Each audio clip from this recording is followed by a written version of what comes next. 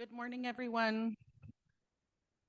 We would like to start the meeting off with a opening prayer from Chief David Echinelli, but I just want to welcome Chief Piero. Thank you for joining the leaders today and for joining us in Deline, Masicho. Thank you everyone for gathering this morning, and to the National Chief for organizing this beautiful event for everyone to gather. And I want to thank all the leaders around the table and all the delegates. So Elder Chief David Echinelli is going to do the opening prayer.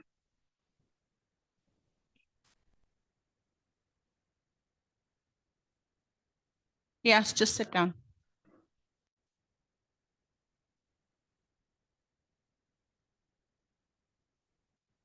Masi.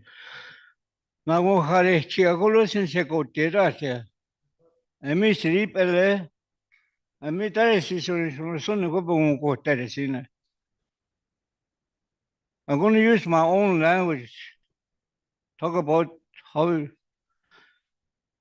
we lost one young girl in Toledo this morning. I got a call from my daughter. I can't eat an ataco.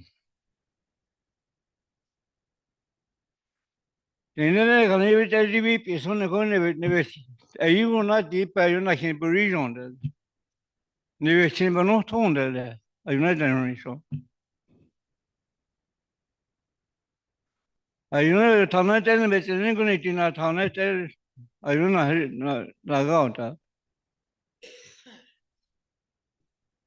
edu chen na zona ko ton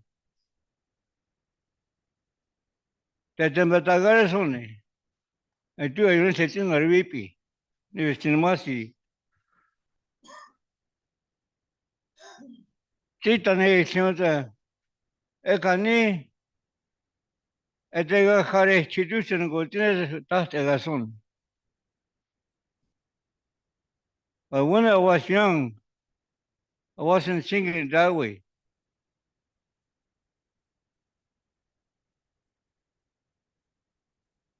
I should have talked my family, my kids, my girl, all when I got married. When I got married, I turned into the alcohol. I hurt my family. My wife quit drinking before me about 10 years.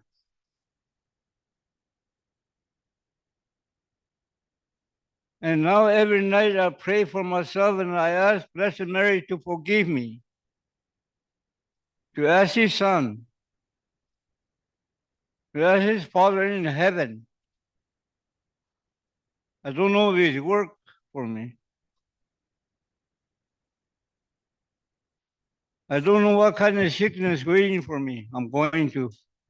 That only God knows. God's not going to do it to us. This is my brother. I grew up with them. They're not really my brother, but I call him my brother. He's not going to do it for me. It's me. I got to do it.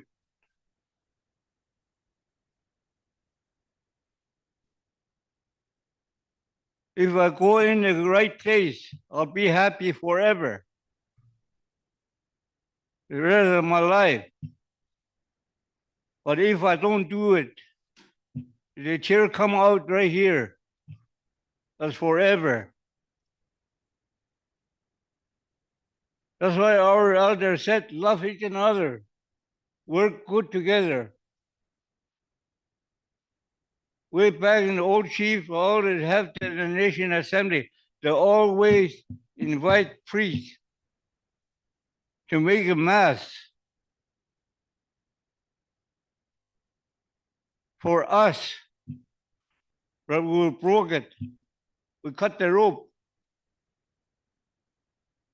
Nobody did it. Dene we did it our own or ourselves.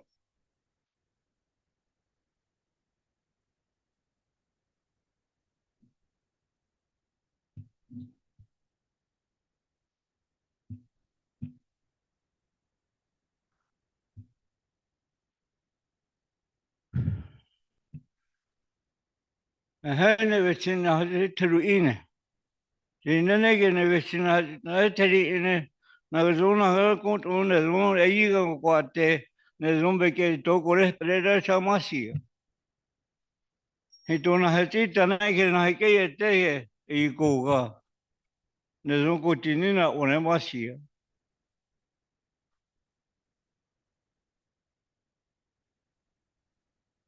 Porai kaseti le, karu tile ne fago porai kaseti. Hanese tire in le don tile.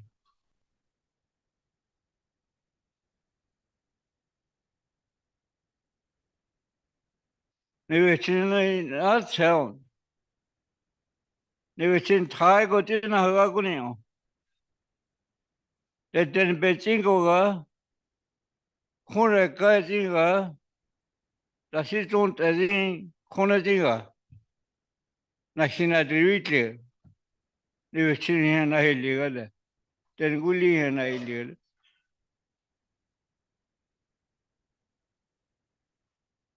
Hne o taka ke titane ziu kete son.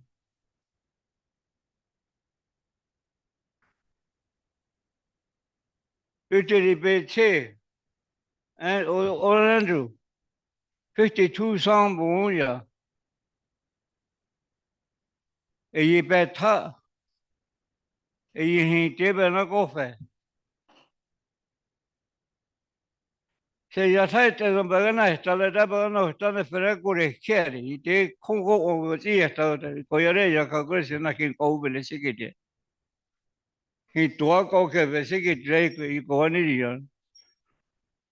A secretary. Shenate, can I see a Shenate? The peanuts is secretary. Say, charity, never got an achari. 4 months, 9 never you go to the city to hold a walk with Dile, best word of a walk with Dile. Can I see it? In Tashanati, Siggy, Yiggy, who could shake him. Only the pig eyes equally can understand. Dean saw, the says, sorry, says, of Jonah.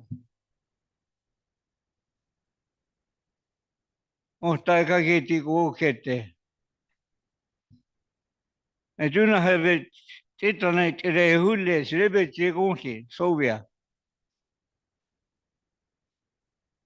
I do not see it down. O te re veo per no heteratine. Tu fala per chule. Srego ona te a feita mo la sebe chena pe jidu choti tane se mule. Ayuna se na tira kona na fe o a khaturuti. O a kona zongo ona masi. O a kona zongo ona masi gre te na kana takri tia. Uti.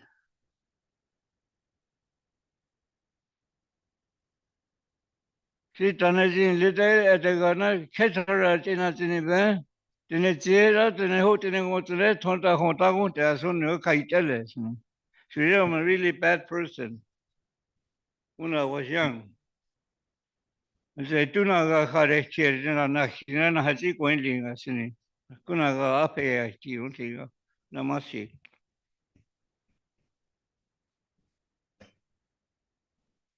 As I said, no, the Karimari is a Tata Gayozetus in Neri Care. Niziran a town, Yuna Gaharake, the Tana Gaharuke. Then I had it, and I have got her at dinner. O Jarana Hatina to Tigoga. In any case, in a lion, but Anega Utaga. Nata ono telekoga. You know, have a patient and Yataneti. Sanotaka Mari, no travel tagota. They have a taco in a hay at Taremasiga. Masiga. You got to Nizira a take a 8 here. T na chetani. Tho biya batni kuni T bizira khawant ende. Na khe tha ya kavaneta. Meniji ke te tha solin kombe. Ya ke na reka konte. Buke ne te ke konte. Betare kuti justene na hagani chu. Ahe tagana korota so tin chugana korota. Niheti ne rasiton te fe latin haini utinja na kanane. So tini ke uno to so tini ke yara ko tatuni. Rasiton te kone se utita na hatuna ne be uti ka kontende. Nesi ye fireta mare kutavi te kainili. Nivichi ne cheki na be hari monkati febe. Yesu ne chungata is no rating.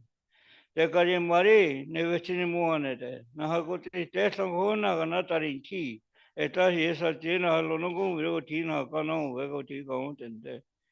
Ha veya batne koni ti vizira kaunтende. Masira masi.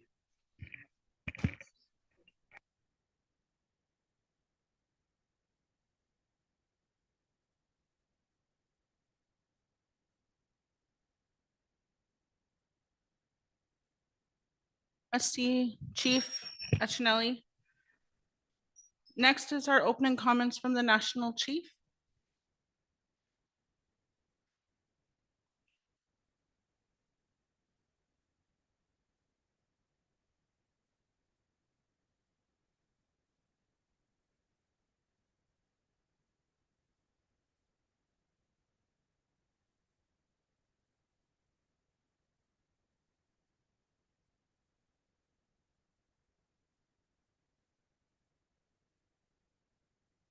Good morning. I want to thank the elder David Ichinelli to open the meeting with a prayer. Thank you, David. So far in Deline, we had a drum dance and a hand game.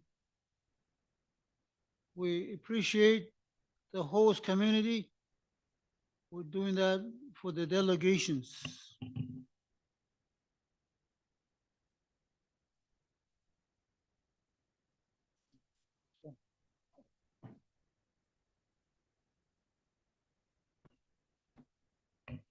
Oh, okay. Sorry. Yeah. Okay. As Dene Nation Chief, National Chief, I'm grateful for the opportunity to gather with all of you to discuss key issues facing our people. I want to sincerely thank each of you for being here and for your strong commitments to the Dene Nation. Your perspectives on the child welfare have been very valuable, and it is promising to see such dedications to the well-being of our children. Our staff has been working hard on the resolution, which will be captured ideas, concerns, and recommendations for the next steps. Together as Dene, we are strong and resilient people. And I am confident that by uniting our ideas and experience, we can find solutions that prioritize the health, well-being, and safety of our children. I also acknowledge the pressing concern many of you have raised regarding housing and identity. Before I get into that, I want to thank Calfway for his presentation that he did yesterday. I got a message. People watching yesterday, all the way Ontario, and they heard Steve Caffrey talked. He said you cannot get a person to represent Dene Nation. I want you to know that.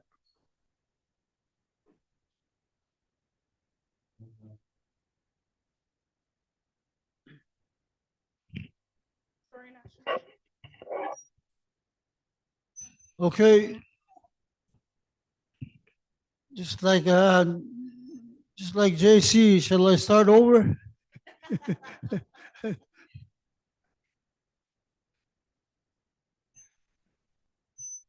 Okay. The need for safe, affordable, and equitable housing is not just an issue. It is a fundamental right for our people. It is our treaty rights. Empowering our communities means addressing these ongoing concerns head on and creating solutions that reflects our value and our goals together.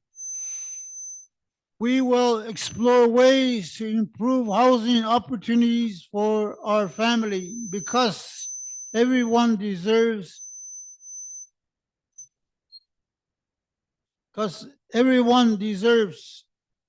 that we get good housing. Today's meeting will include important discussion on our Constitution reform. Our Constitution is the backbone of our self-determination. It must not only reflect modern reality, but also be strengthened to ensure it remains relevant and powerful for future generations to come. Today, we will examine how to improve our governance system, ensuring they meet the needs and values of our communities today and for many years to come. Almost forgot to make an announcement. When we do meetings like this, we try to stay away from the cell phone, so we listen to each other. Almost forgot to mention that.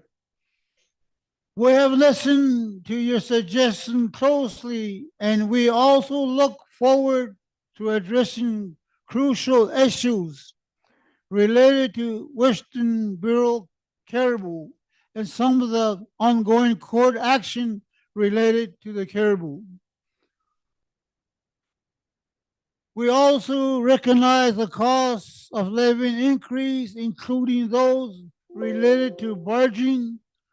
Those are challenging issues which impact the communities and our people's ability to access the good and service they need, and also all the gas and oil to go on the land.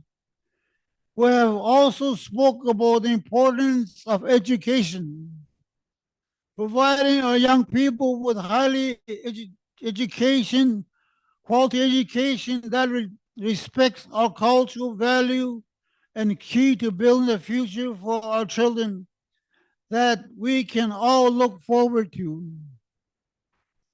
In closing, let us embrace this opportunity to work together to find a meaningful solution for our people. I look forward to these important conversations and work with all of you to make progress on key issues.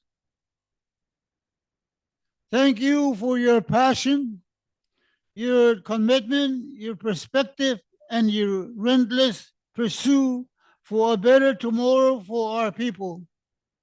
Let us deliver into our discussion with purpose and shared vision. For the ones that are listening on Facebook, I want people to know around the table here in Deline meeting, every region is represented very well around the table. Well pleased with that. But we have to work on it much better so everybody will be at the table. Hopefully, the Constitution talk and discussion will make that happen. It's important as a Dene nation. Every region participate at every meeting from this day on. Whether we travel by plane, on the land, we will get there and we will have a good, fruitful discussion. This day and age is very important. As a Dene nation, we pull together more because a lot of political changes is going to happen, is happening federal level, territorial level, all levels. So that means as a Dene leader around the table, you got to have face-to-face discussions so we understand each other, how to go forward together.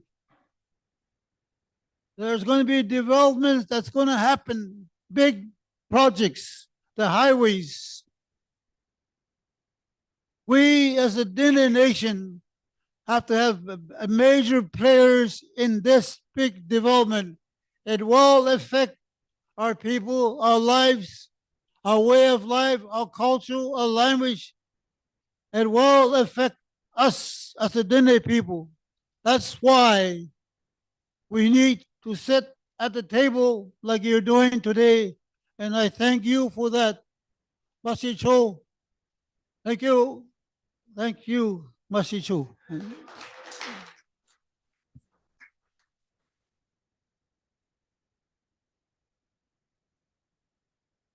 Masicho National Chief, and to the elder for the prayer. Today, just want to remind you that at 11 a.m., there's a photographer that's going to come in for the leaders to take a picture. So 11 o'clock, we're going, just a photo session, basically. So we're going to pick a spot here by the flags, and then we'll take our pictures at 11. So dress nice and yeah, not dress nice, but put your traditional vest on. Sorry about that. Yesterday, Tuesday session, we went over a lot of important agenda items, and it was, the child welfare, the housing, and today is the constitutional reform that we're going to speak about this morning. And so the CEO of Dene Nation, Phil, will be addressing that, and we'll have Grand Chief from the Decho, Herb Norwegian, making comments. So I just want to thank you all. And if you have any comments after the notes, we can definitely go through that. But we'll start with Grand Chief Herb Norwegian, the constitutional reform. Yeah, we're done with housing yesterday. Right?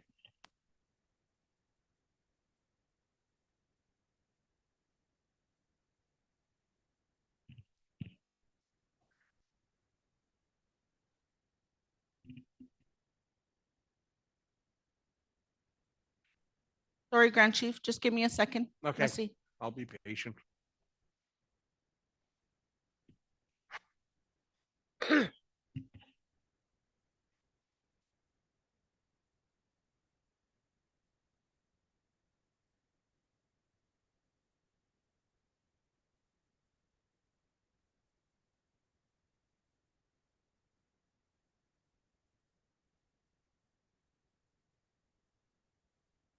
Can we take a 10-minute break here? Because the National Chief is gathering something for housing right now.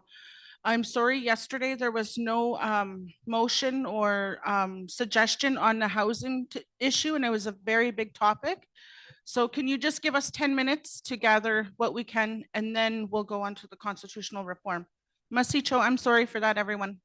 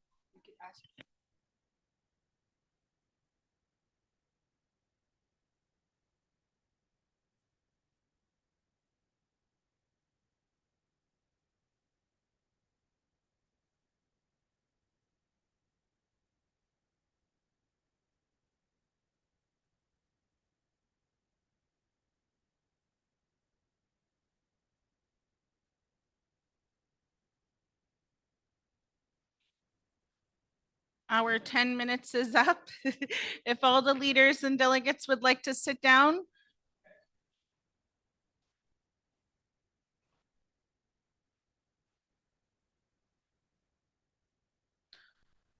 I am going to have the CEO of Dene Nation, Phil, present to you on the housing. We are sorry we had to go back to the housing, as National Chief would like to speak and have a plan and a structure moving forward on the housing, as we didn't have any plans yesterday, so we're gonna do that.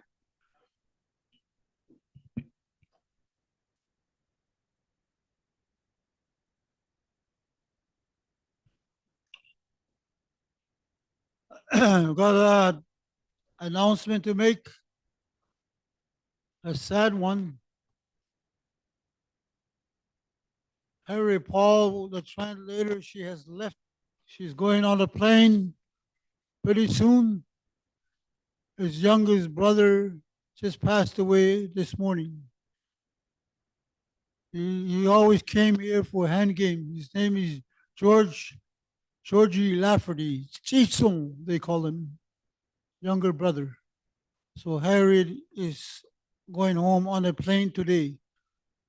We lost another member from Trinchon. It's an announcement, and when we close, we will do the closing prayer in that regard. Merci. Must see National Chief. Okay, yesterday, we're just kind of going to go over the housing, a strategy and a work plan moving forward. And I will have Phil, the CEO of Dene Nation, update all the leadership and the Dene on a housing plan and structure moving forward. There you go, Phil. Thank you, Chair, Madam Chair. When National Chief and I met with a federal official person a couple weeks ago, and in more of a casual environment, they've indicated that there will be new funds being rolled out very quickly, and it's primarily geared to the north, and it's called the Urban Rural Aboriginal Indigenous Housing Initiative funding. It's going to range in the hundreds of millions, and it's going to be primarily for the north. The challenge that a lot of communities will have within the Dene Day is that if there is no other body for the funds to go to, then they'll be left to individually to negotiate, or they will have to try to get those funds from the GNWT's Housing Corporation. Just like previous housing formula avenues have gone in the past. So their recommendation was, or suggestion was, that the Dene Day or the Dene Nation or the Dene communities try to address that type of lack of body or governance right now, or those funds will continue to slip away from the communities. And self-government organizations, like self-government communities or larger communities, they may have the resources to acquire those funds individually, but the majority of the challenges will come from smaller communities or communities that do not currently have the capacity to aggressively go after that funding. And those funding will continuously go to other bodies that are already established. So yesterday, when Chief Cadet was talking about housing and how it is very similar to child and welfare, where the child and welfare is where the situation with child and welfare is we're trying to create some type of body that's going to push this file forward. It's the same thing with housing. So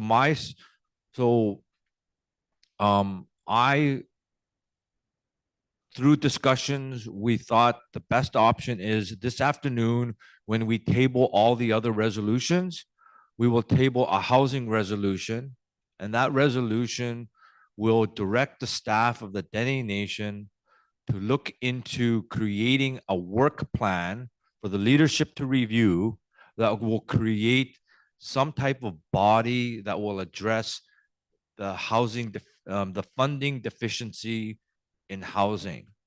And it's just for communities or regions that need the support is how we're going to be drafting the work plan. So that's my summary, Madam Chair. Masicho Phil. Yes, go ahead, Chief. I got a question. So with this funding that you talked about, now, is it going to go to Dene Nation or does the First Nation have to apply on it to try to get that direct funding? Is that how it's going to work?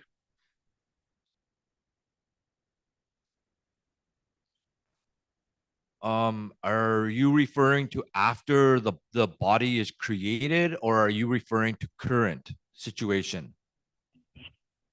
You mentioned the urban funding. Yes, currently the urban funding is that if there is no body, then most likely it will go to the GNWT. So with the federal government funding, it's like water. It goes through the path of least resistance.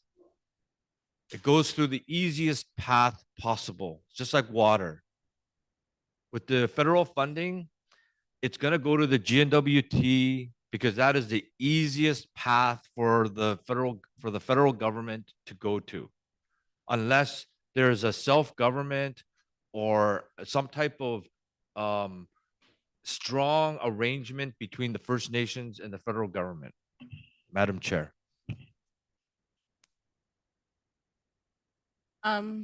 Elder. Yeah, I think like when you talk about small communities, it's like crucial thing. Isolated, and and right now the way things are set up, it's under the housing authority. So what you mentioned is the fastest way is through GWT, right? Then through the through the housing authority, housing corporation. So I guess the other option would be to create like an entity, right? Could be from the, bank. So the bank can create like a housing department or something that would something like that work. The Elder JC Catholic. I have Chief Eugene Hope. Go ahead, Eugene. Can you hear me? With that, what you're talking about is creating a body to look at funding or work with small communities. There's a lot of communities that aren't at the table right now. Will you guys be discussing with those members that aren't here on whether they need help of, say, department of different department of Dene Nation that will assist them in receiving that funding?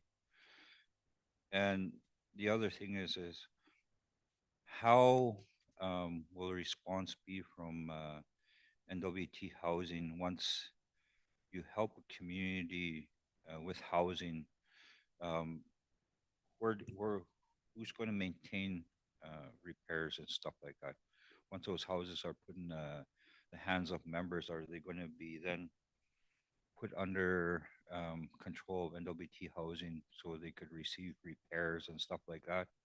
Or is there going to be additional funding on top of this funding for the First Nations to set aside to help with future repairs of those homes, maintenance of those homes? Or is that left to the homeowner once they receive the home?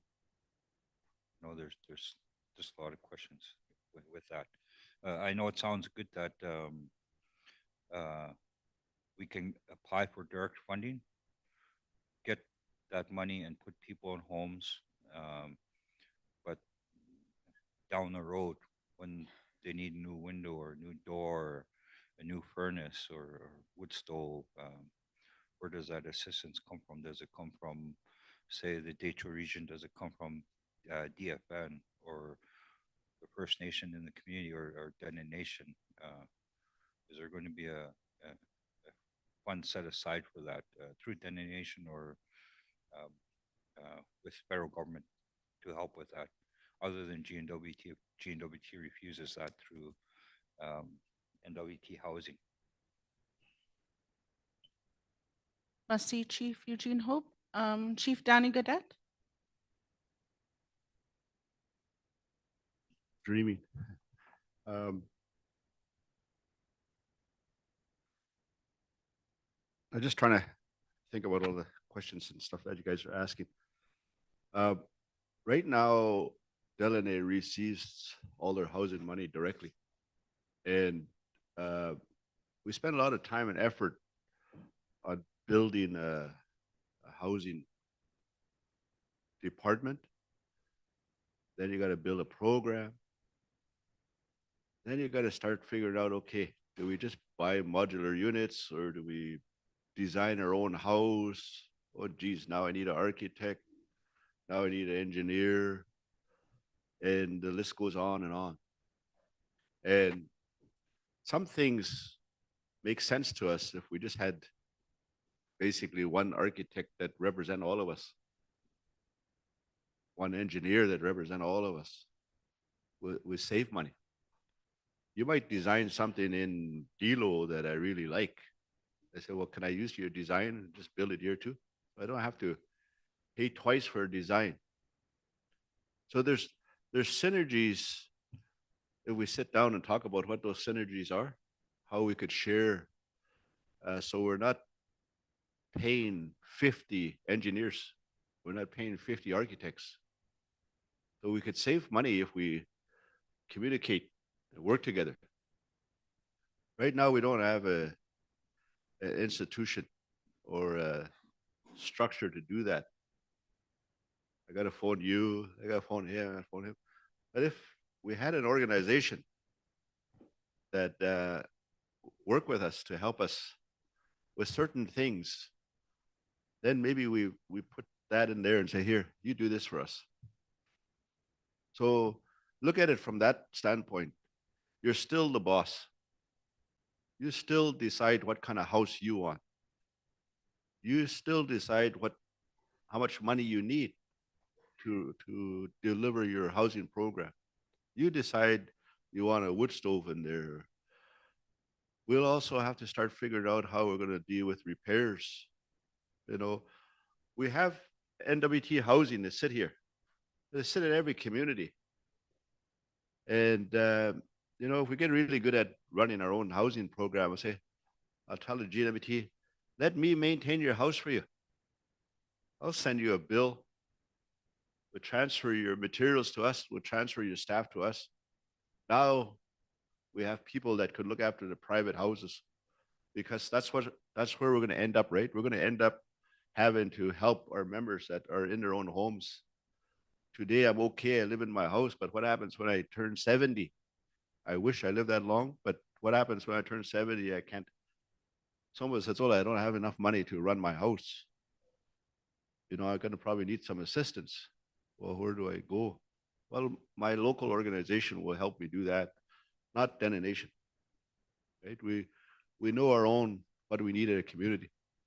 What I was explaining yesterday was, and I understand what they're saying, because Deline, we're self-government, so the future, we can keep going to the trough and asking the government to fund us.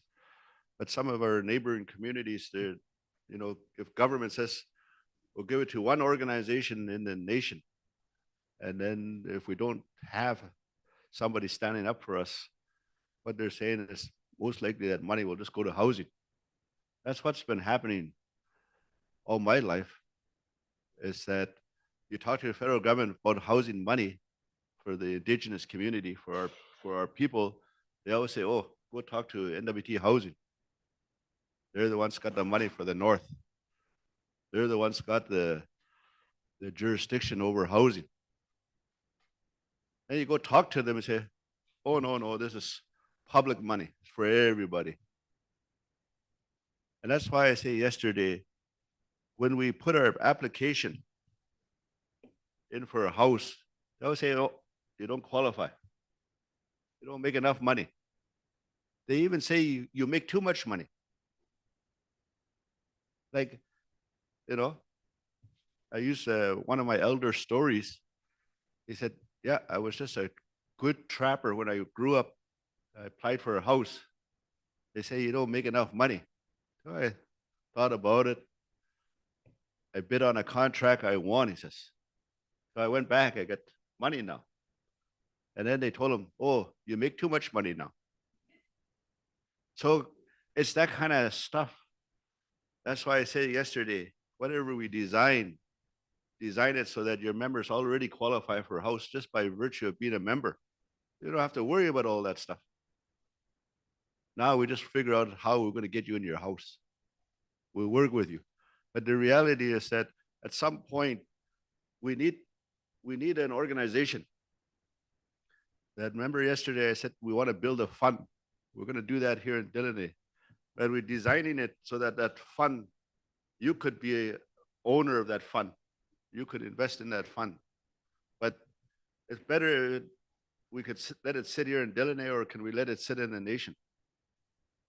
And then we all sit on a board there. That fund will co-sign all our members' mortgages at some point. So this will be for everybody. Yeah, we're starting it here because we're small. We talk to one boss, one group of leaders here, get it going. If you guys like it, take it, jump on a board. I even explained to them that our document, when we're finished, maybe March 31st, April 1, I give it to them to help see what we could work on. But I don't think we have all the little answers today, other than the fact that we should create a housing group. But I caution the, Phil and George just before, I said, whatever we design it so that it's helping you. Don't design it like NWT Housing Corporation. And don't let the government say, if Dene go there for their money to the government, and the government says, oh, we gave it to Dene Nation, go talk to them. As soon as that happens, this whole thing is going to be dead. They should be just supporting you, what you want to do. And so whatever structure we get, we just want to make sure that the NWT Housing Corporation don't end up with the money, because that's what Steve said yesterday. It ends up in the public troffers. Now they got to look after, they treat us just like we're public, right? Say, oh, got to qualify, you got to do this, you got to do that. But I don't want to take too much time, but in the end, we do need something. So what we're saying is maybe we pass a motion later today, basically saying, let's create, a housing secretariat, just start. And we could task it with one thing later on, but let's just create it and let the staff come up with a plan for next meeting. Say, this is what the secretariat can do. That's pretty much all we can do today, because we got lots of work ahead of us. Masi. See Chief Danny Gadet.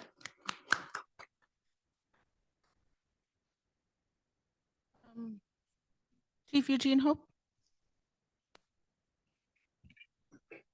Uh, Thanks, Danny, for that. Um, um, another thought I have is if we're gonna direct Dene Nation to do this work for us, um, is AFN gonna help fund that Dene Nation, that initiative to get things going?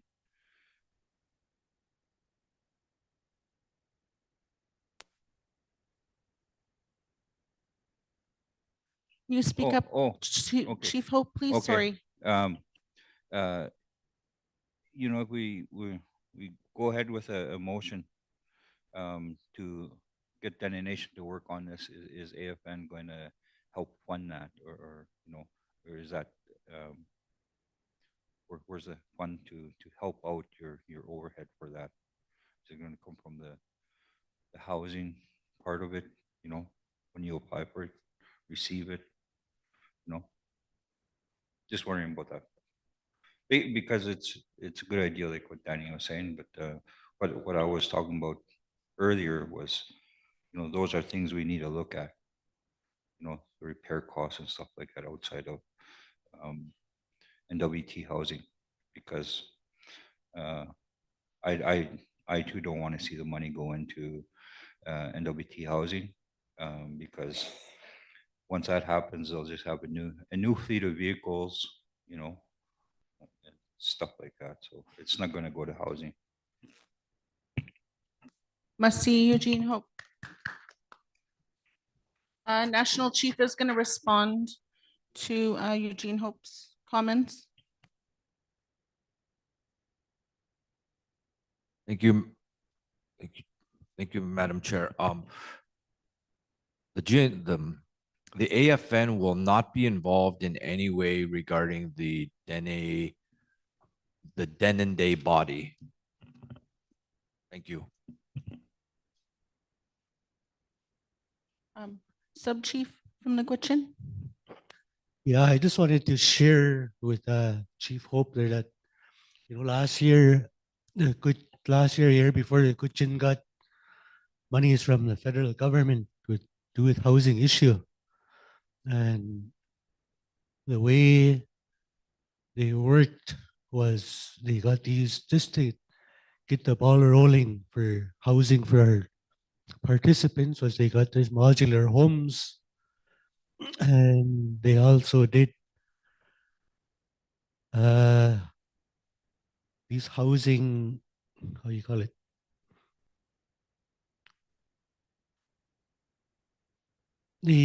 We went in and we did see what had to be done in the units and houses, and but you really have to be cautious on how you want to do these housing, because you have to think about our younger generation on training, and these units that come up, they bring them modular, and most of the work is done complete. So in our communities, they don't really have much work. So there's more money coming in now that we really have to think about how do we work with these organizations to make the trades come in for our younger people, just to make it work rather than modular units coming in and all the work is complete. So I really have to be, but that's how we got the money, and the Kuchin organization worked around that. But if there's more funding in, that's really good to look at. And thank you. Masicho, Sub Chief Philip. Phil, would you like to answer that, please? I didn't understand the question. I'm sorry, I didn't understand the question. I was just giving him a comment on his. Chief Eugene Hope. Yeah, thank you. Yeah, I understand what you're saying. Same thing with our community too. We received funding, and we're looking at modular homes that are in a process of being built, designed and being built. They'll be brought to our communities, and I do see um, that the issue. I mean, years ago when we got housing in the community, we actually our members actually built the homes. We had some people come in from down south, but the majority of the workers were local, and they built the homes. And that's something I'd like to see down the road with that instead of modular homes, because the issue I see with modular homes is them being just sitting on stilts and being skirted. You're going to always have problems with heating down the road.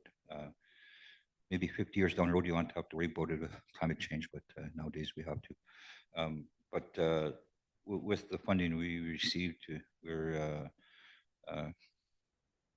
kind of using that, leveraging that amount with the banks to actually, in some cases, triple it, so we can get actually more housing in the community for the dollar we received. So right now it's looking pretty good to for housing, but we just need to get the units built and hauled into the community. The only issue we're having right now is land for the units to go on.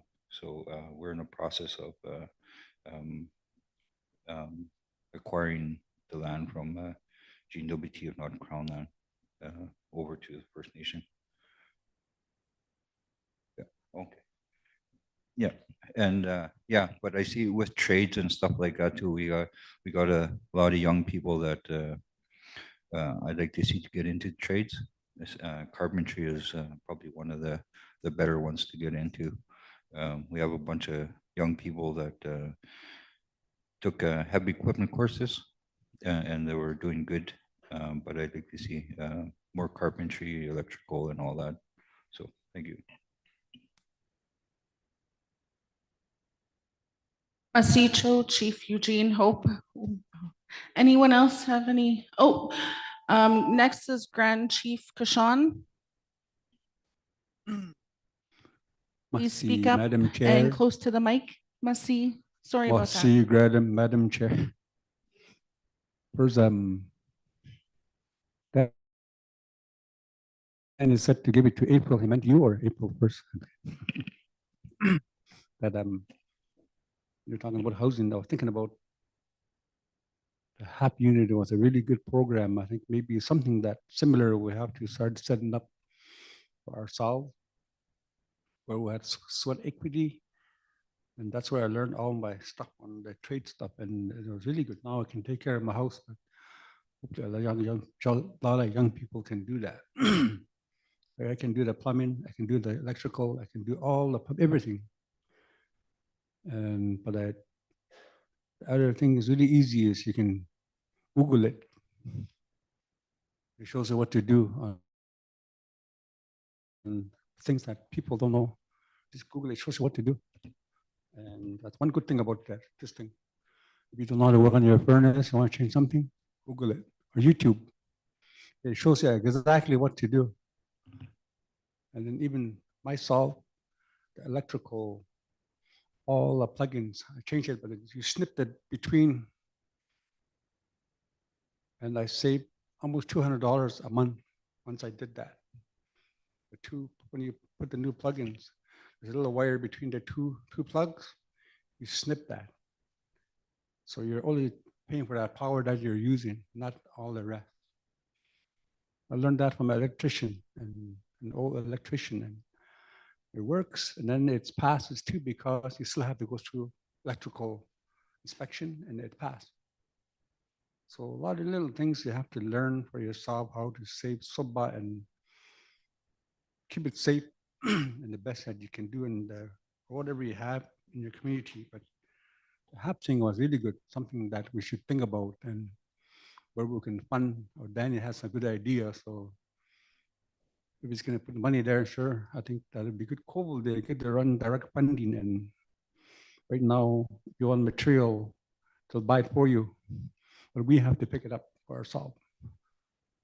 And it is really good. And it's just, you feel better that you're doing something.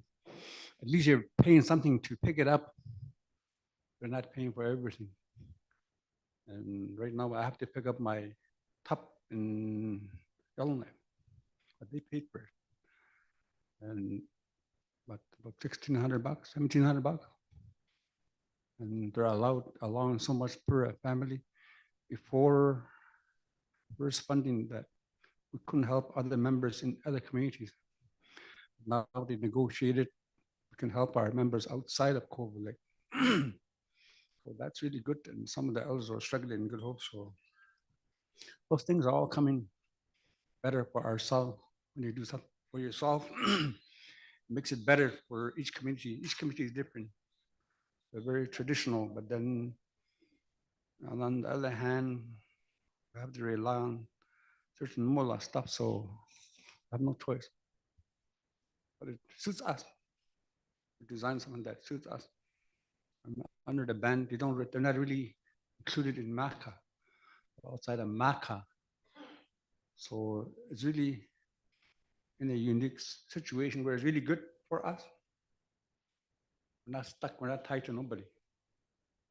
So just an idea. If you want to do things for yourself, untie that thing. It's really good. Reset yourself up. The people voted a long time ago, and that's why we're set up the way we are right now. Right now, we have a contract with Makkah to do services, and we're not directly tied to it. And the band has done that, and it's from the people, and wow, it's good. We're not limited to just that little funding, and even own source funding, we can use it. So it really helps our band and our people. We're small, but we're still learning too, and we still need a lot of resources. Our self-government, we're going to need a lot of people too, and a lot of housing too. But somebody's working on that already. So we're trying to design everything ourselves. That way our people can work on it, not Southern style. And I was listening to Danny, he said April 1st, so I thought we meant, okay, much.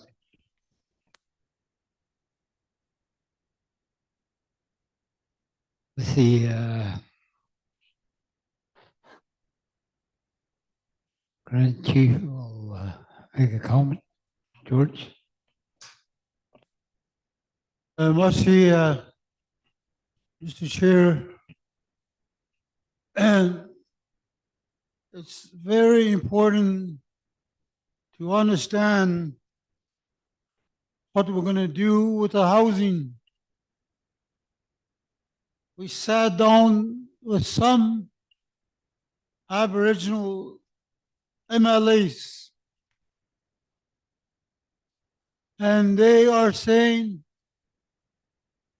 the territorial government, the cabinet minister level, are not listening to us MLA from the communities.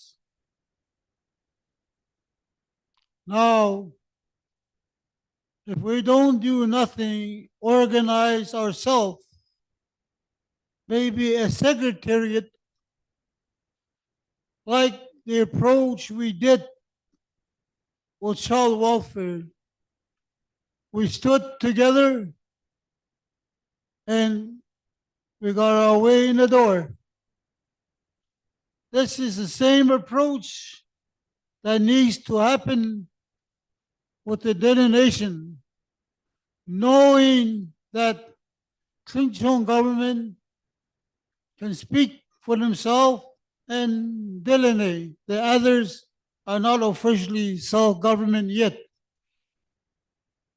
So we need the support from the Nation, Deline, in some way to form this secretariat that will speak on behalf of the Dene communities on housing.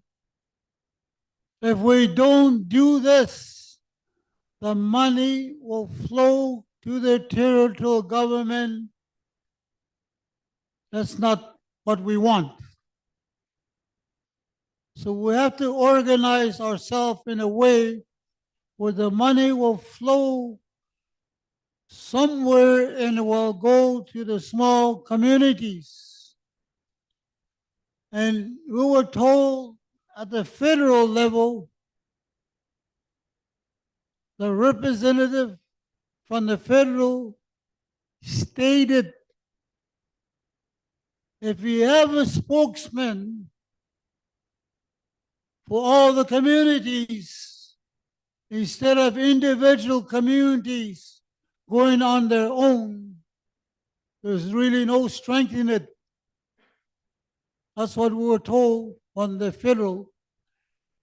It's better that you organize yourself as one body through the secretary, if you want to call it that, and go after the housing money for our communities.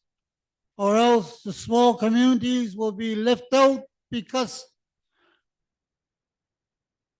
the cabinet ministers are not listening to ordinary Aboriginal MLA. That's what we're told.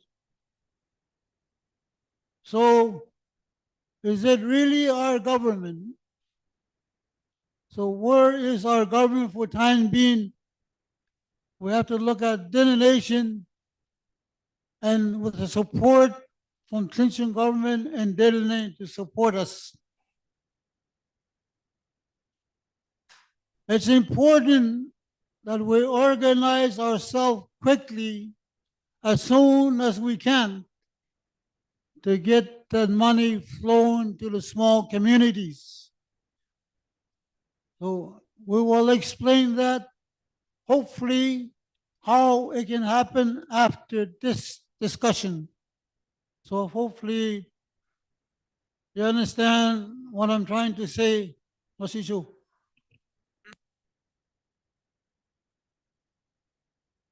Masicho National Chief, any other one would like to make comments? Oh, Chief Piero. Masi, you know, I was listening and I don't know how much of you guys have heard, but the community, Port Good Hope, we've took the initiative of creating our own housing society. It's called a Kashogot and Housing Society in Fort Good Hope. We run that society and the funds flow through there. With that, we took the next step of creating a building trade center.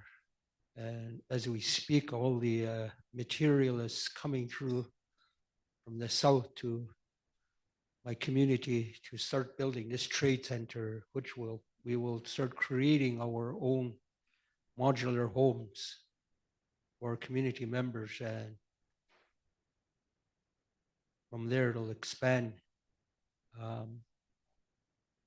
I hear what Dene said about us sharing, the NWT sharing our own architect, our own engineers, our own plans. And it's true, it'll cost us cheaper. We won't have to shave off the top of money and give it back to the government to use their architect or their engineer. Majority of the time, these engineers and architects come from the south. They don't build homes the way we build them.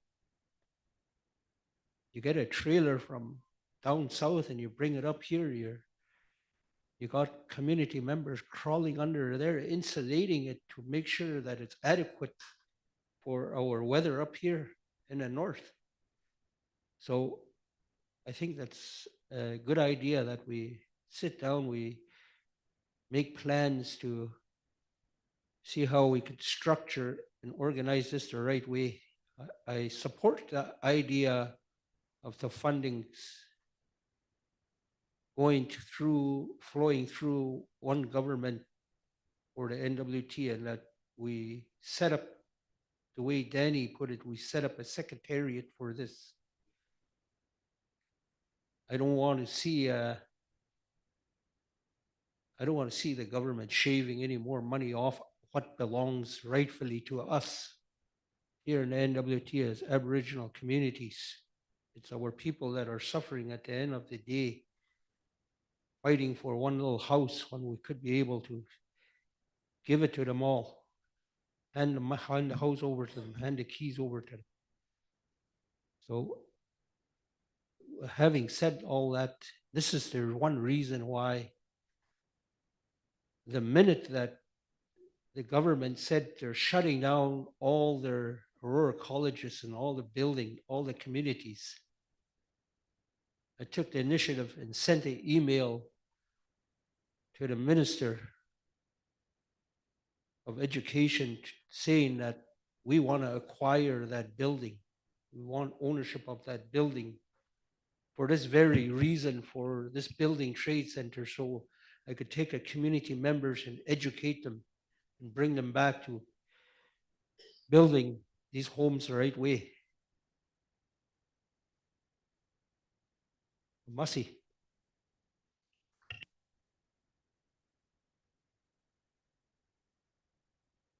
Masicho, Chief Colin Piero, any other comments from the leaders?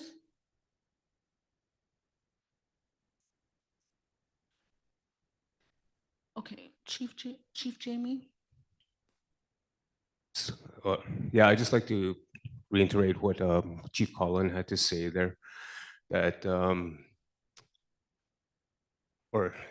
it's, our community is doing what he's trying to do too there, and we're setting up our own housing society, and we're trying to take initiatives to control that there. Because right now, what I see is with NWT housing, it just seems like they're setting our people up for failure. They, like Danny also said too, you either make too much money or you don't make enough money. And it's crazy. It's even just for our elders to get simple water pumps repaired. You have to do like pages of this much forms, and you have to do taxes and all that stuff. So we're just doing our own, we're doing our own initiative. We're trying to help our people with hiring our own maintainers there. So we're doing that there. So we definitely have to shift away from GNWT housing, especially when this new funding comes out, this rural whatever. Yeah, we can't let them have it there. And so it's a system that we have to be proactive in it there, and we have to really try to take control of it there, because GNWT is failing us hardcore on the housing. And like I said, it just seems like they're trying to set us up for failure. So yeah, we really need to come together and find a solution here. And like I said, finding one body and sharing resources and stuff like that there, it's a good idea. And yeah, so anyways, that's one of the things I just want to mention there, that this is a good idea and it's time to really change it there. And it's a very important issue, housing, and it's always up there. So yeah, that's just one thing I want to say. And we're trying here too our best, but yeah, having more ideas and sharing more ideas, that would definitely help us there. So I just want to say thank you all for your comments there. It's really good there. Masi.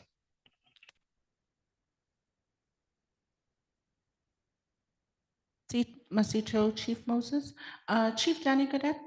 Just one more comment, because I don't want to forget, how do we deal with homeless, like that really need homes?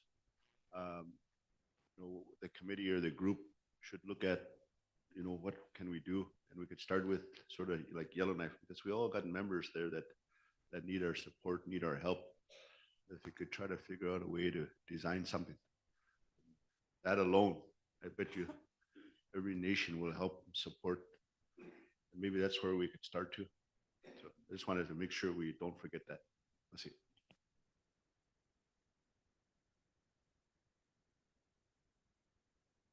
Masicho, Chief Danny Cadet. Chief, sorry. Sorry, go ahead, Chief Frank.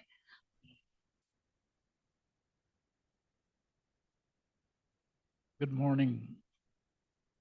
My name is Frank Andrew. I'm Chief of Toledo, Dene Band. It's a good discussion here today about housing and really, I think that when the Dene Nation came together way back in the day, the elders, they really work hard together, to do something for our people. But once the land claim were settled within each region, it sort of fell apart. So I'm thinking today about what we're talking about. We're trying to get back together, start working on things. So I think we should go through the Constitution that we're going to talk about. See if that's going to put us back together. If that's going to do, then the housing project will probably work for us about what we're talking about. That's all I want to say. Thank you.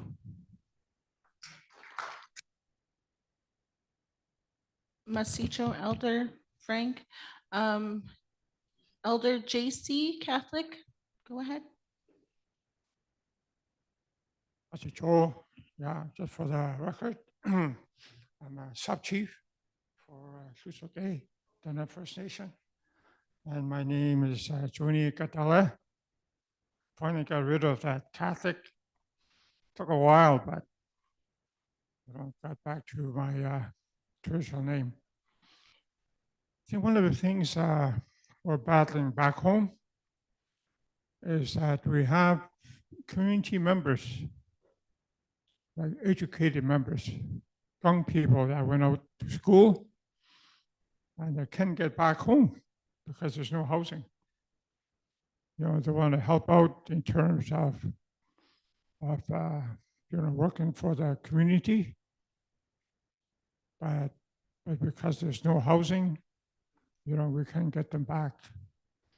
So that's the other situation too, in terms of homelessness. But it's not like people that are having a rough time, but these are people that are educated, that went to school, university, want to come back home, but there's no housing. So I think this is like a welcome news here, that there's going to be money made available for small communities. And I support that, we create our own. We create our own homes. Those modular homes are not, they don't reflect our culture of who we are as Dene people. And they're also not built for the North either.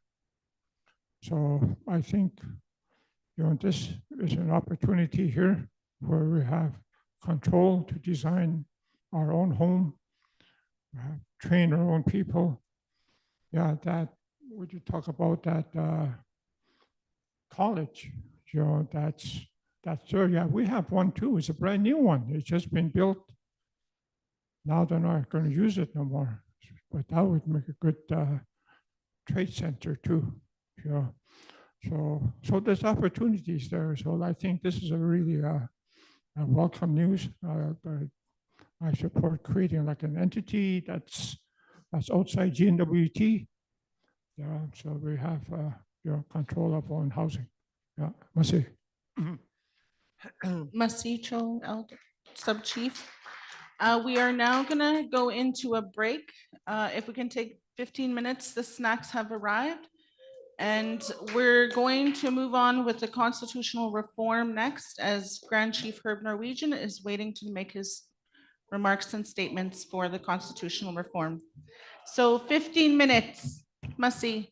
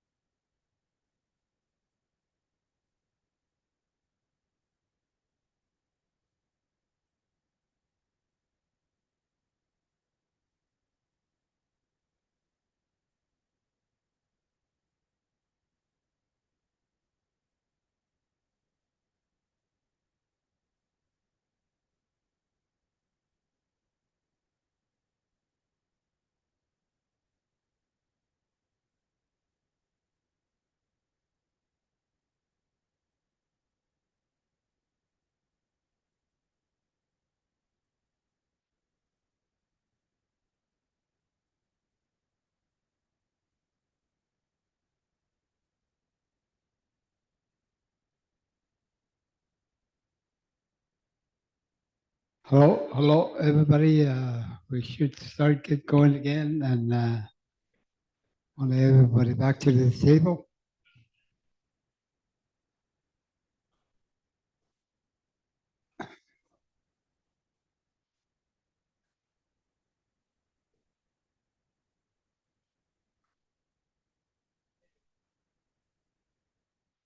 Everybody, please go back to the table and then we shall resume again with our Constitutional Commission.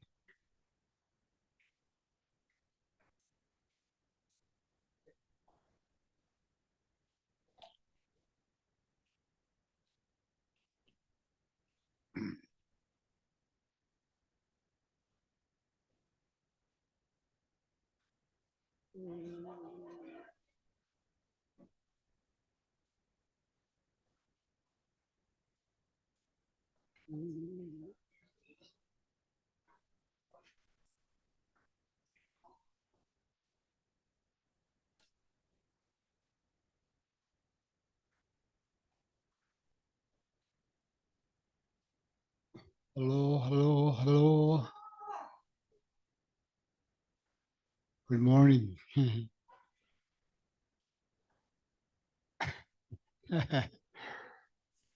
Yeah, time to go fishing, I think.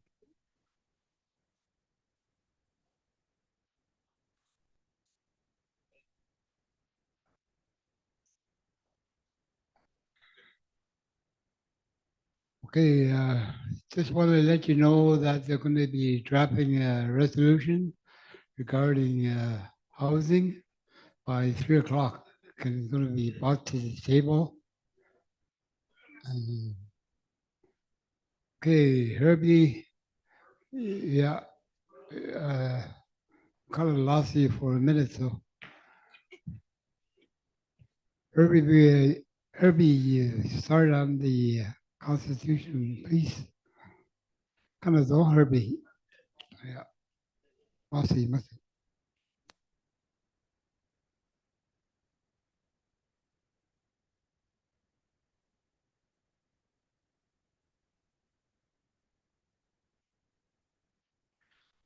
Wesley, thanks.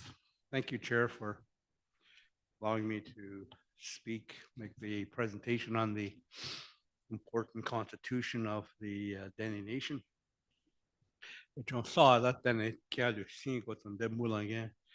As you get like done and done it the constitutions it the Dene Nations the say Allah don't say Allah Indian Brotherhood the Kukuni the Kua called the crank because the just think it the Kua James Washi quite get a IG Kigali classic thing la agent Daroka contact arrondi jagola AG konit lo class saint lo tida na Dene Nation Indian Brotherhood na called the Kuleke tida the holy it's a one is contact kula contact on kionon and target it Hatlo de go to die avec côté Jean Gokiri Tai Ji Diajon Saint Ino Guinea la da Constitution gate.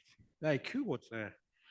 The Cogatron smile no hard dead on a Kuni lane down to that Q like he is single long did I see holy later is he got sure solid is your Q Norman Yakalaya na hela national chief alien kum mega ketena taile ida kana honde kashu tene nation ga ko sita lonen na he ala dagande ajon etat lo de ana hu sena sena zong din na ajon etania zeni den diane zong lidi ka hon dini de on san da wo tsega dia et j'ai conduit Cowanio. A cure a bigger ketena, I was a coneno.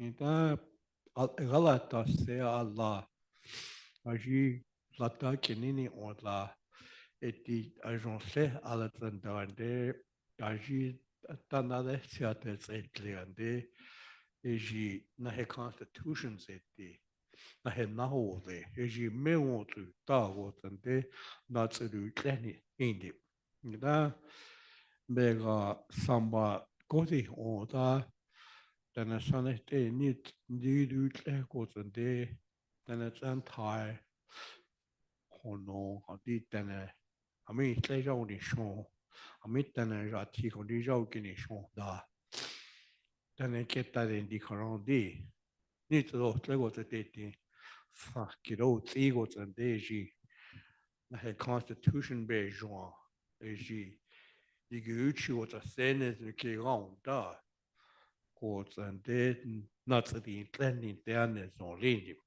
da tu sa tang di na ti te tang di ga lai da a te rong la win te le sun la no khain te la win te le da tu sa da tana koni son ku le te wa son tana son a ra cha tana shu son ut li go ke te a ta si a jon sa te koni shu a jon na ta ra cha ti kon di ba ta te te but so that they should passear no mulange not se yucha la na hin la na heri la ki kala a fet on la ni ke ta count da a na tu du kle ndi ni da na hin da tin de shu kana tsa ni de ko assembly shu ani daily assembly a tsa la ta wo ze ni ka tsu de ze hwa ha hi kon di ko tsu nu tin da dana sana te ne ni kle George Erasmus ni tlego sa teti George nishon and descent ya the hekyo ni sego sa konashu Dene karondi Dania kalaya at tin de non Nigeria Antoine kena taset François Paulet karondi ya tero ami da si kondi takirati e ji kondi ko ni tle da ki cutie ya kat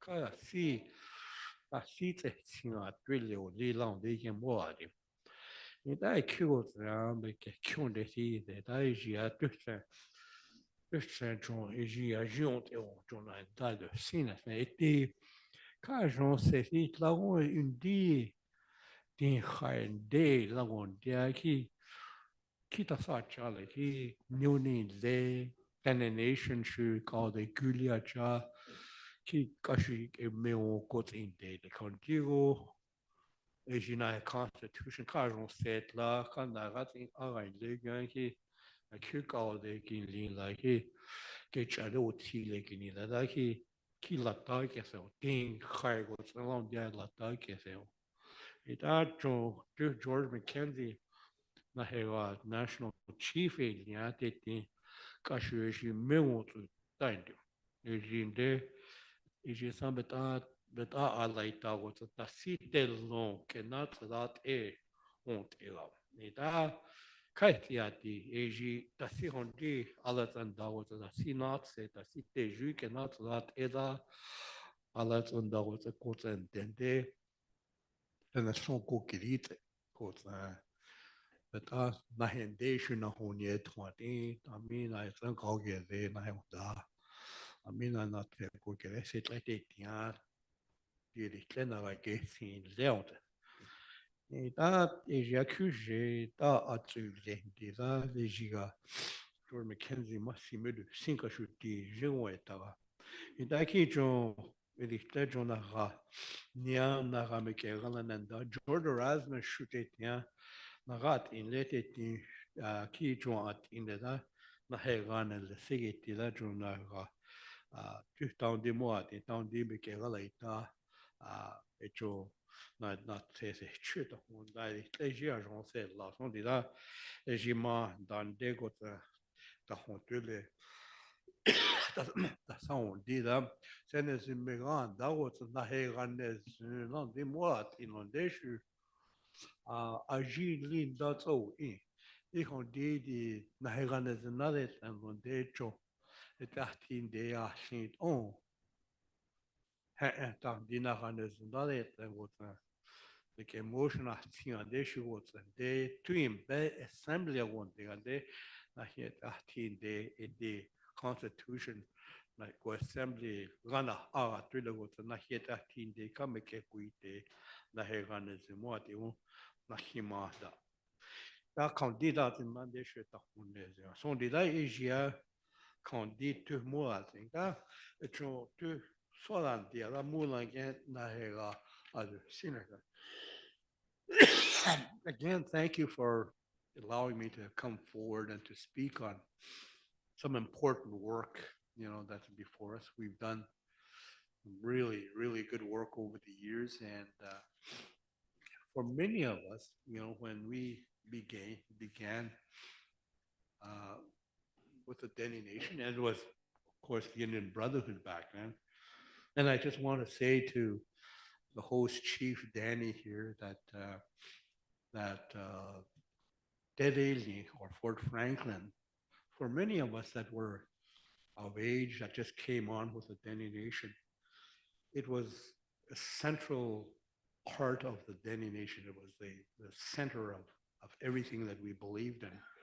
And when we came to Fort Franklin, Deneley, we made some really powerful decisions.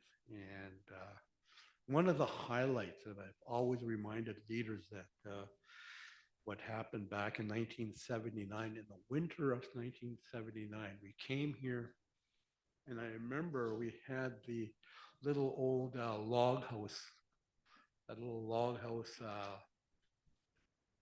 drum dance hall. And in there, we had some really powerful meetings. And there, we gathered that evening. We came there as the Indian Brotherhood. And of course, Cordican, Paul Wright, and just about all the old guys were there. And they said, from this day on, we want to change the name of the Indian Brotherhood to the Dene Nation. And, everyone that was there was all full of energy, full of vigor, and just pure determination to move forward. And we were of age. I mean, we were there, we're ready to take over. And it wasn't long, I think, that George made the presentation about what the Indian Brotherhood was, how useful it was back in those days. Today, there's a new millennium. Today is a new start, that we always called ourselves the Dene Nation. And he went on and oratored the whole thing about who we are, the beauty of the Dene Nation. And we talked about that, and I think George Codigan and people came on. I think the discussion went on. We started in the morning, and by the time we had completed, a good discussion on what it is, what the intent was. It didn't take long. Right away, we had a huge assembly, and we didn't have the luxury of these kinds of tables. What we had was plywood tables sitting all in one circle, and we were happy that we were together. And right away, as soon as George made the presentation and everybody clapped, and I remember right away, the first person to raise his hand to move that motion was Antoine Mountain. You guys remember Antoine Mountain, the old lawyer, the artist? He's the guy that raised his hand and said, okay, I move it. And I think there was another one that came in behind. I think it was Morris Cleary that was sitting in the back, and he raised and said, yeah, let's go ahead and do it. And then there was just a loud holler, and George didn't even have to say, well, let's vote on it. It just right away, everyone in that hall there raised their hand. And there was a holler, and there was a cheers and jeers, and that was it. That moment, we adopted the name of the Dene Nation. It was historical. And, by the time we finished the assembly here, we had a big drum dance in the little log cabin that they had. I think it was back here somewhere in the riverfront. And 3, 4 o'clock in the morning, we finished, and we were just pounding the floors. I mean, the dance was just going full blast, and I think we were going on till about 8 o'clock in the morning. The plane was landing, people were leaving. Plane was leaving. Finally, there's only about 10 people and drummers that were left there, and the sun was coming out. And that was how we ended up the drum dance and the declaration of the Dene Nation. I mean, that's how it started. So this community is the center of the very thing that we stood on and the very thing that we believed in. And so from there, everything just flourished, everything just took off. And when we got back to Yellowknife, every one of us that got off the plane, we were at arms with the territorial government. Just about every bureaucrat in town there, including the MLAs were there. They were just fuming. They were just terrified that all of a sudden there's this, out of nowhere, there's this nation that grew out of ashes. And these guys were going to take over. They were just terrified. And they should have been. I mean, it's our land, it's our territory. And this is who we are. And that's how we started. And that became the thrust of what it is that we began back here in the Sahtu, in Fort Franklin and Deline. And I've always admired the leaders, especially, the chief and all the good guys. Some of the old guys that I saw that was here there the other day was Alfred Tenaton. I think he was, and then I know that Modest, young Modest is still probably around someplace, but these were the old guys that were leading the charge, and that's how we started. And again, I'm very thankful for doing that, and I'm very thankful for coming before you to speak on something that's just close to our hearts, close to the people that built this great nation of ours. And today, let's sit back and listen and just think about what it is that we want to do. What's our next step? Where do we want to go from here? So this morning, what I have here is, I was asked to speak on it, is the Constitution.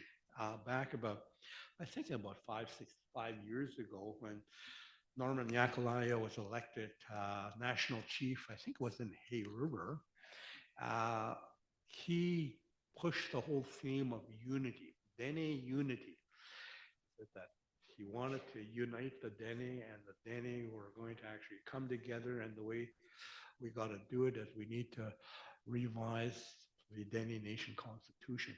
And the Assembly agreed with him, gave him the mandate to do so, and it wasn't long that he did find quite a bit of money to do that. And within, before the summer was over, I think he had appointed a number of people, of course, approved by the leadership.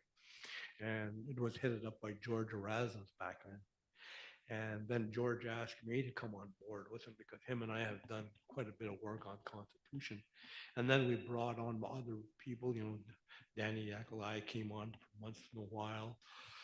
We had Francois Palat, Joachim Bonnerouge, that Jim Antoine, I think, came on every once in a while. Elders there that were quite versed on the Constitution back in the Indian Brotherhood days. And so we were able to get right into that.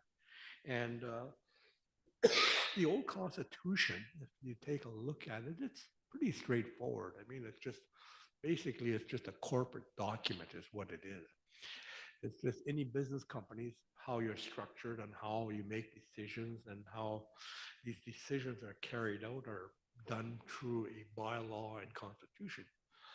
The Dene Nation's constitution was no different. It was structured that way. It was a corporate document that basically tied everyone together, and we were a legal organization. And so from there, we started talking about that. We had a couple of First Nation lawyers that sat with us, and then immediately we started going through the Constitution. One of the big centerpiece was when we got into it was we were looking at how the Constitution should be structured. Are we going to be looking at something new? Are we looking at something that's going to radically change everything, the way that we make decisions? So immediately, I think what we did was we went and looked at, remember the Dene Declaration? I think it was adopted back in 1973.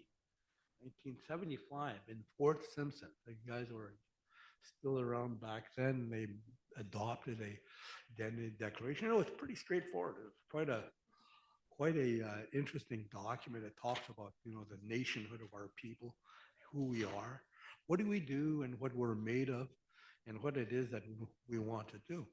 And it was quite a statement. Now, what we did is we took aspects of that declaration and we had to rewrite it. And the declaration itself, if you go through your documents here, it's in here. And it's quite lengthy, but it captures just about everything that we've said right from day one on how we work together and what we do and how we're made to work with one another. He talks about the legends, stories, the beaver pelts that are on the Bear Mountain, on how that inspired us and what that made us, how we thought about our territory. It was that kind of a thing. Now, what we wanted to do also is we did the Constitution. I could read it out, but it's a lengthy one. But some of the highlights in the Constitution was that we had to restructure it to modernize it, to try to capture what's happening today. The reality of this world expanding and the way that we communicate with each other, the electronics, the way that we communicate with each other. We needed to utilize all the tools that are out there so that we could bring our people together and make some very effective decisions. And so those are the kinds of things that went into that discussion. Some of the things that we did was we pulled together many documents. There was a lot of documents that were brought forward. Of course, the declaration was the big one that we looked at. We also looked at the bylaw. The bylaw is one aspect of the Constitution. And the Constitution is another section of it. We also took a look at the Declaration of the United Dene. There was a number of people that put forward ideas on how to go with that. It was of course, it was big. It was a major undertaking. And what we wanted to do, and of course by the instruction of the communities, is we started looking at different elements of the Constitution. And so we structured them all out, important things that we needed to get feedback on. And so we had to do a series of community visits, our regional visits. We went to regional assemblies and we talked and made presentations to just about every region throughout the Dene Nation. The hard one that we weren't able to get any movement on was with the Clean Chone. And the Clean Chone have always taken the view that, of course, we're a government. There wouldn't be a need for us to buy into a Dene Nation constitution because we're a cohesive group already. We have our own constitution and we're a body of our own. And so that's how they've approached it. And so we didn't pursue it. Although when we were doing community consultations and we were trying to get feedback as much as possible from every aspect of the Constitution. We had a delegate of just about 20 people that came to see us that weren't chiefs, or they were just elders, women, and youth that come to see us, and were very supportive of the Constitution. But we took it as those that they were observers. They wanted to tell us of what they thought of the Constitution, and that was important. We needed to hear from them, but the leadership was still reluctant to come forward to our assemblies and to give any kind of support, and so that's where it ended up in. And some of the highlights of this Constitution I just wanted to touch on is that the decision-making process is done by consensus. A lot of it in the past we used to do voting, but some of the decisions will be done by consensus. the decision requirement. You need to have 2/3 of the delegates to move a motion. And the assembly, like the annual assembly, is also considered the highest power of the Dene Nation. It's the one that when it makes the decision, it's final. The assembly is the final authority of the Dene Nation. We also had the leadership. The leadership was also something that we worked on quite a bit, and the chief, of course, came forward and put some ideas forward. And then, of course, when you start talking about leadership, then you're talking about not just the leadership in the community. Then you're actually saying, okay, we've got the chief there. What we also would need to have with the chief is to have an elder. And so if we're going to have an elder, then we need to have a woman, and we also need to have the youth. And so that was the kind of discussion that took place. So it became very clear that that's where people wanted to go. And we took that into consideration. The other part of it was the executive.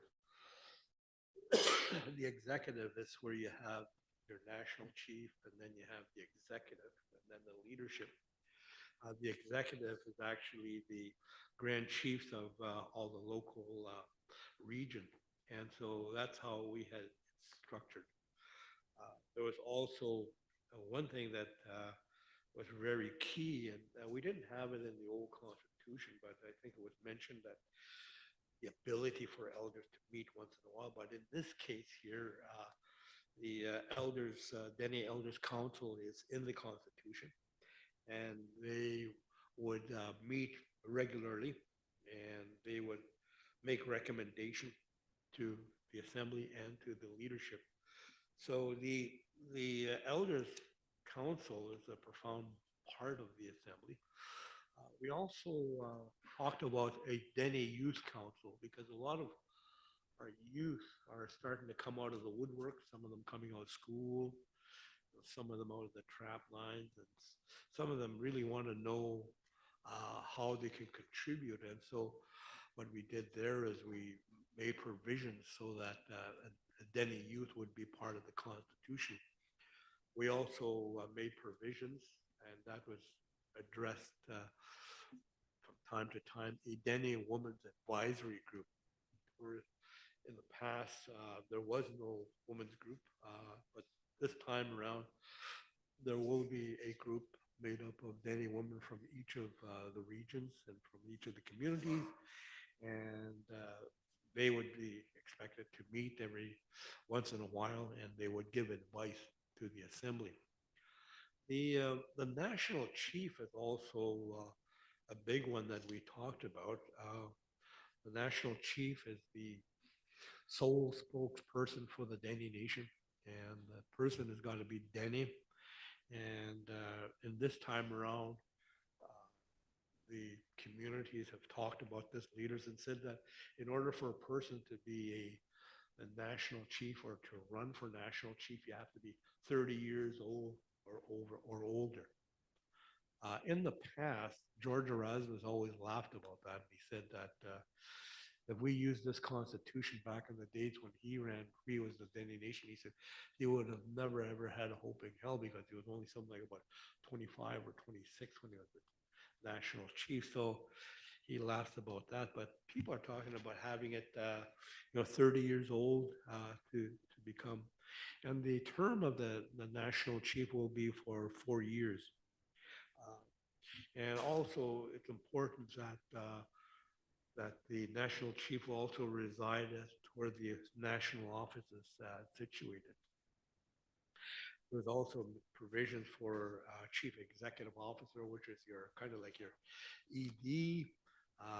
There's a lot of work that goes with that. I mean, the chief executive officer would almost be like kind of a principal secretary, somebody that is there, that also is kind of like a gatekeeper would have access directly to the national chief, also the executive council, to the assemblies and to the leadership. So that individual will have a very profound role in how to move all the issues, everything that, for instance, here in the last couple of days, we were talking about housing, we're talking about some serious stuff. Now, all those resolutions, whatever they are, would then go to the CEO, and he would have a chance for his staff to take a look at it. And then the machinery would go into gear, and then you'd start moving it forward. So that's kind of like what the CEO of the Dene Nation will do. So it's quite a bit of authority. And as I mentioned, the declaration is a new one that we adopted. This declaration came about as a result of going to communities, getting feedback, and some thinkers, people that can write, people that can actually understand, the mind of the Dene and how we think. And a lot of this stuff was actually taken into consideration. And a writing exercise had taken place. And there's something like 1, 2, 3, 4, 5, 7 paragraphs in the new proposed declaration. The declaration states that it's a declaration of the United Dene.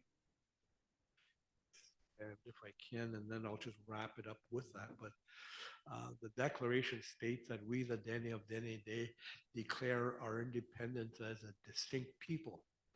We reside upon lands gifted to us by the Creator and intend to live life as we always have, as long as the sun shines, the river flows, and the grass grows. We unite with our Dene relatives in the north, in the east, and the south, and the west of us. We are told times when all of our people once lived together as one before migrating to all parts of the land. Though our footprints span across the miles, we continue to be bold by common blood and land, relative stories, history, ancestors, values, principles, and language. Our cooperative process of decision-making honor and our inherited ties to each other, Creator, ancestors, animals, land, water, air, and environment. When Dene Day was created, we were placed here to support our land relatives. Our sacred Dene laws were born from an agreement made with them. Together, it was agreed to care for one another, respect be helpful, to share what we have, and to take only what we need. Ceremony is used to acknowledge our land relatives and breathe life into this agreement. We, the Dene, have been given the sacred responsibility to ensure the survival of our lands and all it holds, and we will act upon its behalf as required. Our stories, legends, fables are sacred to us. Our ancestors used stories to teach Dene history, laws, customs, beliefs, practices, values, and principles, embedding them into the lands for our generational retention and recall. Our Dene legends tell us of powerful people who used medicine to protect us, our lands, and our way of life. Though the story we can recall giant beaver nailed to a rock, sacred arrows shot deep into the waters, and a fire that continues to burn to this day. It is these stories that remind us that we are a protected people, guided by the Creator and the ancestors who continue to work to ensure our history and identity. As Dene, it's solitude into the land and for eternity. Our lands carry the sacred blood of our ancestors. Those fortunate enough to walk with us among our ancestors shall walk with reverence, abiding by and having respect for our strict Dene laws as we do. We, the Dene, do not separate ourselves from the land, waters, airs, animals, and environment. Our land akin to our body, our waters akin to our blood. We are as the land as it is when it was healthy. We are healthy. We are born from the earth and the Creator's choosing. We shall return to earth and take care of our. We have effectively managed our people's waters relative since the beginning of time, our governing processes. Our lands are gifted that we will not compromise. We have complex governments of system negotiations and dispute resolution we have made with our lands and relatives in several different nations, Dene and non-Dene, which were either written in the land or in text. We have survived epidemics, residential schools, which have resulted in erosion of our culture, ceremony, economy, languages. It's the strength of resilience, elders, we stand together as a protected people. We sign agreements to create partnership in order to benefit our people and protect our way of life. Our community leaders, youth, and together define our agreements.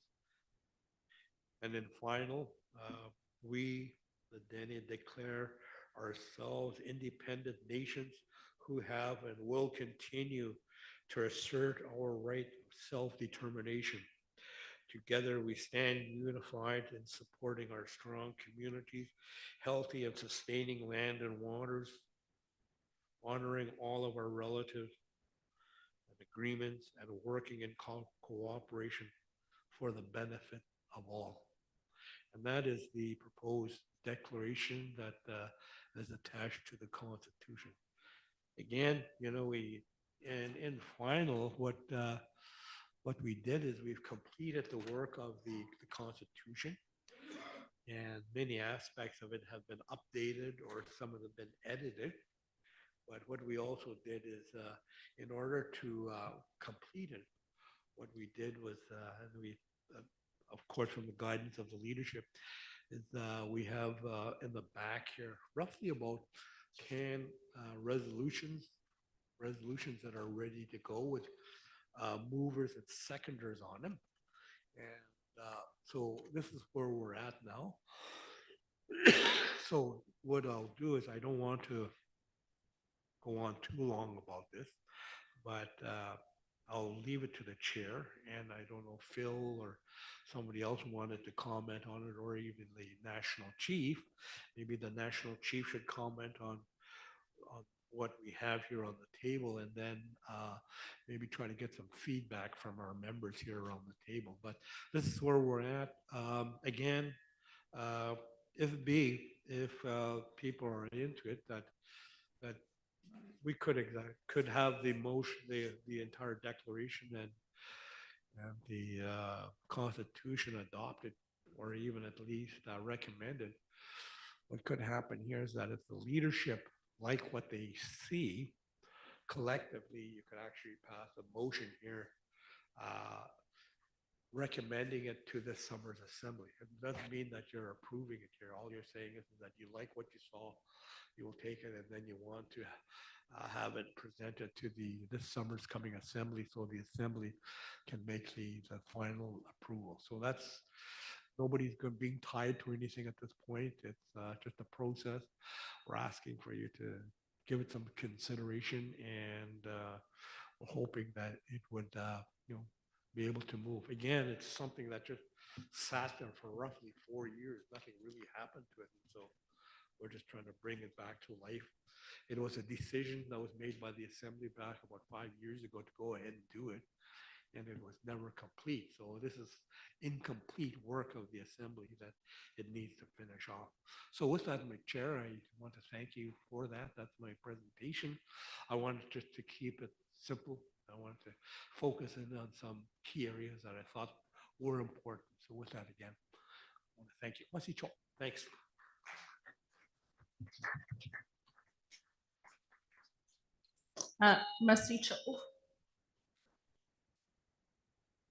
Masicho. Grand Chief Herb Norwegian from the Debt Show. We're going to have National Chief George McKenzie speak on the constitutional reform.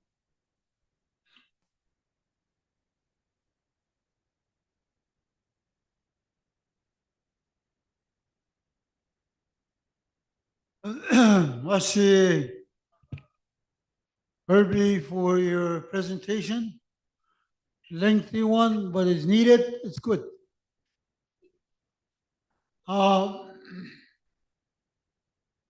The Dene Constitution, we all know, is outdated. We need to modernize it for the future. It's so important. The political landscape changes on us.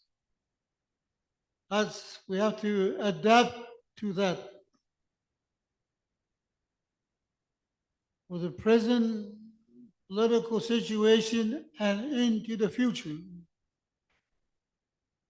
I was given a lesson on the Dene Nation, the past, today, very, very interesting. When an elder gave me a lesson, I listened to him. The Indian Brotherhood was formed to protect the treaty rights and title to the land, extinguishment clause. After the Indian Brotherhood, the nation was formed to go after the land claim. And that's is where we are today. Some have settled land claim, and some are self-government, and some are still ongoing. But the Dene Nation needs to get themselves organized and ready. What's coming, how is it with us today in political world?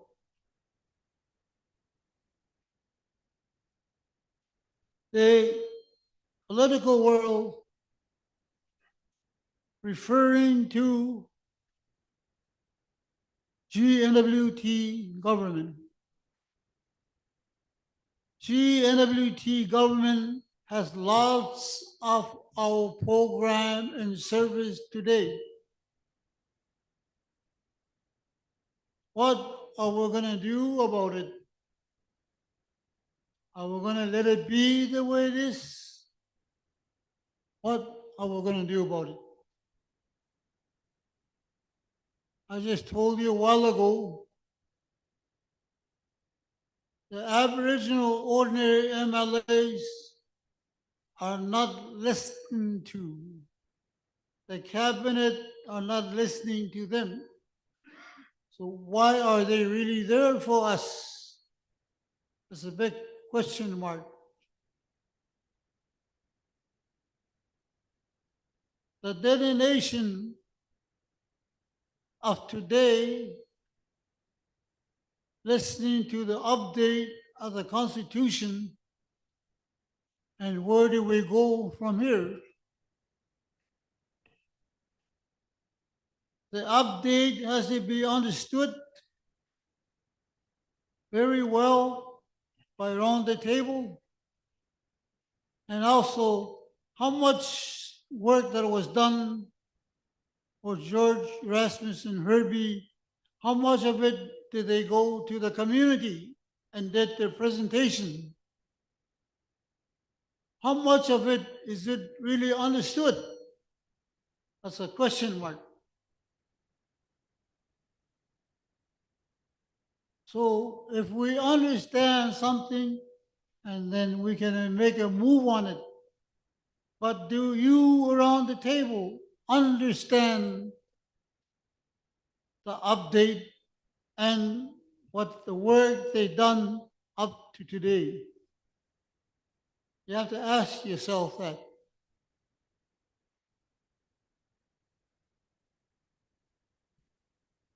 The Dene Nation of today, how do we go forward on this day? That you have to ask yourself. Some have settled land claim with self-government, Some are ongoing.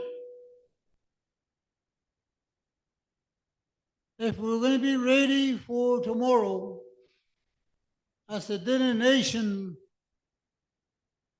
we have to find a common ground that will hold the Dene nation together. It's like the past self-government. The extinguishment clause held the Dene nation together.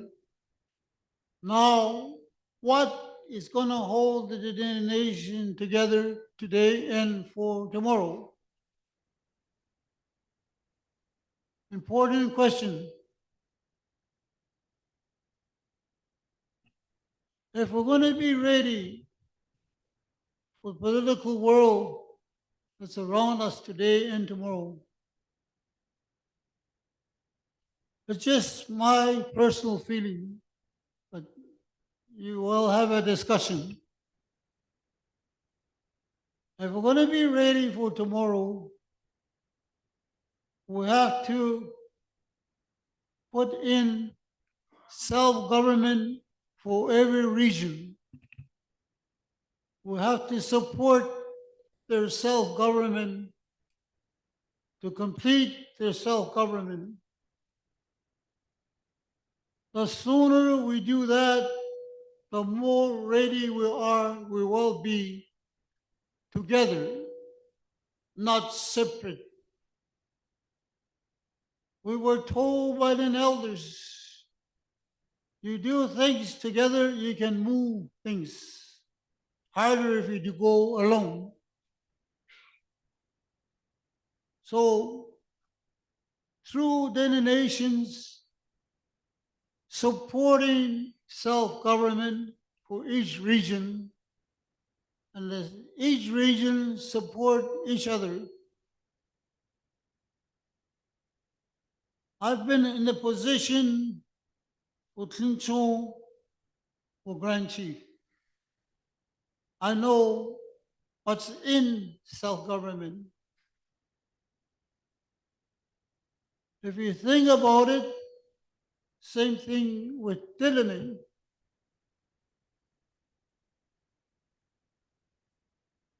They can speak for themselves. They can go directly to Ottawa for themselves. It's in their agreement.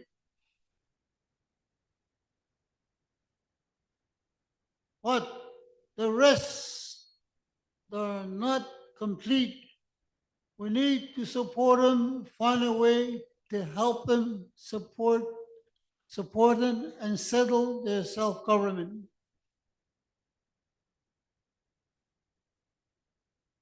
If we do that, then all the 5 regions are self-government, that much power to each region. The Dene nation will help out. We have to figure that one out. I'll give you an example. It don't matter if people are listening, it's coming. There are big projects that are coming. Some big projects came and gone. We were not ready when the diamond mine hit our country. If we were ready as a Dene nation for all 5 regions, we could have took an equity position and shared that business together. It didn't happen. It happened too fast. We cannot let that kind of opportunity slip away from us again.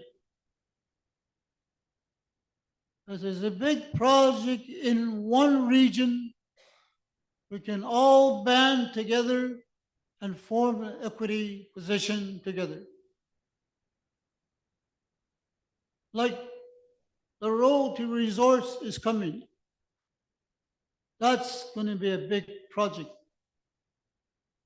We know whose backyard that road is going to happen. But we will not let it happen again. If we band together, we will say that resources, we will form an equity position from all 5 regions being part of it. It's time to make that move. If we don't make a move like that, a big project coming, we're going to miss an opportunity like it happened with diamond mines. Any development in any region, we support each other. So it's something to discuss and to think about. If we're self-government, that much more power behind it. 5 regions have self-government. Imagine how powerful it will be to do things together, support each other.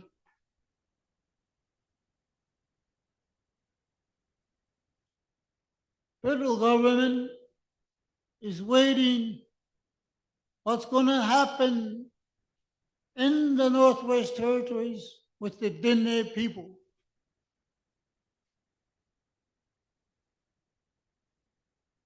If we pull together, and we will get attention nationally, and they will take us seriously, like the road to resources. In a smaller project, Tuncho built their own road, and they maintained their own road for 25 years.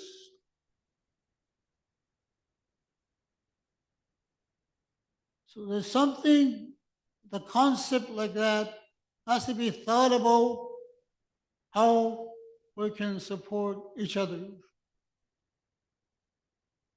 I was the Grand Chief of Tunchon. A lot of my members said, we don't really need Dene Nation because we are self-government. In some way, it's true, but Dene Nation needs Tunchon government. Dene Nation needs Deline. We need each other.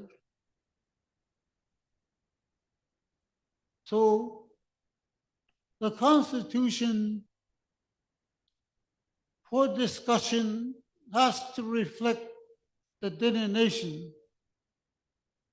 Like I told you not too long ago, the federal representative talked to us and he said, if each region do things on their own, it's not powerful enough.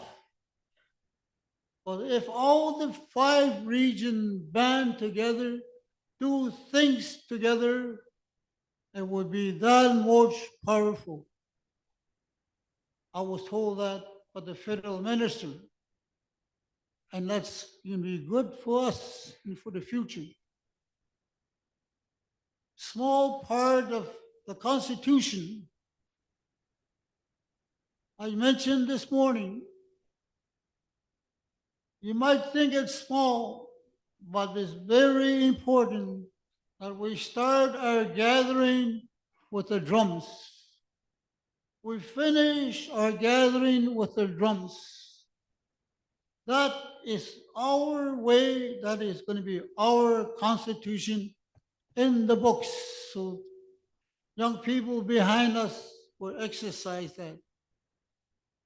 There are a lot of things to say on the Constitution, but I want to thank George Erasmus and Ruby Norwegian for working on, and they had a team that did the work.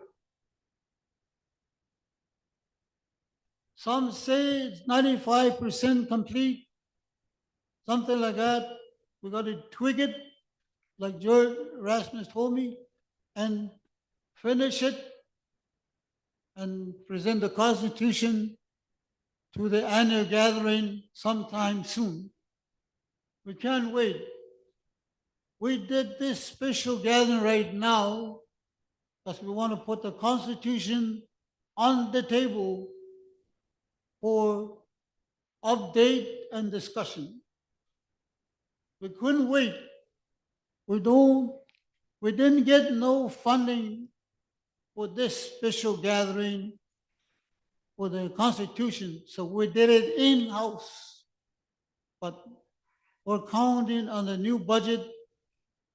If we get it, we'll have more talk, a more committee, organized committee, and more workshop to finish off. I think this group, the new one, have to go to the region or to the community to explain the Constitution so we're that much ready to be passed.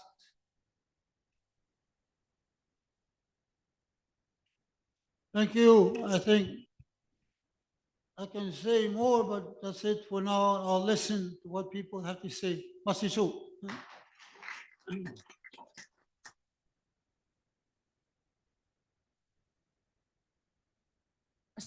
Masicho National Chief George Mackenzie. Is there any comments? Grand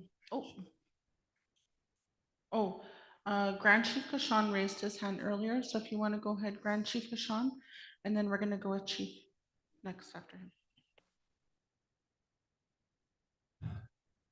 Keep it short, I think we're gonna, no food yet, to make a comment. That Constitution, I was working on the working group and really nothing jumps out at me, but I also want to say that the nation really wants to work with the region. You really have to decolonize. Nowadays, colonization still exists in the nation. And I see it all the time. And I'm hesitant on that. So we really have to look at that. You want us to work as Dene, decolonize yourself. And we'll work together and work together and do things together. And don't really have to go by, it's like more like way that that's why they created these positions. And in the Constitution, it accommodates the land claim group and the self-governing. It was done way back now, what, almost 30 years now. So it's something to look at, and nothing really jumps out at me, but it's something that maybe we'll work together good in the future. But really can't tell you what to do. I mean, we're our own region. This corner's from the south too, and we have a self-governing body here too, and they're doing something for themselves. They're doing a lot of good work. I came here in the summer and went on a tour with Summit. Their stuff they're doing is really, really good for the youth, young people. They have lots of trade people here too, and I know some of them are related to us, and some of them we even hired them from Kobo. So when you're talking about the Constitution, things like that, you have to kind of share together and help each other move forward. And when I think about the nation, like George said, what is it really for? I know we started the AIP way back in the 80s when they're really powerful with the Dene Métis comprehensive land claim. Initialed it in 80 or 82. I think I was only 15 years old, I think. I was proud of them that they were working together, and leaders at that time kind of inspired me to become a leader. You probably know the leaders from back then. Some of them are really strict, straightforward. The one I remember the most was Alexei Adamaker, and really strict, straightforward. No fooling around, and make sure the chiefs did the right thing. And even George, that one had his dream is fulfilled right now. George Kodakin. That's these people's dream. And when you talk about this constitution, like Herb said, you can look at it, tell the assembly, so you have a chance to update it and kind of fulfill some of our leaders in the past dream. Just not let them did the work for nothing. Right now it's been what, 29 years now? So, and then one thing I wanted to mention was that 1921, Grandpa said that he negotiated for 3 years, but in the end, when they said that only if you treat us like your children, not like kids, but treat us like your children, and then we'll sign. But the government kind of turned it around and started treating us like little kids. 1921, my grandpa's words, the witness to it. And that's all the time they signed it. When they agreed that this person who was negotiating with them treat us like your kids. But they treated us like kids instead. And right now, I think we're all awake. We all know what we're doing. We all know what we want. We're ready. That's the reason why I think the nation handed to territorial government to take care of it for a while. But they really took it away from us. I think chiefs really have to stop delegating your powers away. Keep it to yourself, amongst yourself. I think we have done it too many times, and we have created these bodies that really works against us. They don't work for us. I really thought they were going to work for us because when we, even this education board, when we first set it up, it was really good because we were involved in everything.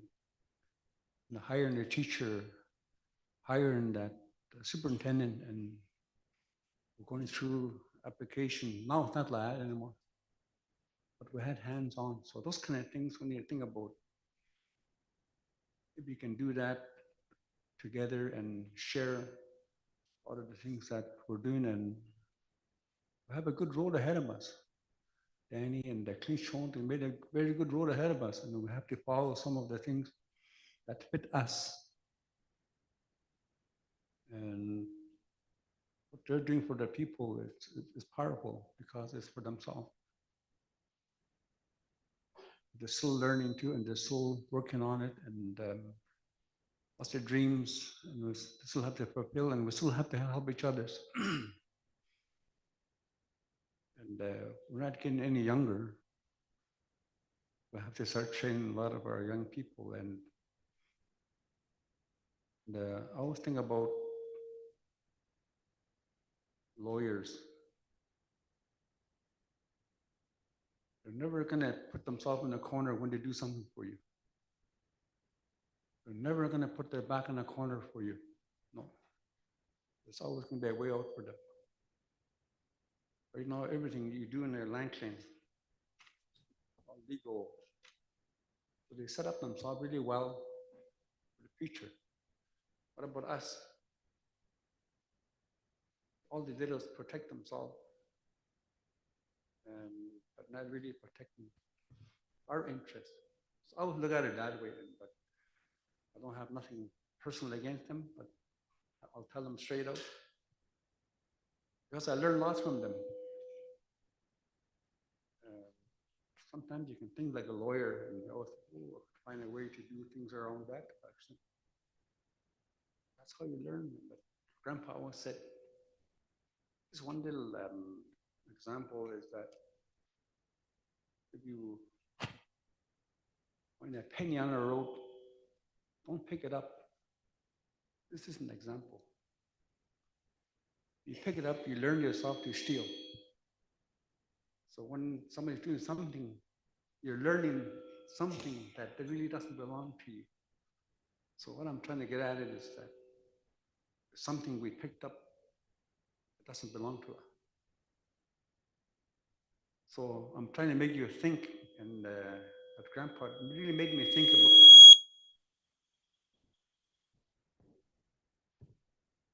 Grandpa really made me think, and really true. And so even when I walk, and I would never pick up a penny or 10 cents on the road,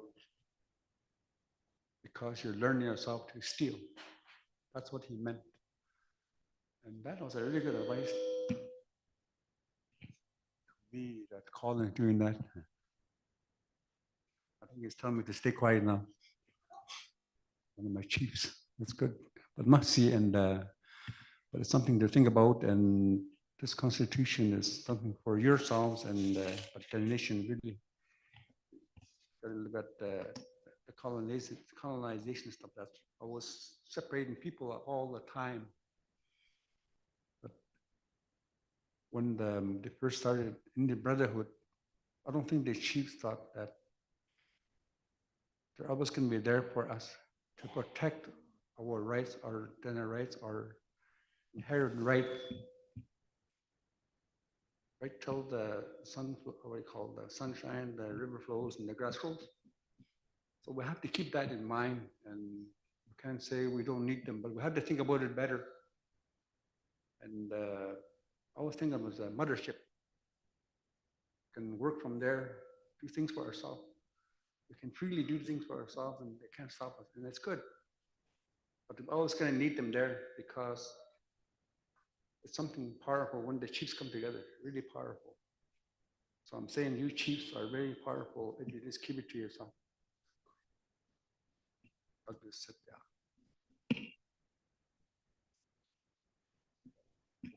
Okay, I was going to say that I think you guys are hungry, so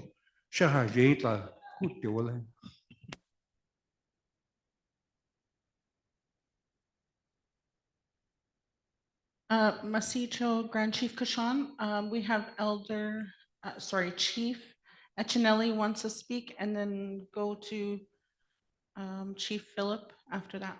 Chief David?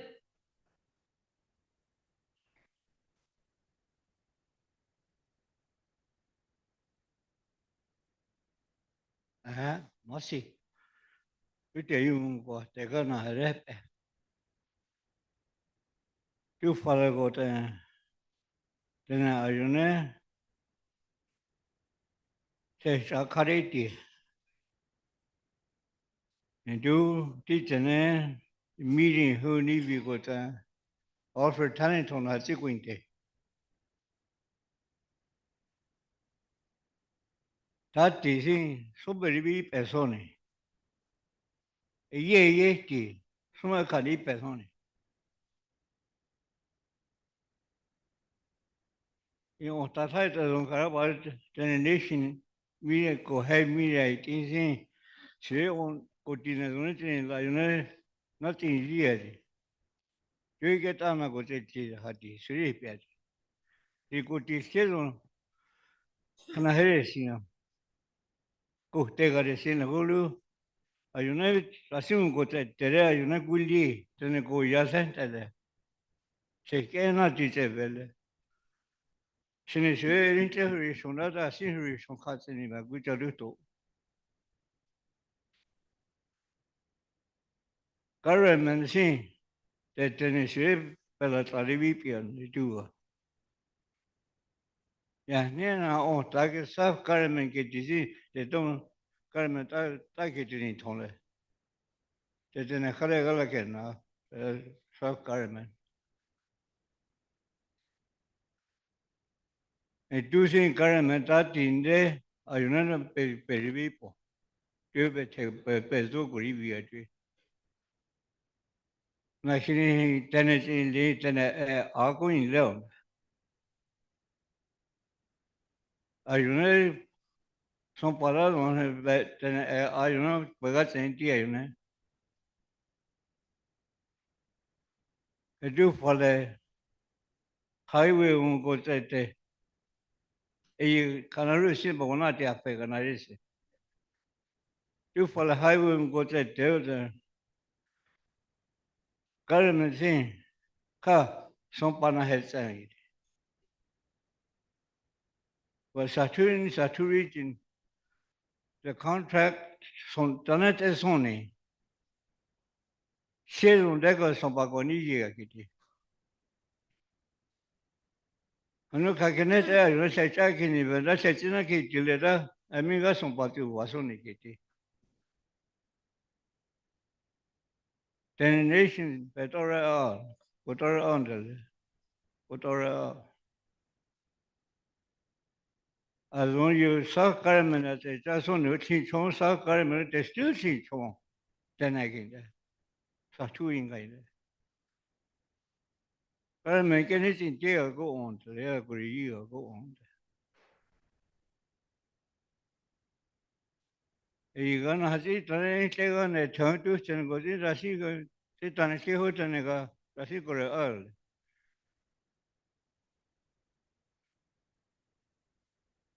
A George Statica Swapiad. Of her turn 23 point.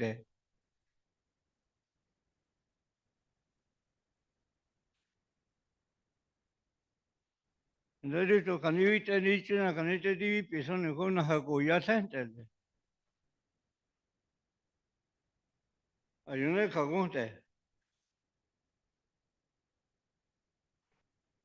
And they won't take a king tell us, it's not a good.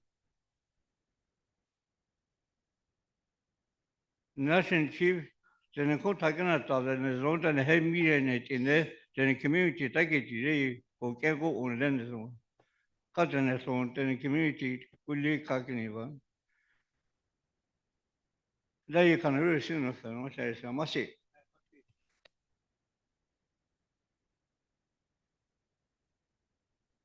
Must see Chief David Etchinelli. We're going to go to our last chief who will speak for until after lunch.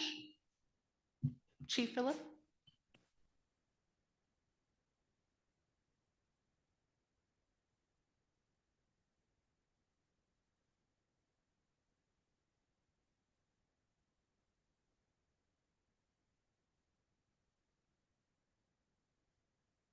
Thank you. I'll just make it short. I don't think I could speak until after lunch. Thank you for your report on the Constitution.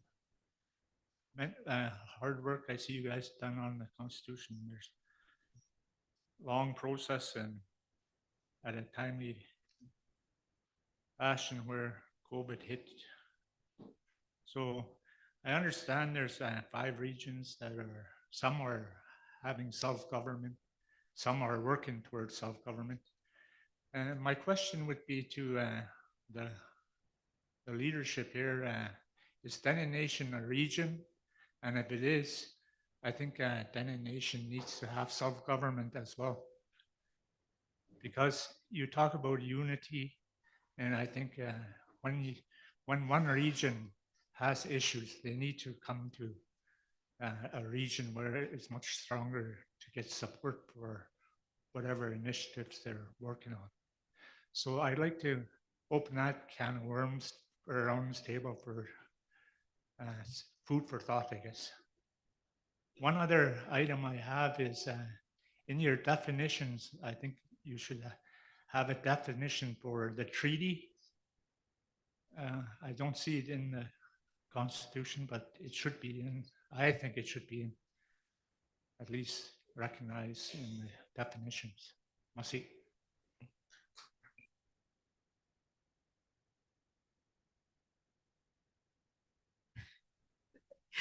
Masicho Chief, it is now lunchtime. The lunch is here, so if we want to take a break for a lunch break and gather, and we'll speak some more after lunch on the Constitution, but just please note that we have 2 presenters that will be speaking about the education file. So I just want to keep that in mind. Before we go for, while we go for lunch, we're gonna have Joe say a little words for you. Good morning. Good morning. Oh, you guys are serious, huh? You're scared to smile? You got makeup on, is that why? I'll tell you something. Years ago, there was a young guy, little boy. He told his dad, Dad, can you buy me a bike? His dad said, No, not until your grandpa kicks a bucket. He thought about it. He said, Oh, okay. His birthday came. He went to his dad again. He said, Dad, my birthday, can you buy me a bike now? No, not until your grandpa kicks a bucket. The little boy got mad. He took a bucket. He went to the old folks' home. He walks right into his grandpa's house room and he said, Grandpa, can you kick the bucket? And he said, Why? My dad said, if you kick the bucket, I'm going to get a bike. So you see what it means? It means if he dies, he'll kick the bucket. That's what it means. And then another person told me one time, he said he was walking down the street and he blew his nose and white guy behind him. Boy, you're filthy, he told him. He said, You think so? How about you? He said, You blow your nose, you keep it, as we don't. Lunch. I think they want me to say prayer. I want to, okay.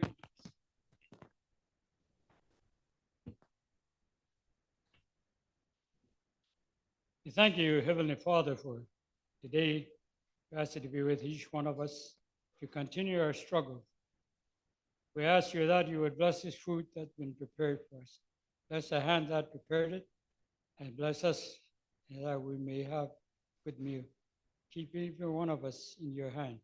We ask you in your precious name. Amen. Merci. Merci.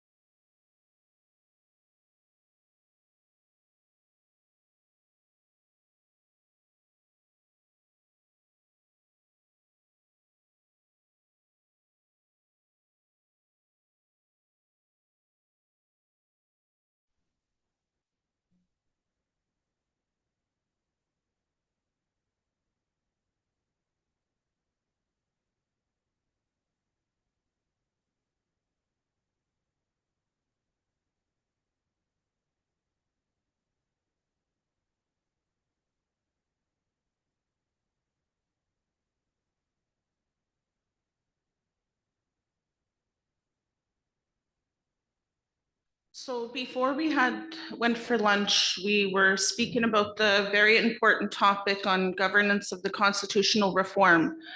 Grand Chief Herb Norwegian has basically went over the bylaws and procedures for the constitutional reform. And now we are going to have Phil present what the constitutional reform is basically, yes, instructed, and where are we going to move forward with the constitutional reform? Is there any suggestions?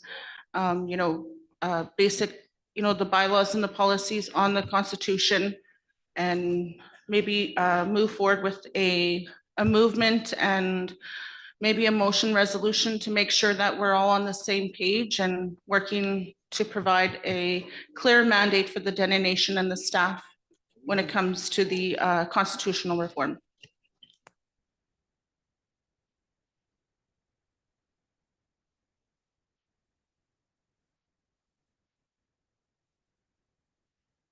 Okay, before we start, sorry about that. They want to do a door prize so pull out your tickets. We're going to do the door prize before we start the conversation. To get everyone at the table. Or who's picking them? You have one? Yeah. Oh. Am I allowed? I have a ticket. What is it?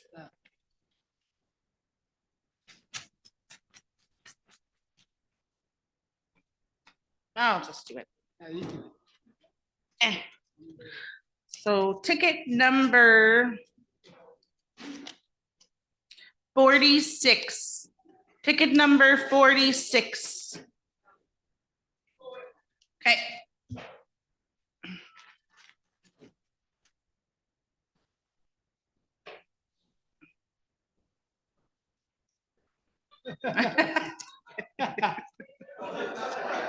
Oh, so ticket number 46. 46.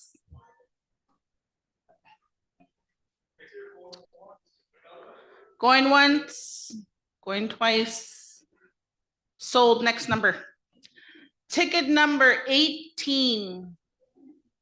18.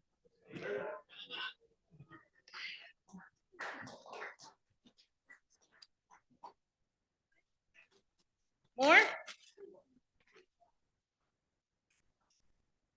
18. Okay. Ticket number 37. 37. Come up here and get your prize.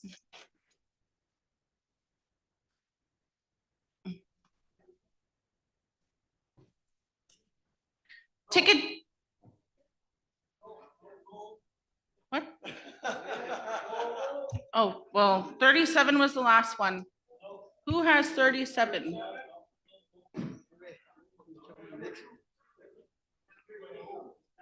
Okay, take it.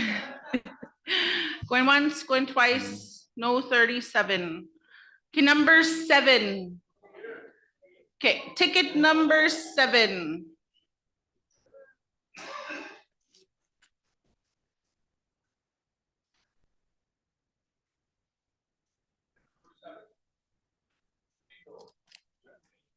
Good bingo. Ticket number 6. Ticket number 6. Hey. Oh, okay. Bill has number 6.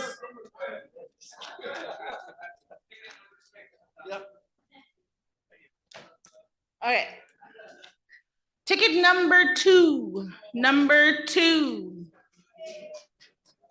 These are all done? These are all done? Yeah. Is it, that's it? That's it for now. Okay. Must-see show donation for the beautiful door prizes for everyone that is attending. Congratulations to all the winners on your beautiful gifts.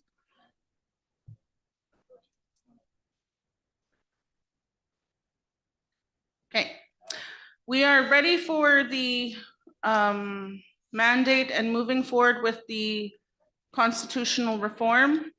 We're going to have Phil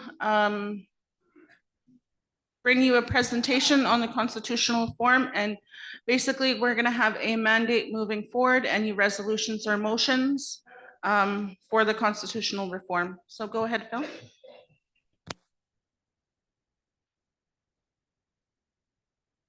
Thank you, Madam. Thank you, Madam Chair. Just in case people don't know me, my name is Phil Munsan. I'm the CEO of the Dene Nation. Right now, the Dene Nation spent approximately 1.8 million on this constitution.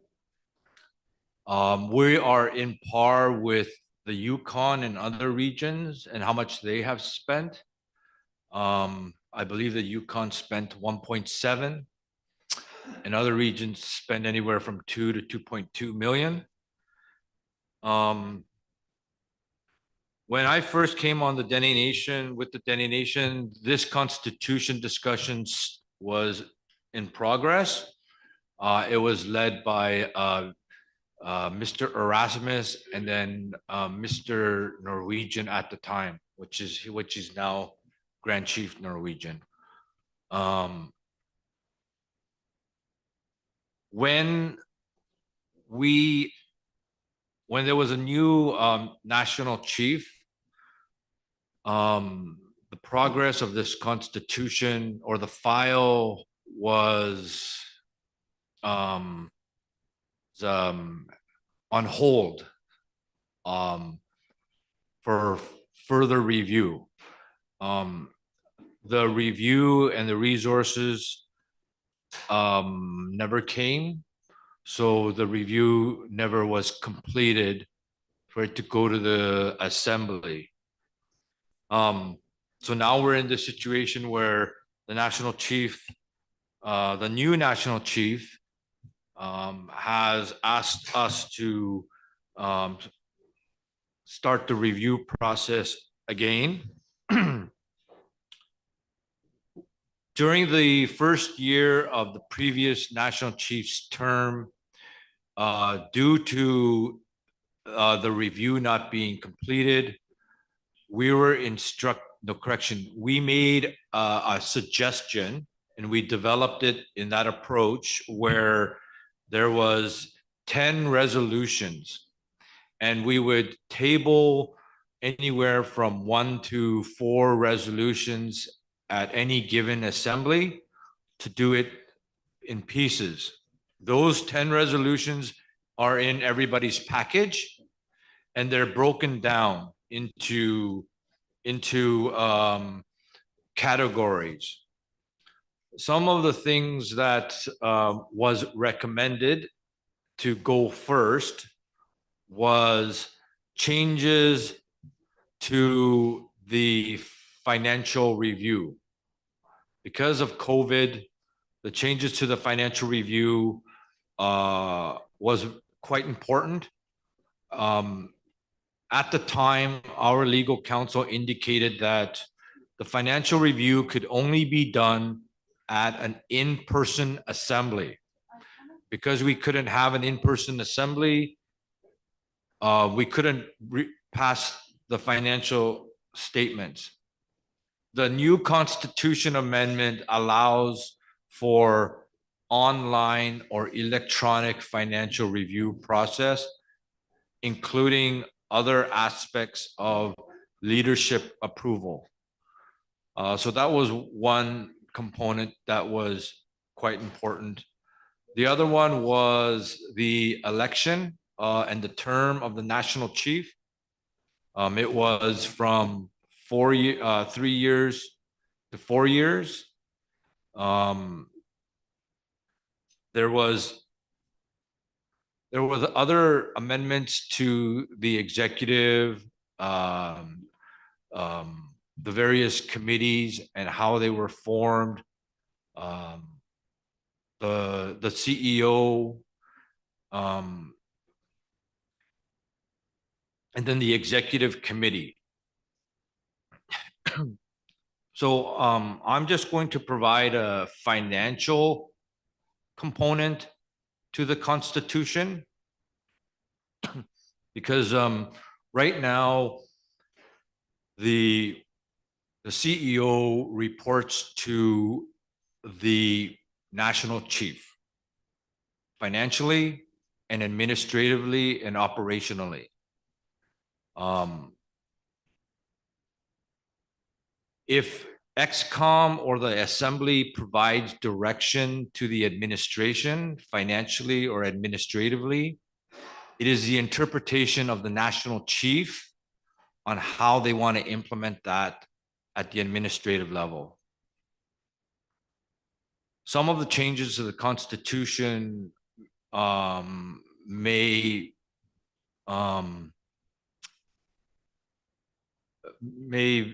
give some ambiguity to that direction. So that's one component that I think it's important that this leadership reviews. And then the other one is the executive committee in itself. So to try to not to get political, because I'm an administrator, the role of the executive committee is very unique in this regard, because the executive committee represents the regions, and there are certain things that the regions in itself have challenges of. I'll give one example as to how we've experienced some challenges is that some regions you have the grand chief that is not selected by the chiefs of that region. Some regions you have a grand chief that is just a spokesperson. In some regions you have a grand chief or a spokesperson that represents regions outside of the so-called colonial jurisdiction of the Northwest Territories. And reserves. And they do this all on a volunteer basis. And they are expected to make decisions. And so those are some of the financial components that I think the Dene Nation should review as well during this discussion. That is basically the summary of my presentation. If anybody has any questions. We actually have Chief Kenneth Kayan online, and he actually has been raising his hand since this morning. So can I please go on Zoom and invite Chief Kenny Kayan to make comments, please, on the constitutional reform, Masicho, and then your next chief. Masicho, can you hear me? Yes, we can hear you, Chief. Okay, Masi, thank you all for your presentations, and my condolences to the family of Deline and whoever lost their loved ones there. Terrible. I want to just have a quick briefing. I want to talk about what Grand Chief has said there about this process is not our process. And also, when I talked to former Grand Chief, National Chief Gerald Antoine too, he also says this process is not our process. And there's working things within Dene Nation that's it's affecting the operations of the national chief there. And so for me, we're moving way too fast. I still haven't seen this updated version yet. It hasn't been sent to me. So let's just say table it, from my opinion. But I do want to talk to the chiefs about some of the stuff. Dene Nation is supposed to be protecting our treaty rights, and it seems like it's got farther and farther away from doing that, and it's become an administration. And to me, it's very confusing because I don't understand how how a lobby group is needing a constitution. It's already under GNWT, so it's not ours.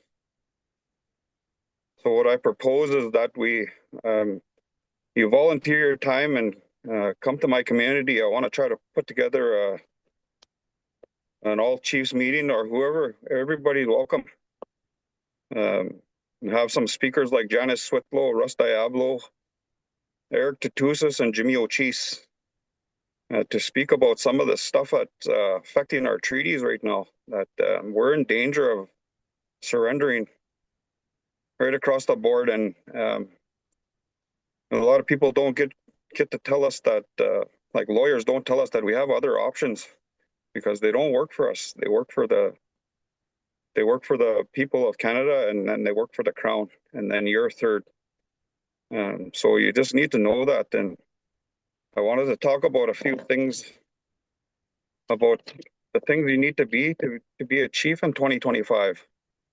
Right? You must know who you are and where you come from. You must know the history of the Indians through our creation stories. You must know the history of your treaty partners. You know, you must know the knowledge of the natural law and the common laws and the admiralty laws, international laws, of treaties of the Vienna Convention. You must use your knowledge to protect our people through treaty and maximize the survival of our nation. You must know where and when to reserve your rights that were given from Creator. You must know how jurisdiction works with treaty. One, the Indians are the owners of the allodial title as a collective.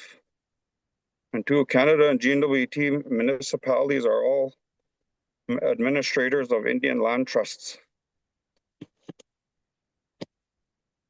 This is a lesser interest beneath treaty freehold lease, and fee simple is the highest title the Crown and its subjects can have where a treaty exists.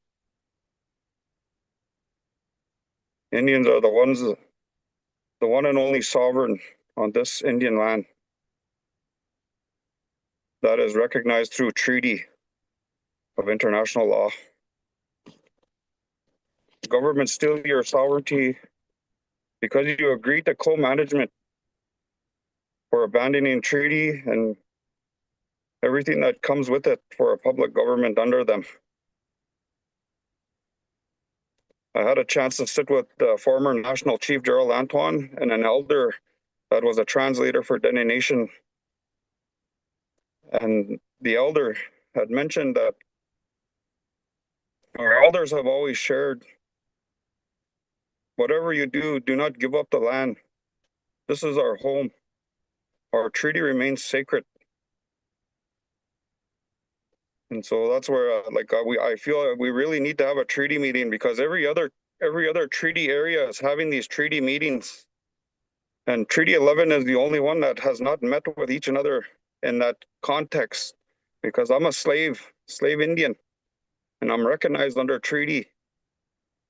And that ban office over there that's called West Point, that's just an Indian agent office, right? That get my funding from Indian Affairs there. So I just wanted to say that before we move too fast on stuff like this, because it's not ours. And we need to draft up stuff that is ours. And we need to, this is the hard work that we need to do as chiefs. We can undo some of the stuff that they've done to us now, but it's going to take all of us. And that's pretty much all I want to say. And I want to thank Grand Chief Wilbert Kashan for what he said this morning, because that's exactly how I feel. And must see everybody. I love you guys.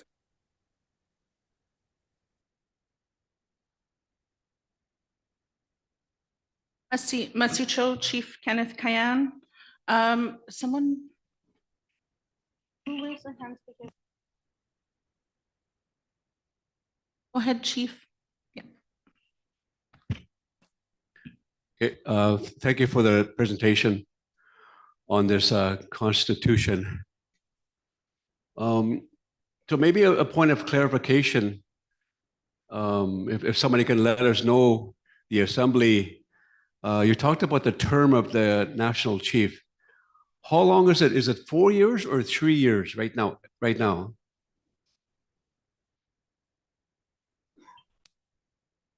Thank you. It's 3 years. Okay, so 3 years right now. So what's the plan? Are you going to request, or Dene Nation is going to request to a 4-year term or continue a 3-year term? Thank you, Madam Chair. So just to clarify, nothing can be changed today. This is just a discussion for this to be brought forward at the assembly or at a later meeting. But right now, I believe the term states that it is 4 years at the for the next national chief once the constitution is developed.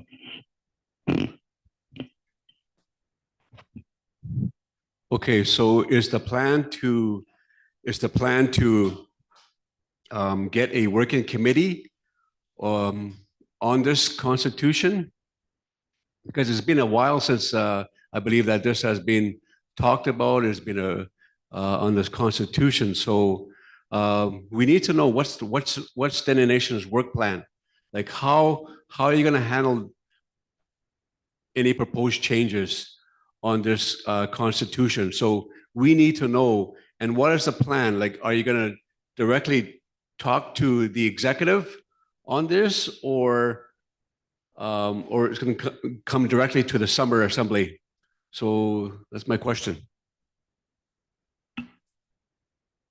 If Phil can please answer that, Chief.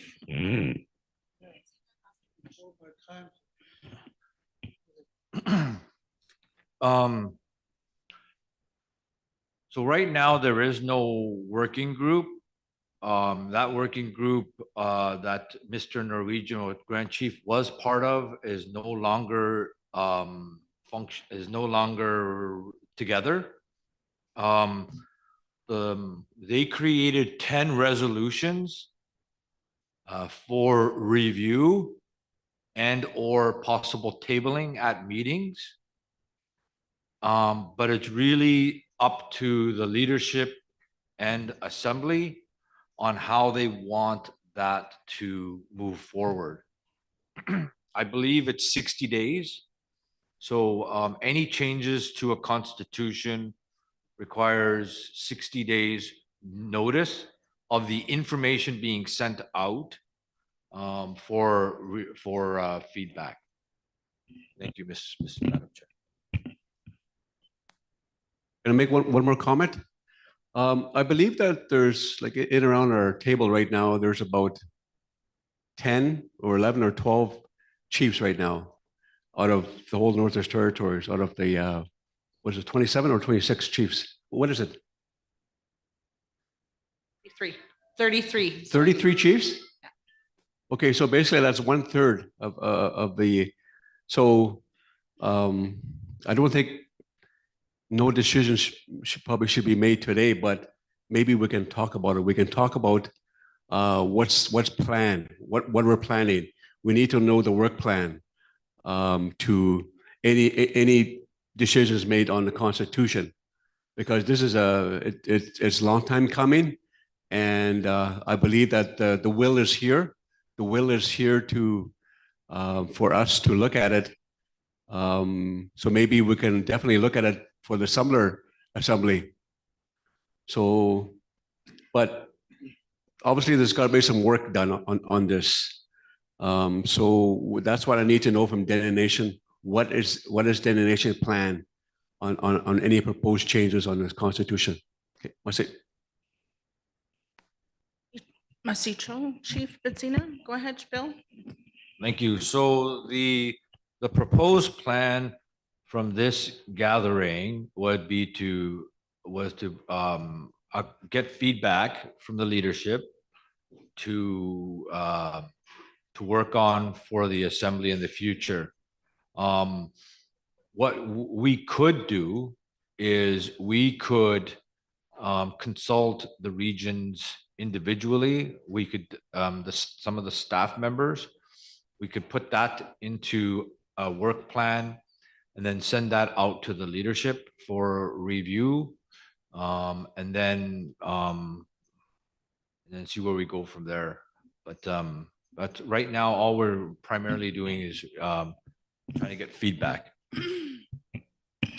Masicho Phil, I'm gonna put the mic over to Chief Danny Gadet. Go ahead, Chief Danny. Hey, Masi, I was listening to Herb's story when he was talking about Constitution, and he was talking about the old timers and how the Dene Nation started. So I was kind of trying to put my mind back to those old days, and I can just imagine and how everybody was so excited to work together and build something that was going to fight for the indigenous rights of our people. And then I started thinking, geez, he started 1979, Herb. That's 50 years ago this year. And you still look like you're in your 30s. Can't be that old. I was thinking that was 50 years ago. If they were talking about the Constitution of 79. Anyways, I'm just like all the other chiefs. I just got all the copies of the Constitution, so just kind of taking the dust off it. And you know, my feeling, and we've talked about it lots with the elders when we were negotiating self-government. One of the questions we were always faced with, and it came from our own region, it came from the territories, it came from all the indigenous groups. Why is Deline negotiating self-government by itself? How come they're not doing it as a region? Why aren't they trying to keep everything together under the Satu? Those kind of questions really came at us hard. And yesterday I talked about that, and I said, it was nothing against Dene Nation. It was nothing against the Métis Nation, nothing against the Satu.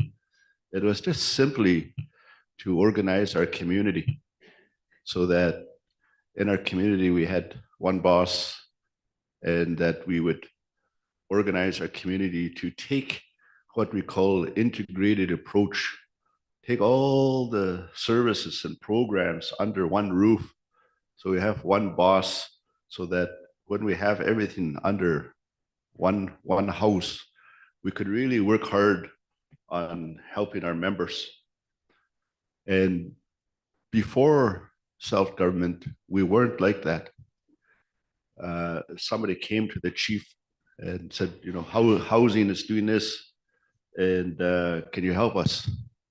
The chief really had no power to go tell housing what to do, because that was their own little board they have here, or Norman Wells, or Yellowknife.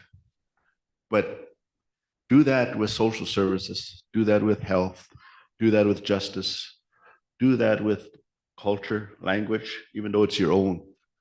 Like, you literally almost had no say on all of these things, and try to address your people's issues. You always, as a chief, had to go ask somebody else, can you do this for my people? Can you do this for my member? Can you do this? And it's been like that for almost 100 years. And when Dene Nation was created, or the Métis Nation back then, is how do we take that away from the territorial government? How do we bring it to a table where we could all work together? Unfortunately, it didn't happen under the one roof. With respect to pulling all this together, there was an attempt when the land claim failed in 1991, and things went regional, community. But even though it went regional, or in this case, community, I always talk with the elders, and we talk about this all the time, because they always say, we've got to bring people together. We got to work together. You heard David, Mr. Ichinelli, talk about that in his opening comments. I still believe that. Our people still believe that. Elders believe that we have to bring people together. Just because we negotiated a self-government agreement doesn't mean we separate ourselves from the people. Doesn't mean we're we're on our own now.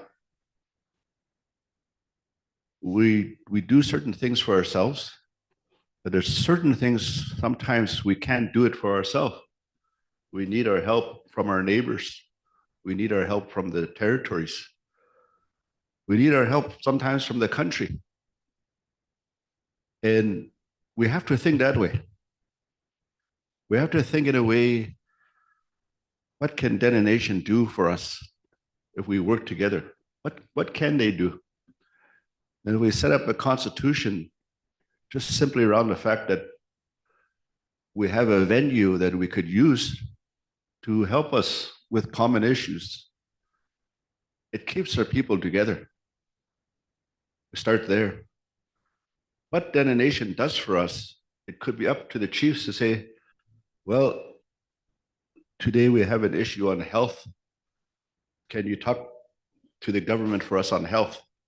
But when we do that, we give you the terms of reference on how to do that, how you represent us at that table. Because it's easier for all of us to talk with one voice versus me doing my thing, you doing your thing. So there's going to be some days where we could do this. Some days we could say, no, we'll just do it on our own. But there is some issues. When we talk about education next, we'll talk about an issue there that's been bothering me for a long time on treaty, the rights related to education. It bothered me a long time. I say, why are we getting substandard education? The government, federal government's supposed to pay for it. Don't they check their manager and say, you're not doing a good job? Because they're the ones delivering education to us, the GNBT. The federal government's paying for it on our behalf. So there'll be an issue there when we talk about education, but Dene Nation has a role, it has a place. All it is let's dust this off. Let's get to work and see whether or not we could carve it so that it still speaks for us when we ask it to speak for us. Not just go on your own and do whatever you want. That way, I think, we'll have a really good, we'll have a good organization that speaks for all of us when it does speak. And, like I said, sometimes it won't speak for us because we could choose that ourselves. And so I just want to say that, and, we could work hard between now and the assembly, because like I said, we just got it today or yesterday. And I know a lot of work. I want to thank you guys for doing all the work on getting it to this stage. And we should certainly look at it. But I always said, we will build our community government, then we'll turn around and we'll help the region. And then when we finish the region, we'll help the Northwest Territories, and then we'll help the country. But it got to start with building a strong house at home first. I can't act like I'm helping out, everybody when our house is broken. I got to fix this stuff here first. My people got to fix it. My members got to fix it. Elders got to fix it. There's only time after that we could really work and help everybody else. So I always said, one of the things I've always told people, not only Northwest Territories, but across the country, go finish your land claims. Go finish your self-government agreement. If one day we come back at Tanawake to work together, when we bring everybody back together, bring your new power with you. Bring all your resources with you. Because we should work together one day in this country. if we put all our resources together, you know, we could be the new Saudi Arabia of the world. Just simply because we decide to work together and take those boundaries down that the white man put us in. And then we start working together. Still mine. I just brought it to a table. The whole world, if you look at Donald Trump right now, I didn't want to raise that guy in here, but he's literally after the resources, literally. And he's going to try to break Canada with money so that we got no choice but to give him the resources. But if the First Nation, Indigenous people work together, put their resources together, we don't have to talk to the Americans about our resources. We could talk to the rest of the world directly, not through this group or that company or that kind of stuff. We could talk to the world about our resources. But we need a well-organized organization, venue to be able to do that. It's not going to happen in my lifetime. It's going to take a while, but if we build a constitution in and around a goal, an idea, concept, then we can go far. But we can't just keep talking about it. Kaylee from Fort Simpson basically said, you know, what's this organization going to do? Right? We have to be familiar with what's going on in and around us in this world. Well, there's a concept on why we should be familiar. Because we could be a powerhouse in this country. If we finish all our agreements and bring our stuff to the table and say, this is what I got to offer the group. As we can bring up the people. And what I'm talking about is not my idea.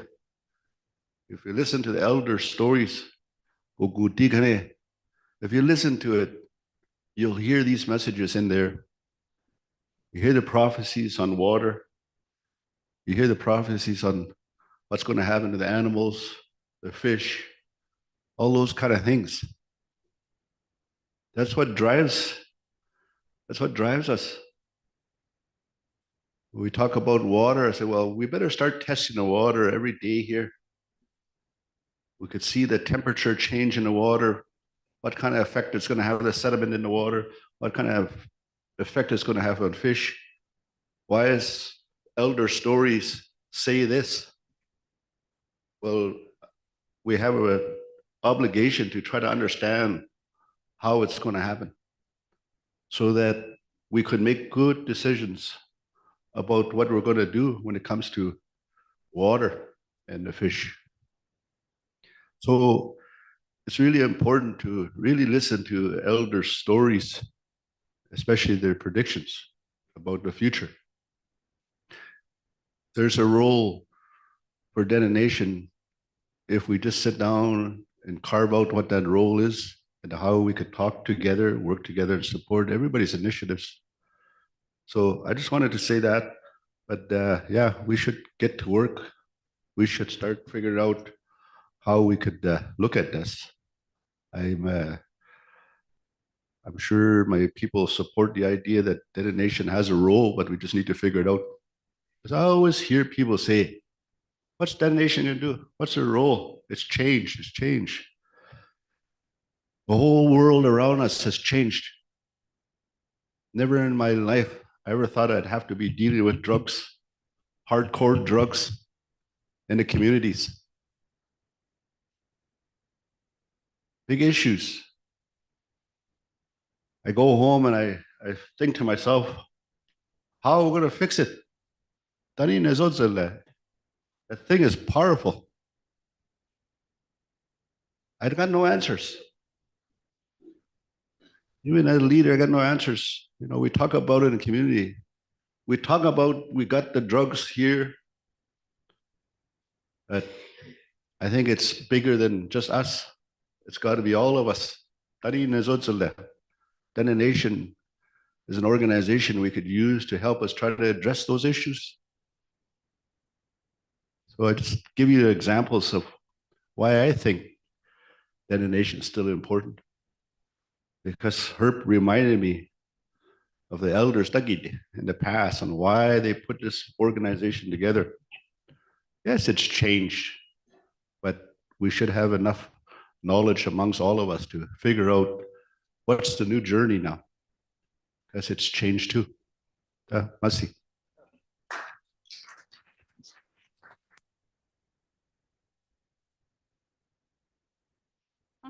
No, National Chief, Masi Cho, Chief Danny Gadet. We're gonna have the National Chief speak. He wants to have some remarks, and then I'll go to you, JC.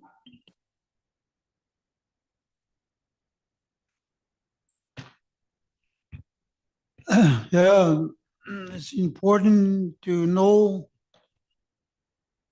that the Constitution that was worked on was put on the shelf for 3 years.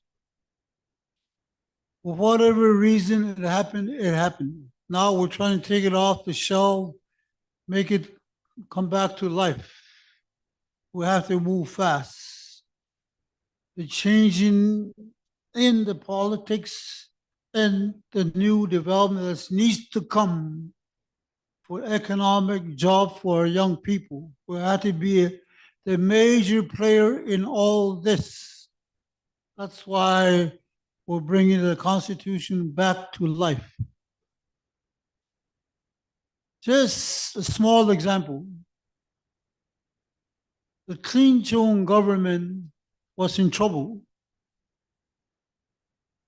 They were laying off people in the mine. So we flew down there, 2 chiefs, we flew down there. We had a townhouse meeting. And all the young workers, some had tears in their eyes. They're going to lose their livelihood, going to lay off people. So we need to act fast. We went to the territorial government. We asked for their help. We wanted a support letter from the territorial government because they have the social economic agreement because of the Aboriginal people, but they refuse to help us. They're not going to help us. No support letter. So what do? So they were meeting in Covert Lake. The nation was meeting in Covert Lake that time. I phoned National Chief. We need help here. We're getting on a plane tomorrow. We need support letter from Dene Nation. That morning, we got a support letter from Dene Nation, and we present that support letter to the mining company, Clean Chong government, Dene Nation, and the union. We didn't need territorial government, but Dene Nation, their support letter was that powerful. It just happened overnight. That's how powerful the Dene Nation can be if we're self-government and support each other. Everybody knows the elder, Alice Error-Maker. The young negotiators, they went to him. They want to start land claim talk.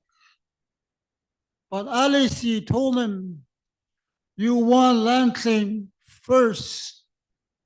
You got to agree with me that you will have self-government mesh with the land claim, then I will agree. That was the idea of the elder. So this idea, like Danny said, it's not new. The elders thought about that long time ago, even before us. So we're just following their words. What they want, we're trying to fulfill it for them, even though they're not here. So we can talk about logistics, term of reference. Those are dry things. The important discussion is how do we go forward as a Dene people together? That's the meat of the whole thing of the nation's direction to go forward. We can later talk about logistics, turn of reference. We can form a group for that. If we come out here, out of this meeting, feeling good about the nation constitution, how we can go forward, I think we've accomplished something big today. Masi.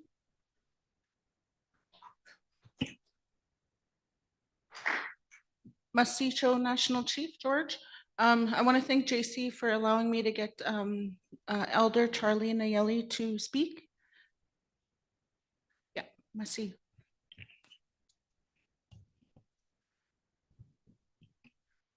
Masi. Usted sa kon on. Kana ki tsene na ki wi pen. Jordan principle kwate. Housing kola. Constitution forum kola chu kwate. Kijaki e kwen wagola kwate. Iko Dene zona we kwende zon. Bekin sere a. Iko Dene zona we kwende be kya spekte se te gatie. Itu ya United na waiki. Ayona ki goya sare Deline. Anthony Wendeson.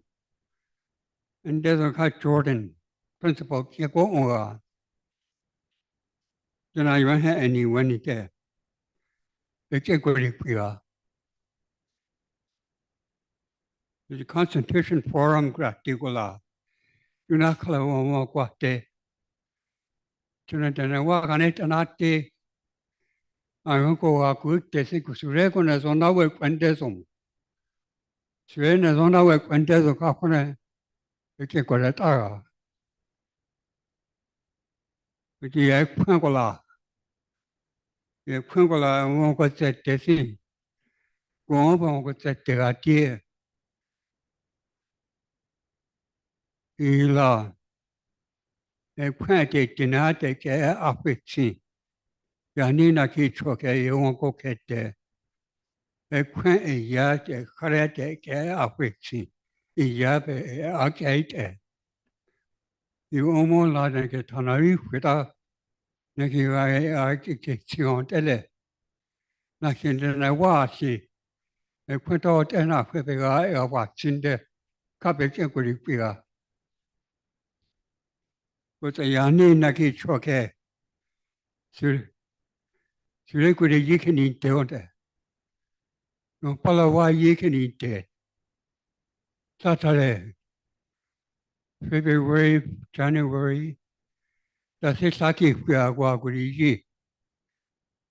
That's a kakani wago shake ya guaguriji. Saturday says Sakara was shake yele. Kind of will correct on. Correct on ya. Naki choke yata at the kainte. Yata and a quinty. Shake yellow cook correct on that and a quinty. He goes on a unit tonight. He goes in Kara at the night. It was like in 1967, 58 years ago. Say, the Shikun was a Pichini 52. 52 dog came back to Nikinite Day. I was 23 years old at the time. And to Nikinite Day, the things no go keep there go weak. Ahí na zula chana talega. Nekite kui alive. You won't go get there. Then it gets out and die. What an angry do to people. What a jealousy do to people. What depression do to people. Not this way. And they go, I get skill way. Can you so out there? Oh, taki kirin. It's a nice soul to for-profit and some elder from Kichon, Jimmy Lacourt, Joseph Rebecca. Then I go, that's on there. I thought could see to go or see. Are you go kinte? You kinte. It came true today. Yet the national yakut that yega. The national to go yaket siwiga. The national sake liga. The national glory. Check anywhere. Revenge. The national don't egale. Kakiti yo kokitele. If I can tilo. You won't say. Johnny Charlie. He said, and I quit. And then the old guy, Nursu, William Nursu, we used to share lots of stories together. I said, oh, get there. And I listened to them go with to talk about future, to talk about prophecy. In Totakotea, you won't go get there.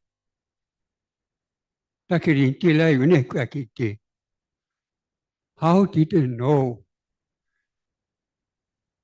Christian Taniko or Tani Yakerejon. You were right. Charlie. One day I went to tour into my dad. My dad's name was Johnny. My name is Charlie. Went into and I asked Johnny, this is my dad, Johnny. My name is Charlie. And he looked at me and said, you guys got my name. And we had lots of fun together. We shared lots of stories together at that time. I just wish sometime these other people were here with us today. Así son que se les jogale. Oh, así se. Como kana kuru si. Ikse na kunaune eke. I tota ko te a. Yung ko kinte. Teachers Deline. It was a prophet night, prophet Aya. In the east. In the future, and they don't there, yeah. So I can go on, right in the east where the sunrise. That's where they're going to find three, 4 glass rock.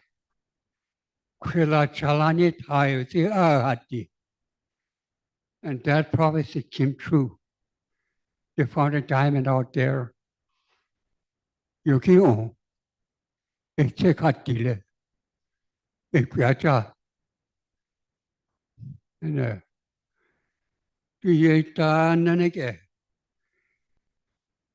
up from the river region all the way down to south to Mexico. I remember one time a white. You want to Alaska.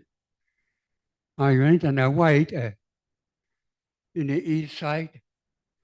I went on a white Tena wan nene kia kena. Kena wan naki nene kia mola i kinte. Mota kosi yese ka kere hue. Mota ke ka ke ti o ko ketele. Tu fale. Che ka ke ti. I say Andre. He's the one that told me this story. He said to look down south here. In Tananeke Quaita. Kute Quaitale. In the American border. In Gila, goes on at the city. You couldn't say as a Mola Company Chakakure Lalong. Mola Nene Kakurecho. You are Gorecho. Kokakure Lalong. You saw two directions away too. Mola Canet and not day. It's a day. You done Nene go out and that. You never alone that see with it. Half your body. It ne. Nega that's it, you know. Nega tale, ne just like a floor tile. That's it, Kakwing Ale. All the land just like a floor tile. That's it, Kakwing Ale. It's a hateo kote. No, Tia, Kichatigo Ticotote. And then many years later, after we self-government negotiating got that in, we flew to Ottawa. From the air, I look in the window. I see the land just like a floor tile. And then it really shocked me. They say it's like a Deline. It's like a Deline. Kutena ke yala kulu ipaketi. You want sanarit andanet and your part to go wadi. You nana sanat ake your part to go wadi. Pacific and Atlantic. You own in the Lagoon Ice and Newfoundland. You own us on PC. You are going to be alone than the way you're not a cherry. You never said, oh, can't take, well, on this side. From Newfoundland, there's a highway right across here, all the way to BC. Yes, I'm going to tell out Adi. No, we're going to tell out Adi. It's a hati. No, Tenuni Ani Teti Chong. No West Territory. Province Canada. Check landing is in shoe. He checks it as soon as on die. It's a Becaratle. Becaratle is a referendum. Becaratle. And we lost a referendum. Becaratle. Kaniga Dene, what he really plead with the Lord, Kariki. They do that. No West Territory. But you call on in its inchu. Call on its inchu, let us say, ye let an away so the city. Well, like what I say, yeah, dear. Then away city. And shortly after that, the Gutchen kicking the self-government. Because I followed Nunavut, he kicked in. Because I followed Kinchon. Because I followed Deline. And now we have the HO, the KHO. These two are still coming. You go Tanane when the IIC housing Kichati 아단에 짜 싱아시 아리게 kenyo리 위가 이거 짰대 딱에 수레키인티 짜대 우디에 짜대 구일랜데 나 기나 원래서 공치가래 나 기나 원래서 공치는데 아기나서 새끼베게 알아서 갈래 Where there's no obedience, there is no virtue. Where there's no virtue, there is no good. Where there's no good, there's no love. Where there's no love, there's no God. Where there's no God, there's no hope, no salvation.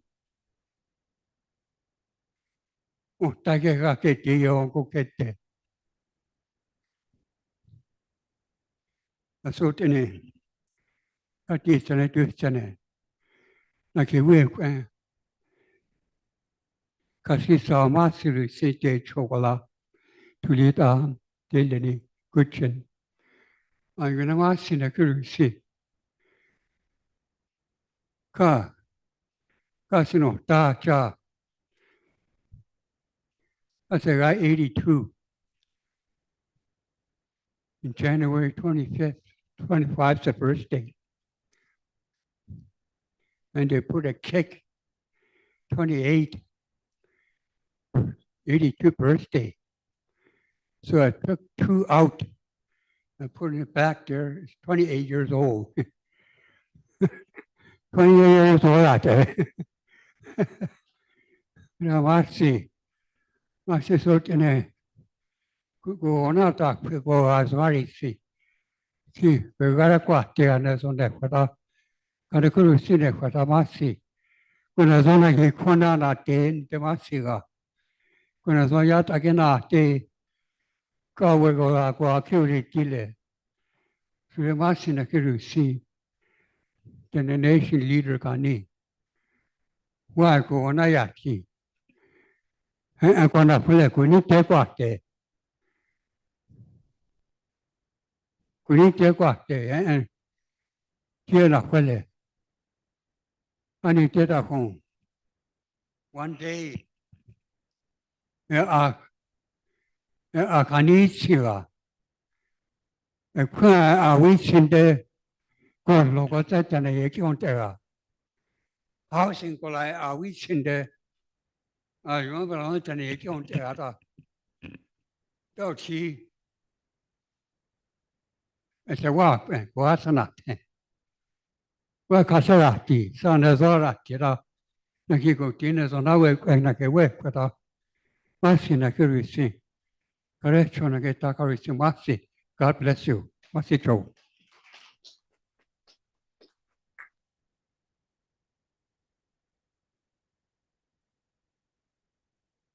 Masicho, Elder. We have no Elder JC or Sub Chief Elder JC. Go ahead, JC, and Masicho for allowing the elder to speak. Thank you. Mercy, Salati, thank you.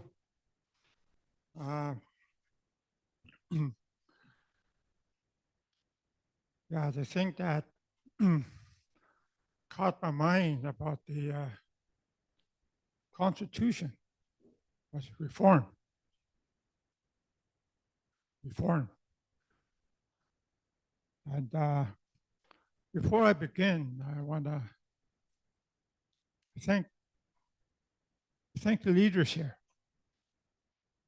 around the table. My friend over here, like he was a chief. And he was part of this. And my late uncle, pure Catholic, like he was also a chief. Same time, I want to thank the elders just like Charlie, Elder Charlie, giving us, like a vision, guidance. Back in my community, we're down to one elder now. So it makes it kind of tough at times. Yeah, like my late mother, when she passed away, she was 95. And she said, plant on the hill out near. That means who's going to tell you stories now? So that's why it's very important. Like we listen to elders. When you have that opportunity, listen, have something to say.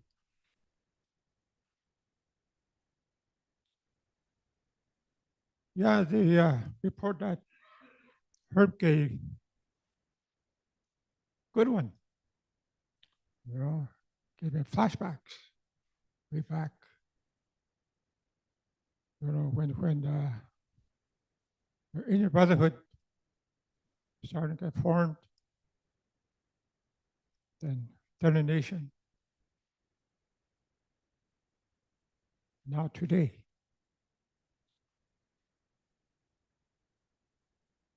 There was a lot of reasons, to start Dene Nation. The way it was talked, to protect our treaty. I think the treaty is very dear to our hearts, all of us here. That's what made us come together. Unity. That's what happened.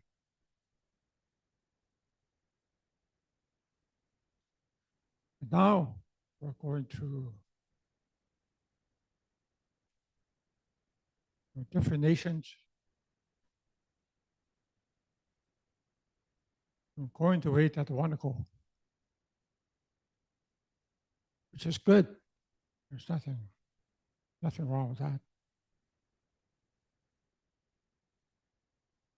Your nation is going through a lot of changes through time. Went through a lot of change. But then it stopped for a while. People are questioning the role now. What's the role? What's the nation doing? Even despite sometimes negative feedback, the nation is still here today. Still operating, still there. That was the vision of the elders. When you get something like that, it's very powerful.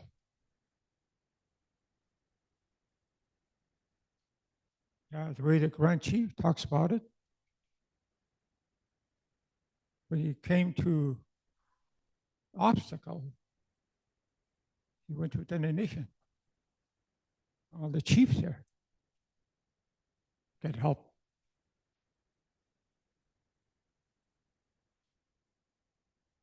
So today, when I was looking at some of the package here,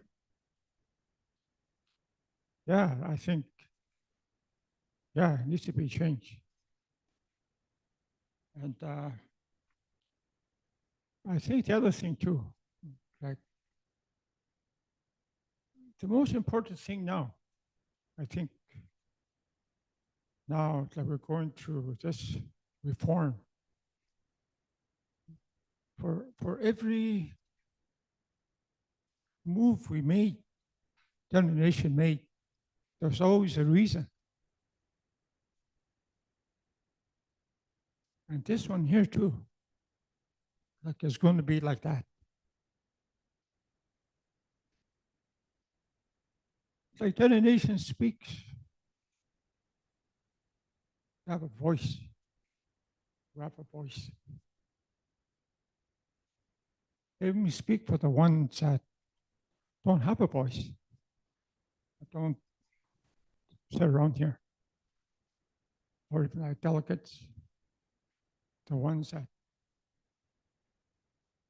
out there.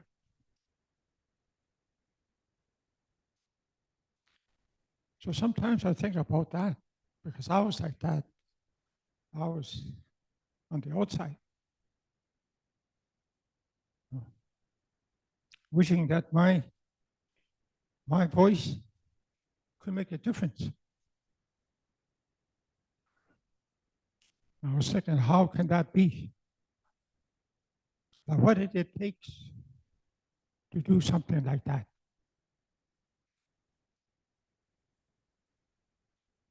So, as things for us, yeah, we're trying to govern ourselves the way that our forefathers did,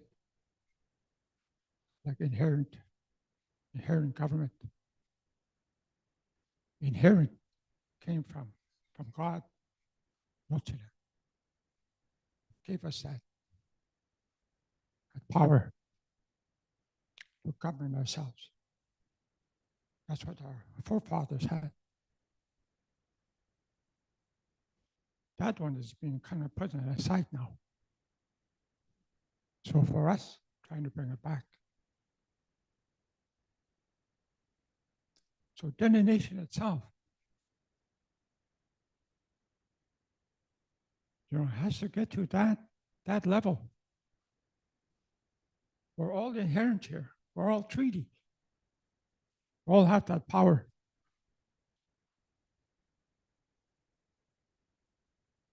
I think somewhere along the line, our people have to have a vote.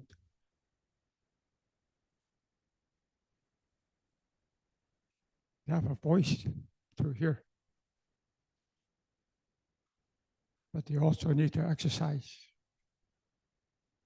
their voice with a vote. We need to create a political party. We need to get at that level. I'm not sure how long it's going to take, but sometimes we don't move fast enough, as the Grand Chief was saying. We like to take our time, think things through, consult, talk to our people, take time out, make sure it's right, feels good, feel proud. Be Dene, like that.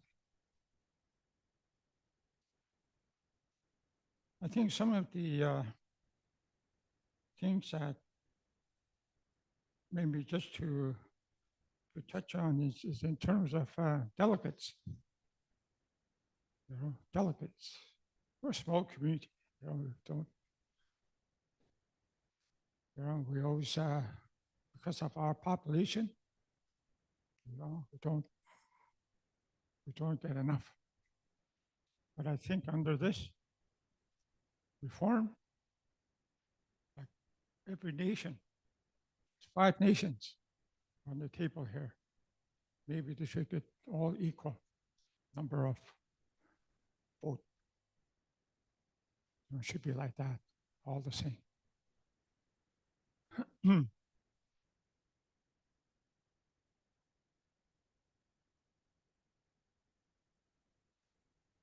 It's also very important, even within, like our people, the leadership in the past. It's different structure, but they always had a leader. They always had a leader for something, one leader. But that leader always had to consult like elders. So Dene Nation should have elders council. Yeah. We need them for their guidance, their vision. We should have that.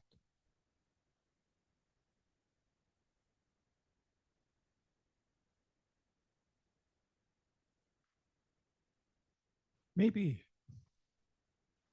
if we're going to get together, then a nation, 5 nations come together.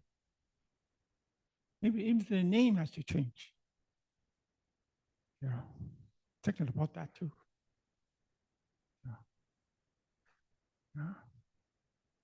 If we're going to create like a political power,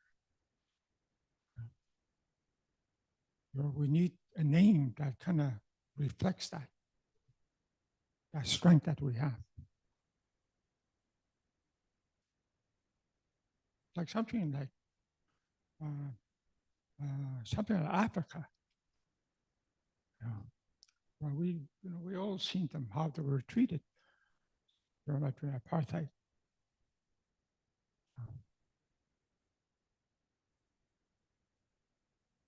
But through that process, they came out of it. Nelson Mandela gave them that freedom. Also gave them that voice and that vote. So we need something like that too. A name that reflects that political strength, power.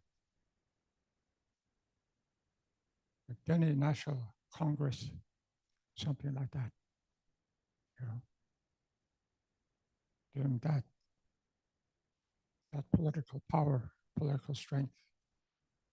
That's true. We all got to be together. That's how we're going to have that power, just to be together, have that common goal. So that thing that caught me when I was looking at this was reform. It's a change, right? We don't have too much change, just a little bit at a time. Depends how urgent it is. If it's very urgent, we can move fast. It's like that. So, so those are my thoughts. I thought I'd just, express those points and really happy to listen to you. Really happy for all leaders, past leaders are here on the table. Really, really, really inspiring, especially with the elders. They're still around. To give us that vision and guidance and direction. Be very, very happy for that they're around. Masicho.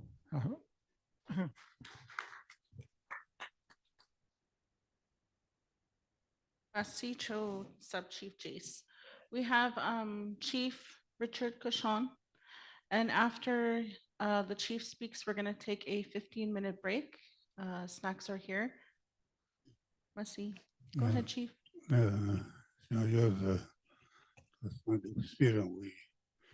The Constitution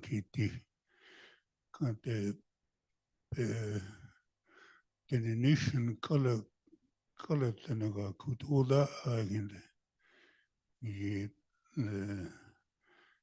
Raka laka ka wana kote de shukule the nation kude the color daga konazulu ka ala yuga ka tanaga kutoda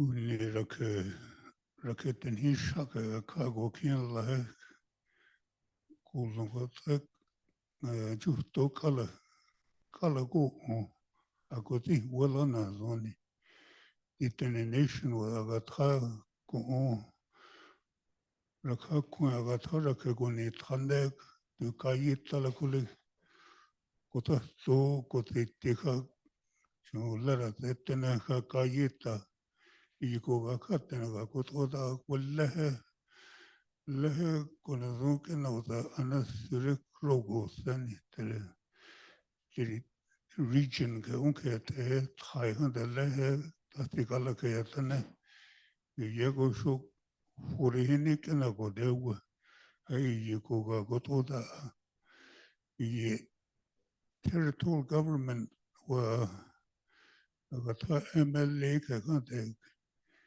هاي كوزي الله يتنا وتي to يغتا كو minister كانت ركاغا كوكو تيغا كيتلا ركا كون على يونك ركا كون على يونك ركا community دخل كوتي كركا ركا كون كركا كو يغون لياله تهو كدويتي على يونك كودي جوهيد I had to territorial government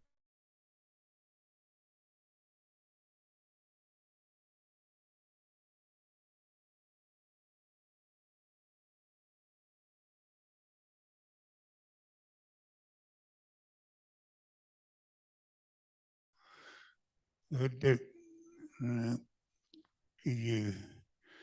أغتها territorial government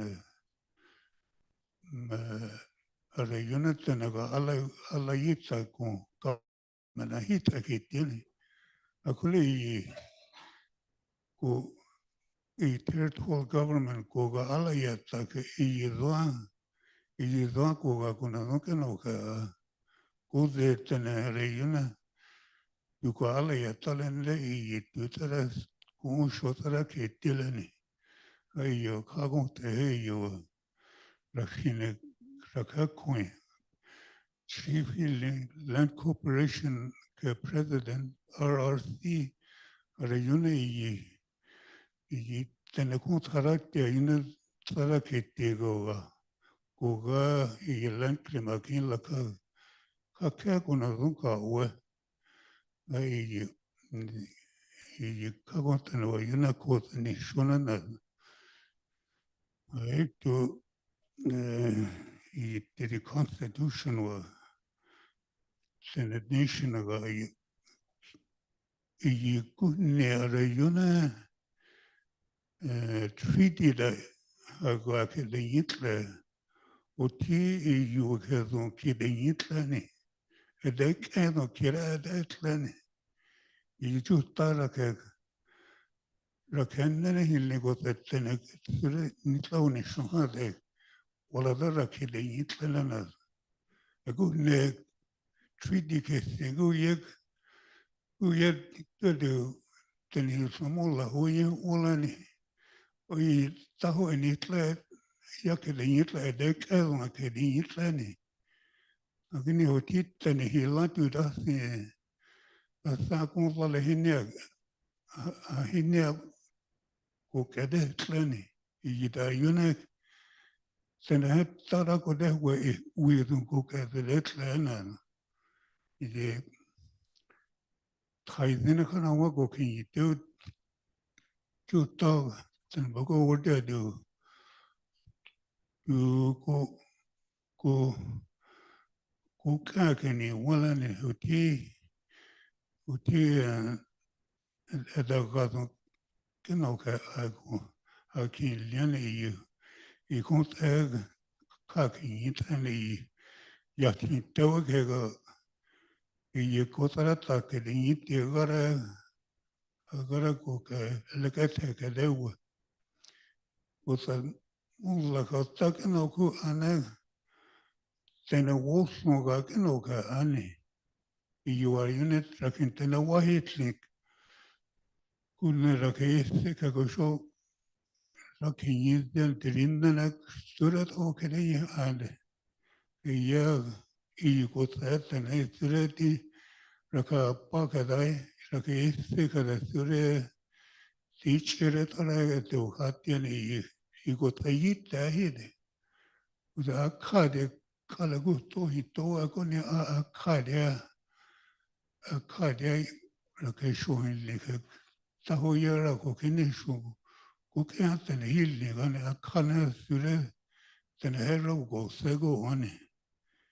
A Kanet, a Kanik is the Kadak, Goodness, then a Torata Hakiditiani, Isure Konazu Telekinilani, Kagutan Yako hit my hit and a Sureka Konazu Rahe Koda.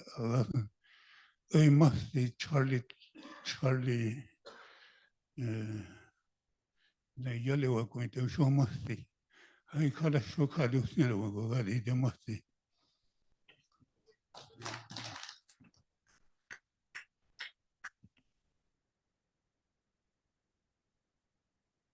Masicho, Chief Richard Kashan. We are now going to take a 15-minute break if everyone can get up, stretch, and we are still on the subject of the Constitution. So yes, 15-minute break, everyone.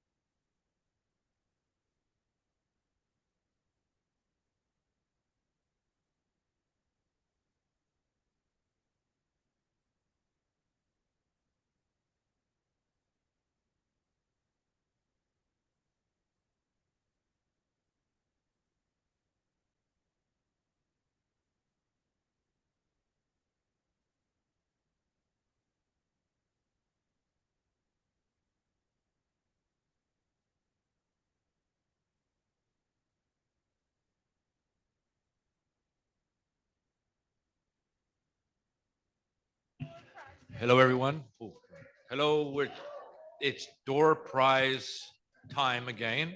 Yes, yes. Wilbert, are you ready? What are we doing? 2, 4. Does Knives. everyone have their tickets? Knives. We're gonna do knives now. Number 28. Number N28. N28.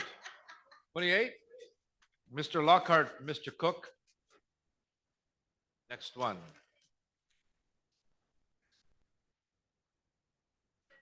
We have a B4. 4. Okay. Miss Peterson. Yay. Let's give them all away. Ready? Next, Wilbert. Number 20. 2020. 2020. Miss Chief Wright, Wilbert. She won. Chief Wright, Wilbert. She won. Number 49. Number 49. Okay, number 49 and the man in the blue sweater. Wilbert. Number 33. Number 33. Yay. Alice. Miss Furlong. Number 12. Number 12.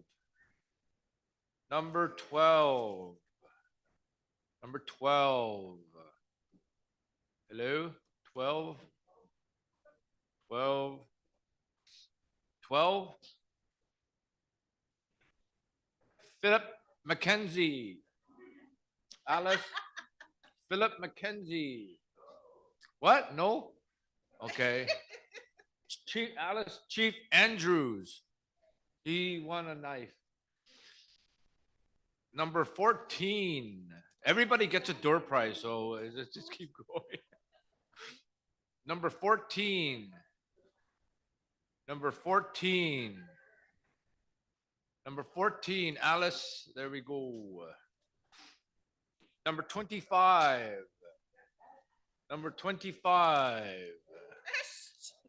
Number 25. Anybody? Anybody? Number 25.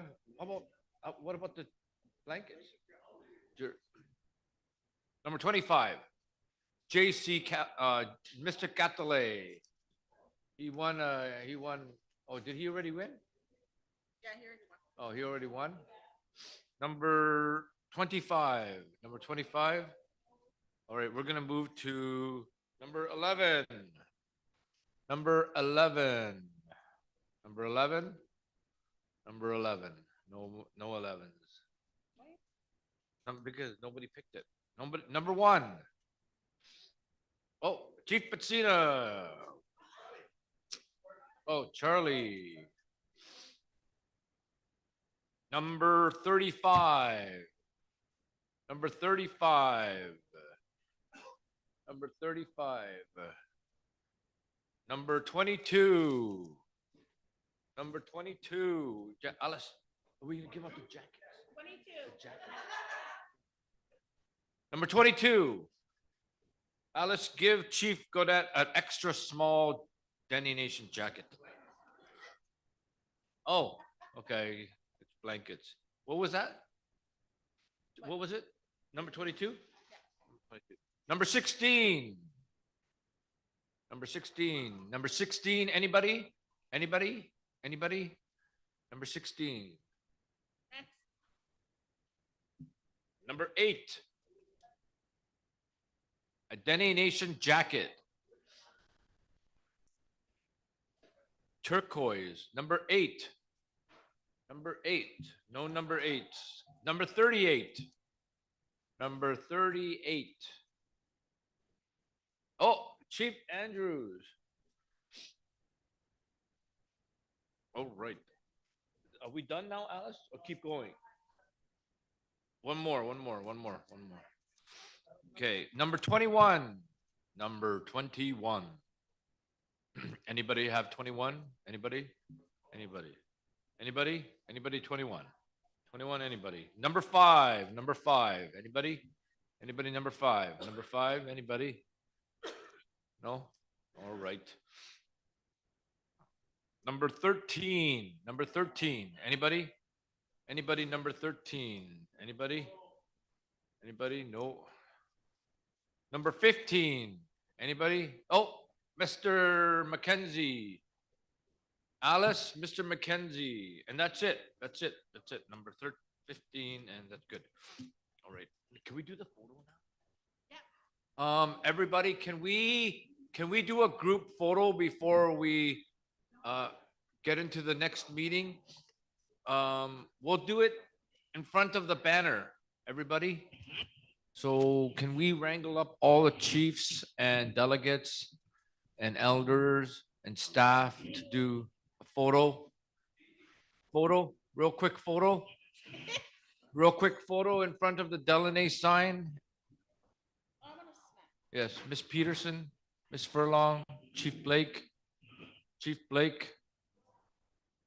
Andrews, Chief Cochon, Grand Chief Cochon, Chief Hope, Chief Mulaney, Chief Wright, we're doing photos now. Grand National Chief.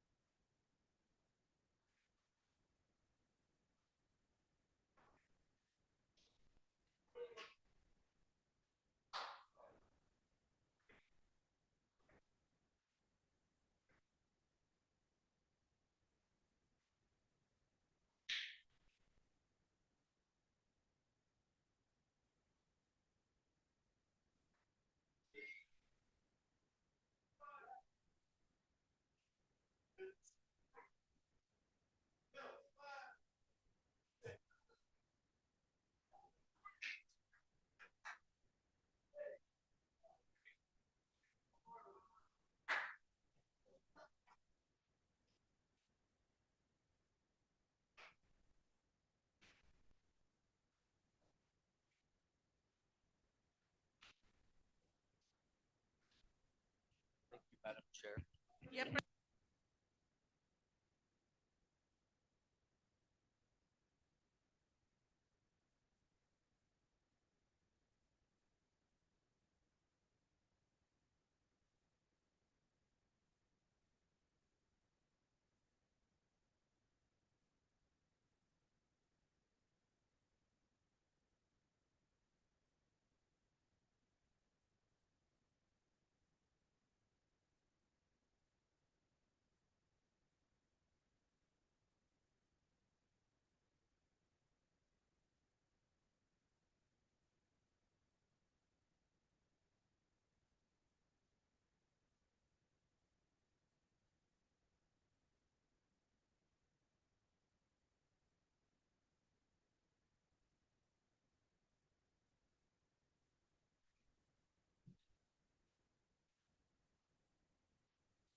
Can we get everyone back to the table to continue the constitutional reform?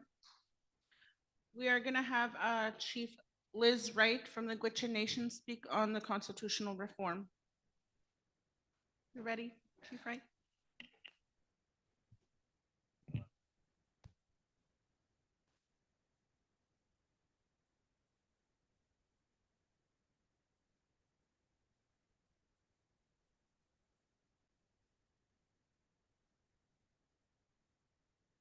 Thank you. I really appreciate hearing all the stories on the Constitutional Reform Commission. I believe it was established in 2019 under the former National Chief Antoine's tenure. I do have a question. I'm not sure how to word it, but I guess maybe what I want to say is why are we even discussing it? Because in 2021, in your package at the very back, there is a resolution number 10, moved by former Grand Chief Ken Kikovichik, second by former Chief April Martel, April 15, 2021. And I'll just read it out to you. Chief Bitsina had a question earlier about bringing in leadership to explain the Constitution to leaders and community members. So in this resolution, it says the Constitutional Reform Commission has conducted consultations, and I don't like the word consultation, but it's in there. So conducted consultations with Dene leaders and communities. So this document, as I understand it, went around to each community and it was explained. Now it also says, whereas the provisions of the proposed new constitution and organizational bylaw represent a better and more accurate description of the mandate. Therefore, be it resolved, the current bylaws of the Dene Nation are hereby repealed and the proposed new constitution and bylaws are hereby approved. So can you explain what that means to me? Because I think in 2021 it was already approved. So why the lengthy discussion on it when it has already been approved? Are you proposing new changes to it, or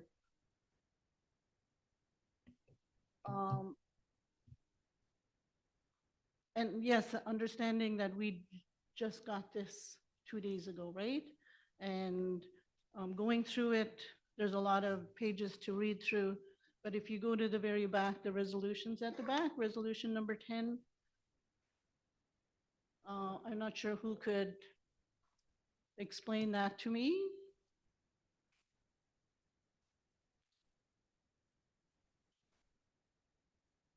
Must see Chief Elizabeth Wright.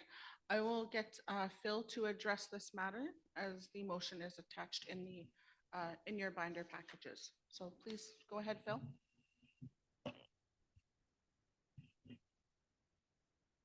Those resolutions were never actually tabled. It was created. There was a mover and seconder, but it never actually hit the floor.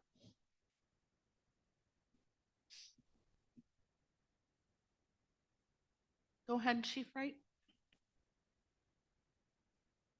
So this leadership meeting that took place in 2021 in April, well, my understanding was that it was a lengthy discussion on the Constitutional Reform Commission. And all this work, all this talk, all these stories about the Constitution, why did it not ever go to the table, and why was there a mover and seconder?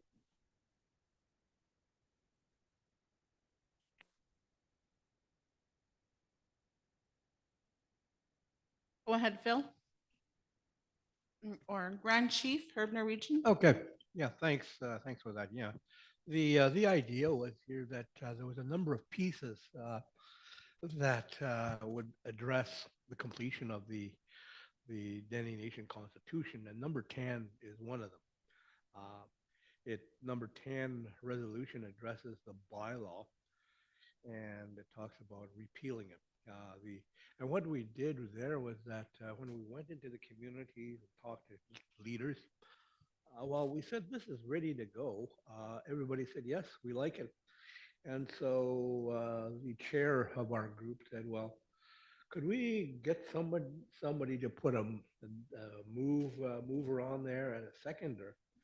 And as a result of that, Chief Ken from Goodgin, he put his name forward, put his hand up, and then April Martell came on and did the same thing. But these resolutions, it was just to complete the resolution. That's what it was, just so that people knew that there was names on it. In this case, this turnaround, what could happen is that they could be taken off and new names could be added.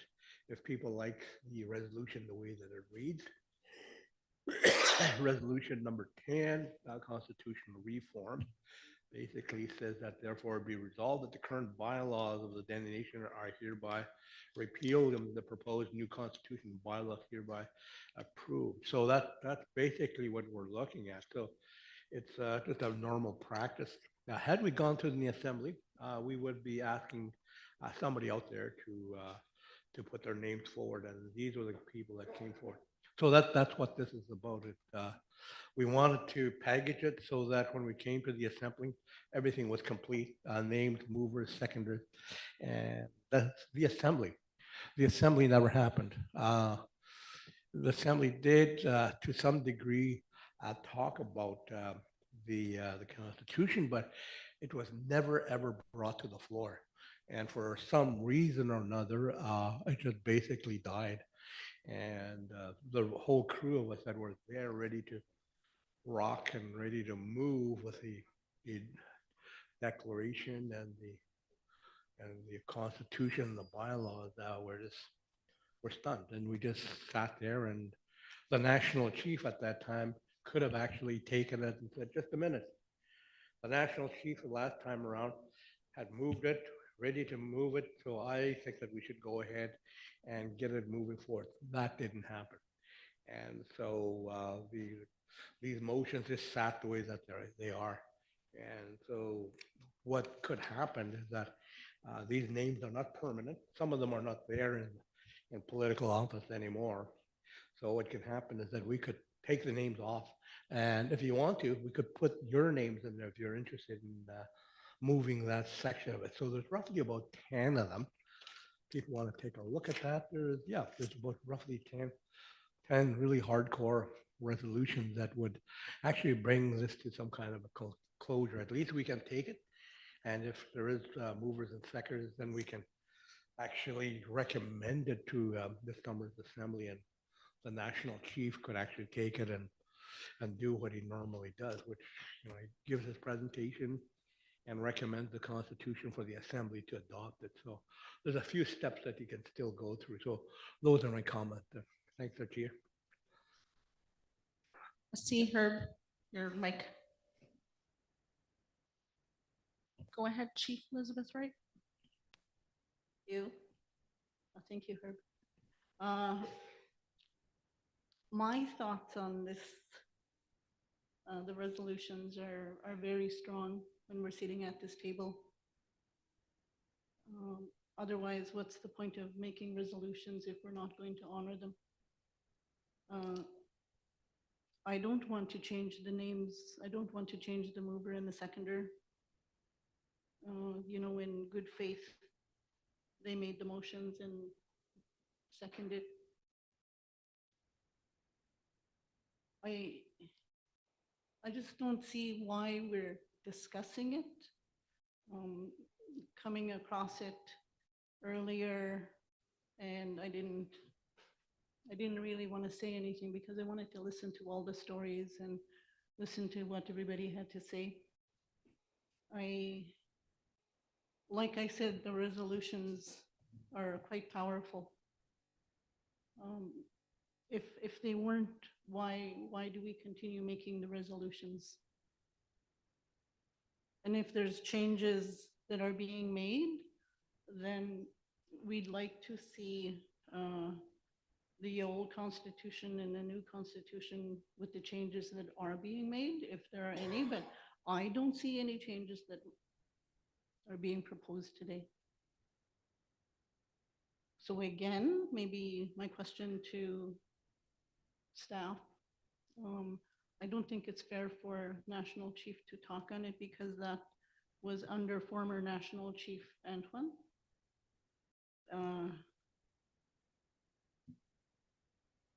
The resolution was made and I think we should honor that.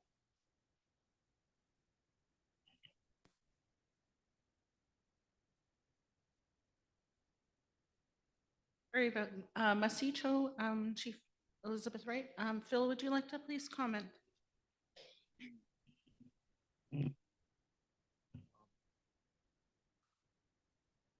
If that's the will of the leadership,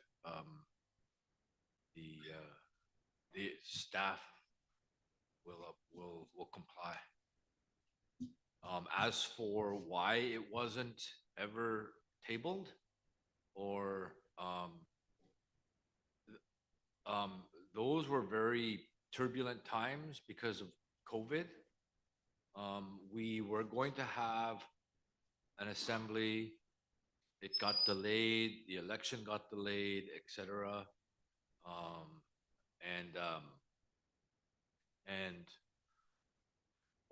And by the time we did have a national chief, the national chief election was completed, and we did start having in-person meetings again. It was not brought forward. We were not instructed for it to be brought forward. I hope I answered your question. As for the technicalities of keeping the mover and seconder on a resolution that is no longer at the table, actually that's possible because they'll be they could be delegates at the assembly. Yes, so that's possible to keep the honor and intent of the original movers and seconders. We could have ensured that's possible. Chief Elizabeth Wright, did he answer your question? Just one more last comment. I do understand the leadership roles in every community have changed. And going back to 2019, up until 2021, when consultations were being done, maybe a lot of us, maybe a lot of you weren't at the meetings when the Constitutional Reform Commission went into the communities. I do agree that there needs to be a reminder maybe, or I'm not sure the right word, but maybe come back into the communities and explain again if you do have the money, or I'm just speaking on behalf of the Gwich'in. I don't know how everybody feels about it. Phil, when you say if it's the will of the assembly, I just speak for my delegation. Masicho, Chief Elizabeth Wright. I have Chief Philip. Go ahead, Phil. Thank you, Mr. Chair. To the resolutions, I think going forward from now until next assembly, I think we can have at least a monthly Zoom meeting with all communities on reviewing this constitution. That way no one will be left behind and the information will be upfront. Thank you. Masi, Chief Philip, We have Grand Chief Herb Norwegian who would like to speak on this matter. Let's see. Thanks there, Chair. I'm just looking at the resolutions and the movers and seconders that put their name to these important documents, and many of them are not in leadership roles. So really, it's up to the leadership's discretion here to remove it. But if you are uncomfortable removing their names, the way to go about it would be to call them directly and ask them, like Jerry Cheesy, he's not the chief anymore, and just explain to him that we have this resolution and we want to remove your name. And if he agrees, then great, let's remove it. I think that's the way to do it. It's just out of common courtesy. We do it all the time anyway. You need to consult, you need to talk to them, you need to get their approval to remove. So that's just a suggestion. I hope that people, when you're talking on these things here, that you talk about suggestions. Try not to talk about the problems, because we're trying to move this piece here forward so that we can make some sense of this here. So thanks again there, Chief Chair.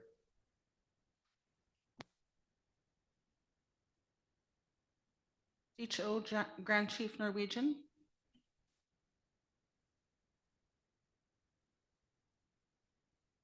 Just to let the leadership know, the staff have drafted a resolution 24-25-004, advancing the process TO to complete the updated Dene Nation's constitutional reform. So I have that in front of me here. It was drafted to move the process forward. Phil, if you would like to kind of read it to the leadership so that we're all on the same page. And that we have, a working, project, a working relationship moving forward in a mandate. So if you don't mind, Phil, please, it's just to read the motion and resolution so that all the leaders are all on the same page. I think we're going backwards when we should be actually moving forward in the process. So if that makes sense to the leadership, if you can give me 5 minutes for Phil to read the CRC constitutional, Dene Nation's constitutional reform resolution, that would help, if you don't mind, to the leaders. Masi. Thank you. The Dene leadership meeting in Deline, NT, February 11th to the 13th, 2025, advancing the process to complete the update Dene Nation Constitution. Whereas the Dene Nation is committed to self-determination and the empowerment of its communities through the establishment of a strong and effective governance framework. Whereas the current constitution of the Dene Nation requires revisions to better reflect the aspirations, values, needs of the Dene people, and whereas the leadership of the Dene Nation recognizes the importance of engaging Dene leaders, elders, and delegates in the process of constitution reform to ensure that all voices are heard and considered, and whereas the Dene Nation has sought funding to facilitate an in-person meeting aimed at communicating the proposed changes to the Constitution, as well as gathering valuable feedback and insight from leaders, elders, and delegates. Therefore, be it resolved that the leadership of the Dene Nation recommends that the proposed constitution reform be presented to the Dene leadership during the next Dene National Assembly for a comprehensive consultation and engagement, and be it finally resolved that the Dene Nation staff be directed to provide all necessary information, documentation regarding the proposed changes ahead of the next Dene National Assembly to facilitate informed discussions and engagement.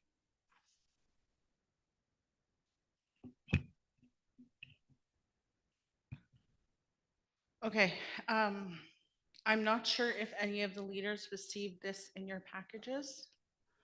Not yet. Okay, so what I'm gonna do is I'm gonna have the Dene Nation staff to try to make copies for you guys to review. This is in the motion resolution at the end of the day. what we kind of want to do is gather this information if you want any changes or additions to the resolution motion, and we can insert that as well. Any other questions?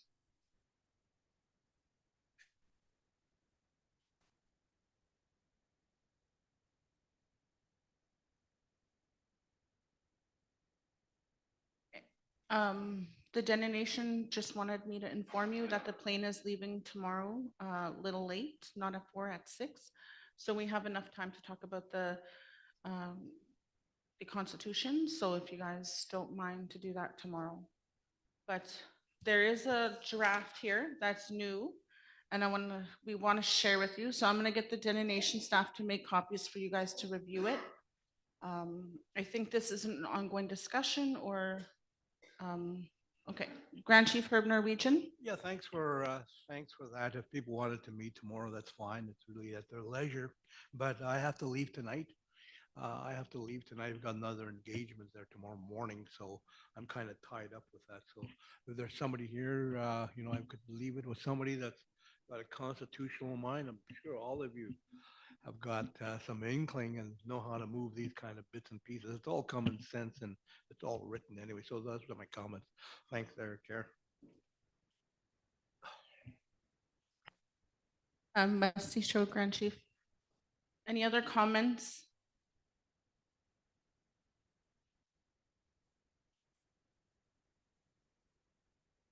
Chief Wright? I will speak to the resolution when it's presented tomorrow, but if we can have a copy of it so we can make changes, because I did hear update and there is no update or revisions to the Constitution. So if we could have a copy of it and then we can make changes to the proper wording. Thank you. Yeah, I that was, see, Chief. Go ahead. that was going to be some of my comments too, is that we need to look at these new resolutions that are coming out now, instead of just an hour ahead or whatever tomorrow. So scheduling, we got only in 1 hour.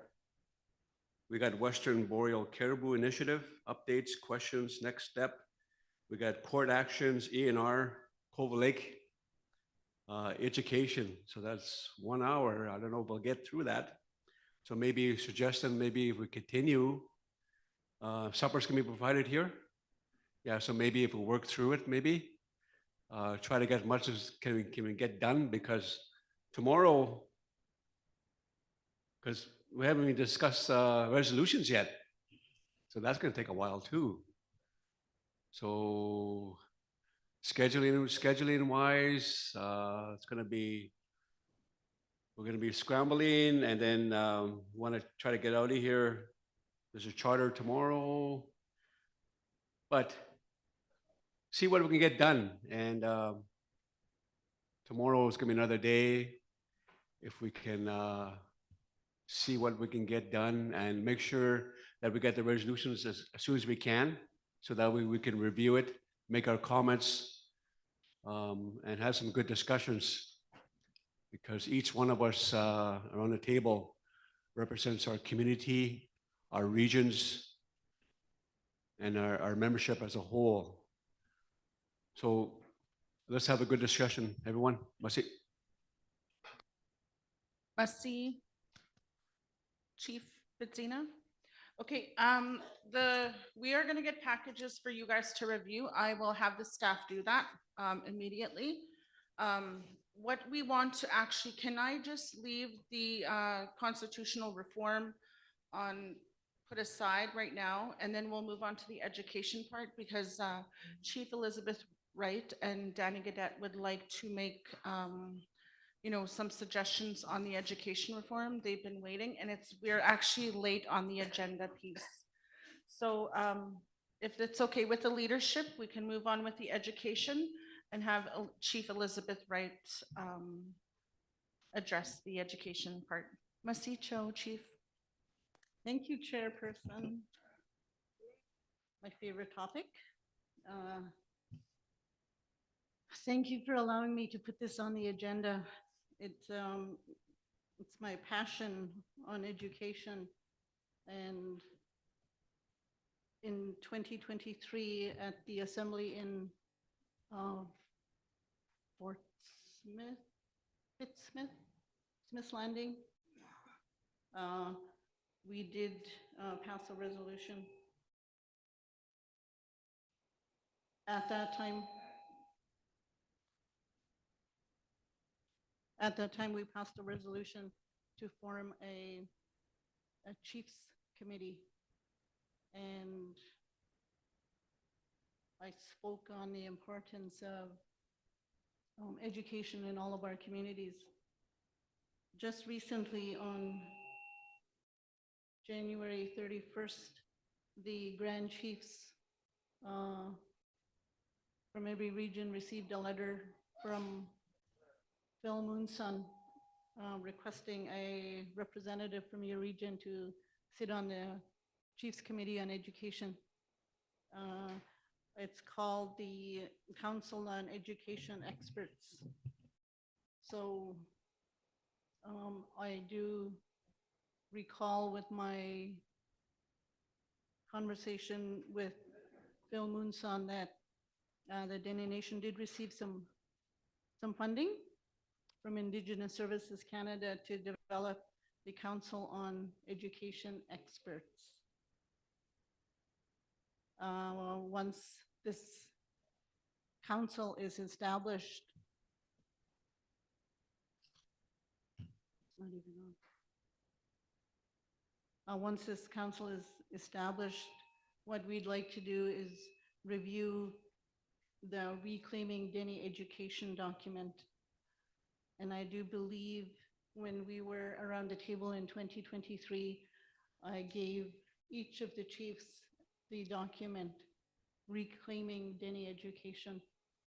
That document was put together in 2020. The Dene Nation hosted a virtual education summit, and that document was established then. What else we want to do? We want to establish a process on how we report back to the chiefs, the ones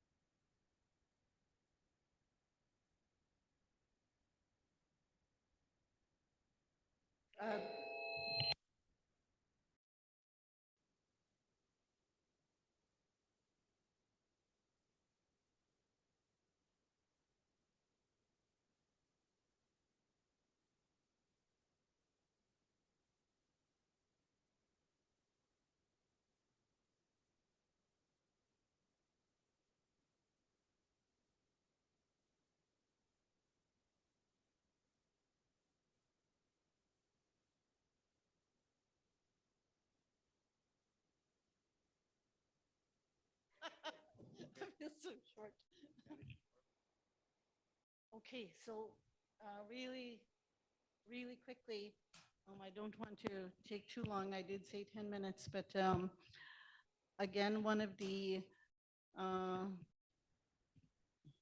roles of the Expert Council on Education, one of our roles would be to establish how we report back to the chiefs, whether it's at Dene National Assembly, or if we continue to just give written updates to Dene Nation, and Dene Nation will send it out to all the chiefs. The Reclaiming Dene Education document is very, very important. I just want to read quickly, I'll just read the mission. To rethink, rebuild, and refine the Northwest Territories education system through collaboration and unity that embraces the Indigenous ways of knowing our learners, while empowering their future preparedness through academic strictness. One of our visions, well, a few of our visions, is to pick up on and continue the steps of our ancestors to build upon traditional and Western education systems, to take ownership of education in the Northwest Territories with Dene at the center of the system. The Reclaiming Dene Education, that document I can have printed and give if you would like a copy, or if you want me to email you a copy. We also have in 2020, Dr. Crystal Fraser, Jane Archuk, Joanne Barnaby, and Doris Camsell. They did a paper on 2 worldviews, 1 vision, Indigenous success in education in the NWT. This document is public, and I really urge all of you to take it home and read it. It's really, really interesting. And believe me, you're going to have a passion about education when you're done reading it. Thank you. Thank you for giving me this opportunity.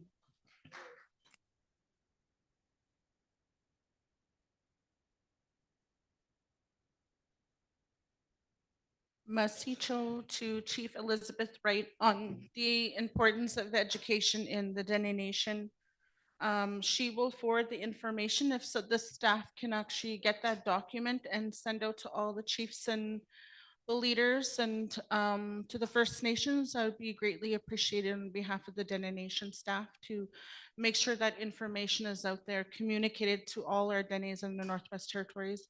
And that would be very phenomenal so that we can start the talk in the future of education, Dene education in Northwest Territories.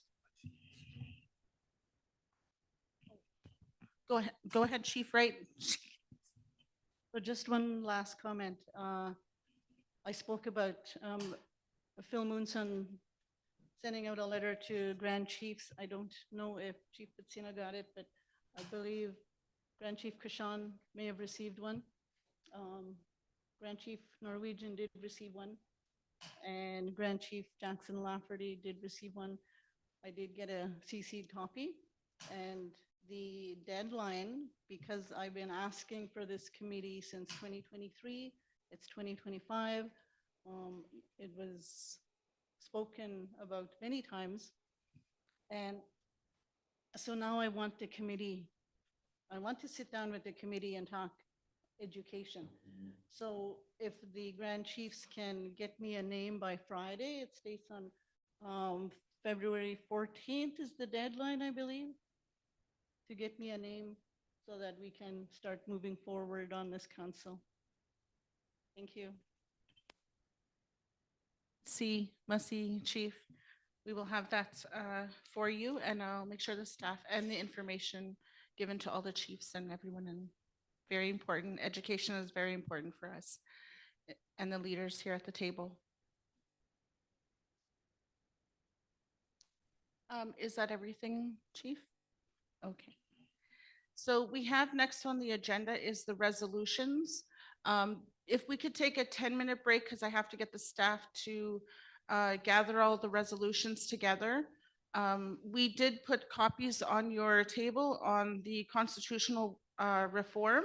You should have that if we take 10 minutes to review that. And we have a housing as well that should be on your packages, and child family welfare that should be in your packages as well. So I'll give you 10 minutes to review the resolutions and motions that we'll be putting forward. Masicho. 10-minute break, please.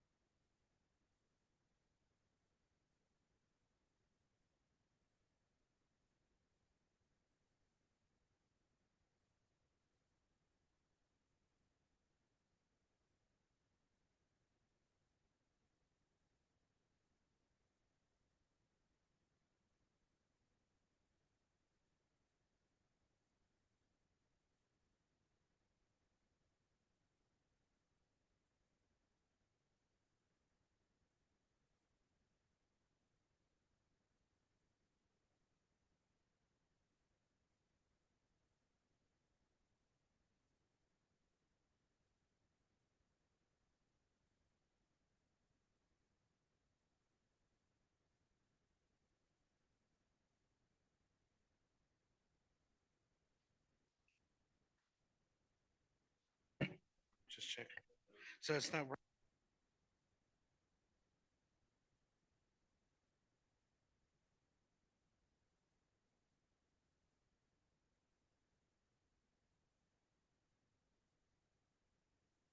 Testing. 1, 2, 1, 2. Testing. 1, 2. Yeah, I think.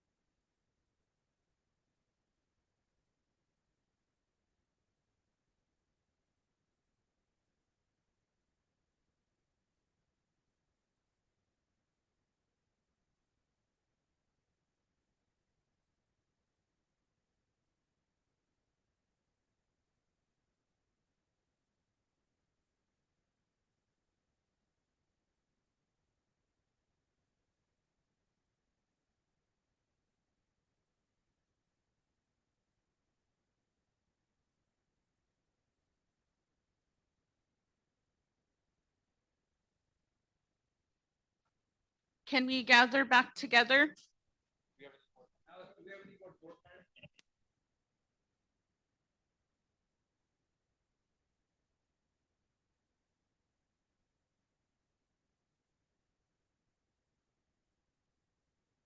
Okay, we're gonna do some more door prizes. Number 21. 21.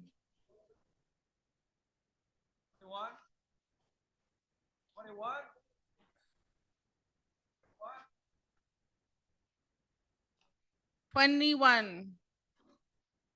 Number 43. 43.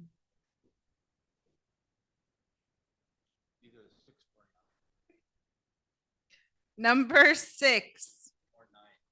6.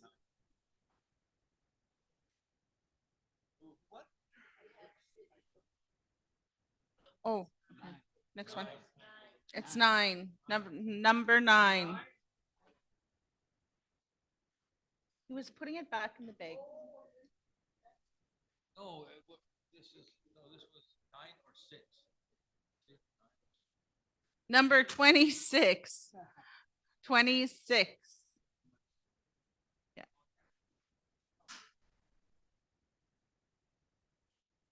Number 48. 48. Oh, 26 back there, Joe.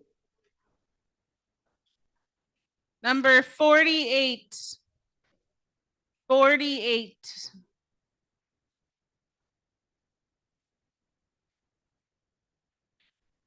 Number 31. 31. Oh, back here.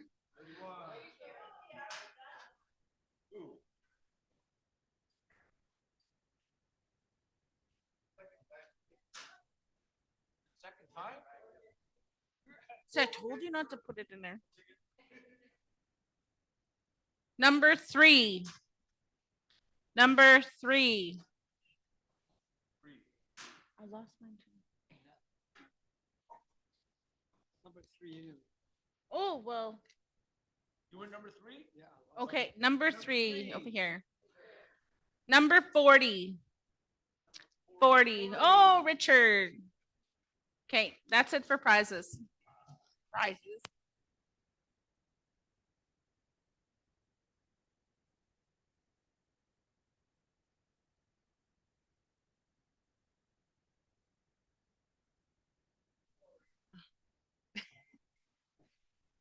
Um,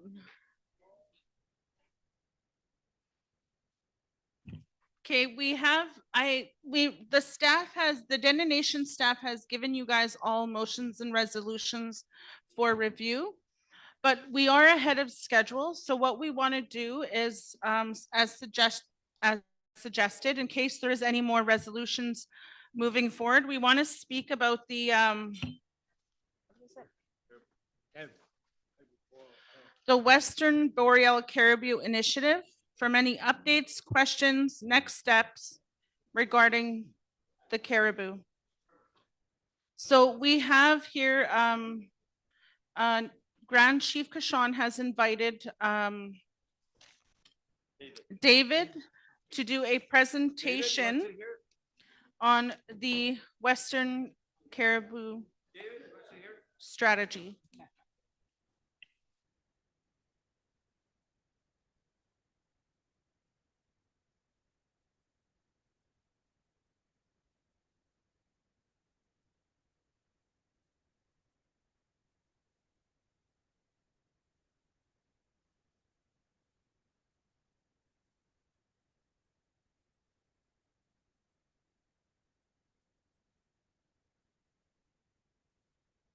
All the Dene leaders, this is David. He'll introduce himself and what he's doing moving forward on the Boreal Caribou.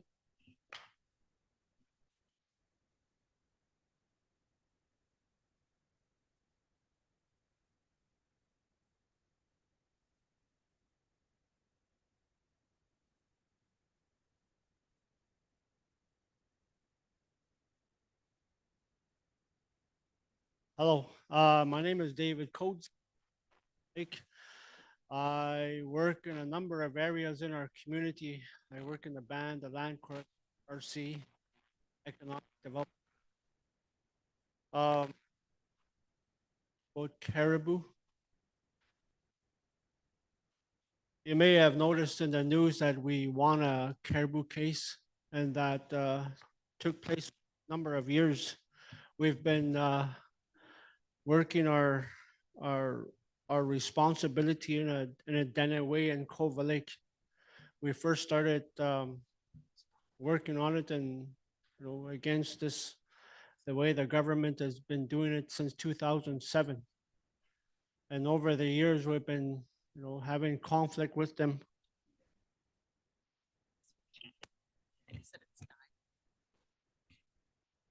Okay. So I have a presentation, but I didn't know where to send it, so I'll just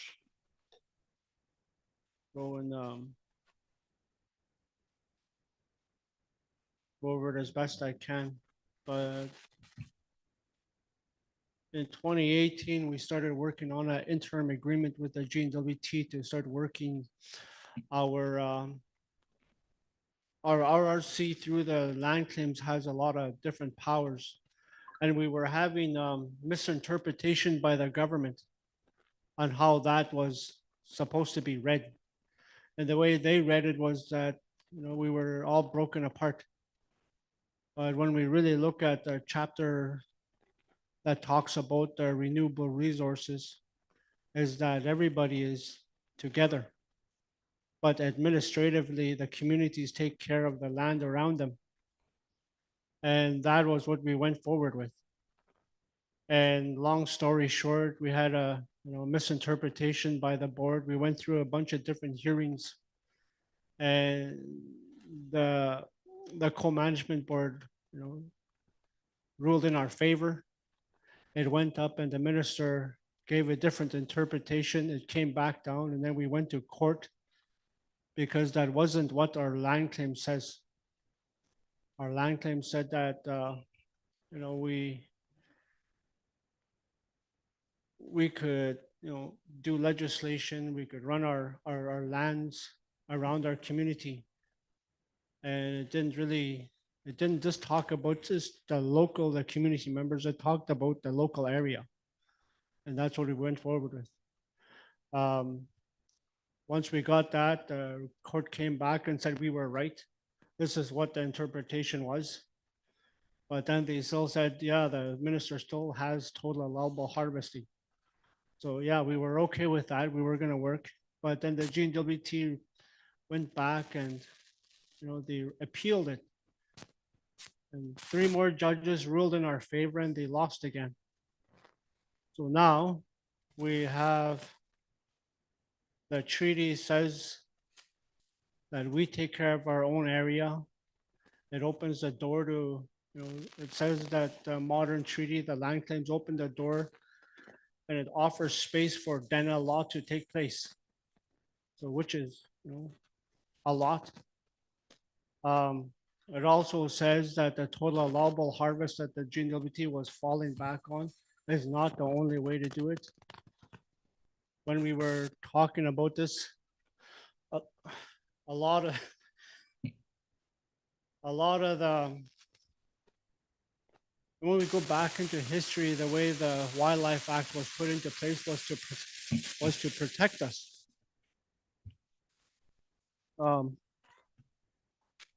Is this dying too or what? Or no? So I'm just jumping around here. My presentation is not really, so I'm just going to go back and forth.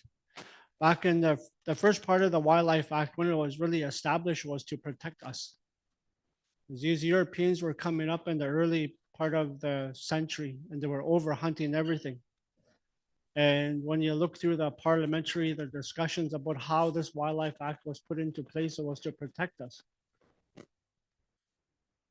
It was managing other people coming up into this area, and it said that we don't have to manage the native population up there because they know what they're doing. They wouldn't kill everything off. Well, they wouldn't have to. They wouldn't do that. So, it doesn't include them, it's other people. So when we were talking about all that, we have a way of life. We have a system in place already. All of us, we all grew up here. We grew up we listen to our elders. We have a different way of, relating to our land and ourselves, our animals that are in our area. We have a way and a relationship with that. We have a whole system in place that most people don't understand was there. And using that, we put our caribou management plan into place. But it's not just about caribou, it's all wildlife and all harvesting. It falls into that interpretation under that chapter in our land claims. So I could have had a better presentation, but then, it's really short notice. I could send it forward and could put it up.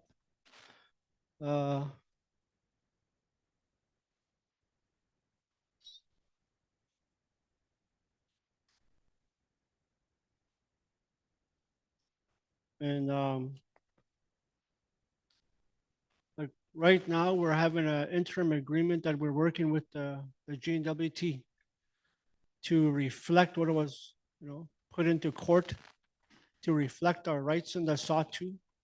But it's not just a Cova Lake that it's just not the ruling in Cova Lake, but it's throughout the whole Sawtooth. And the way the RRC works, it's not just title land or government land, it's the whole thing within the Sawtooth boundary. And it's not just, it's meant for that. Like the RRC has a lot of things. It's not just a land corporation or the band, it's the entirety of it.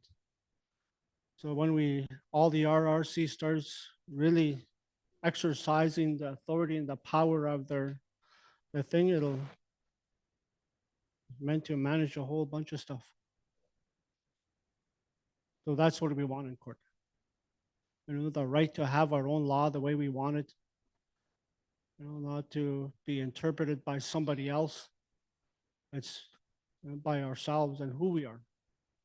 It's a long time in coming. I think it's not a watered down reading by the government for us. It's us. I'll just leave it at that and see if there's any questions. I could have brought the ruling out and read it verbatim, but it'll take too long.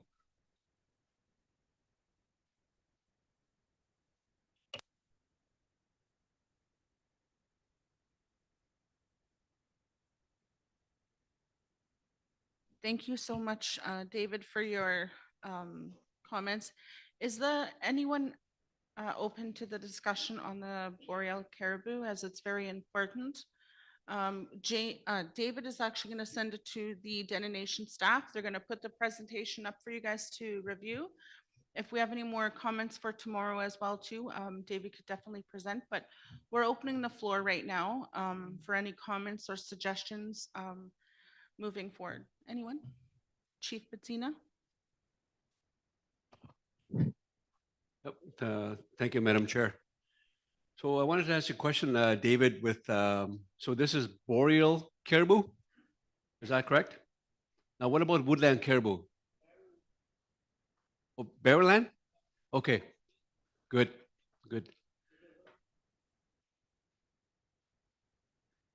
Sorry, Chief. I'm just going to get him to reply to your. Okay. Musty. Sorry, I'm not used to pressing the stuff. Under the interpretation, when you go through the chapter, it could be all wildlife. All harvesting that we do in the area, it'll fall into that interpretation, not just caribou. The only thing is caribou is just the issue of today. Okay, good. If it's Bearland caribou, that's good because a lot of our regions, our caribou are declining quite significantly.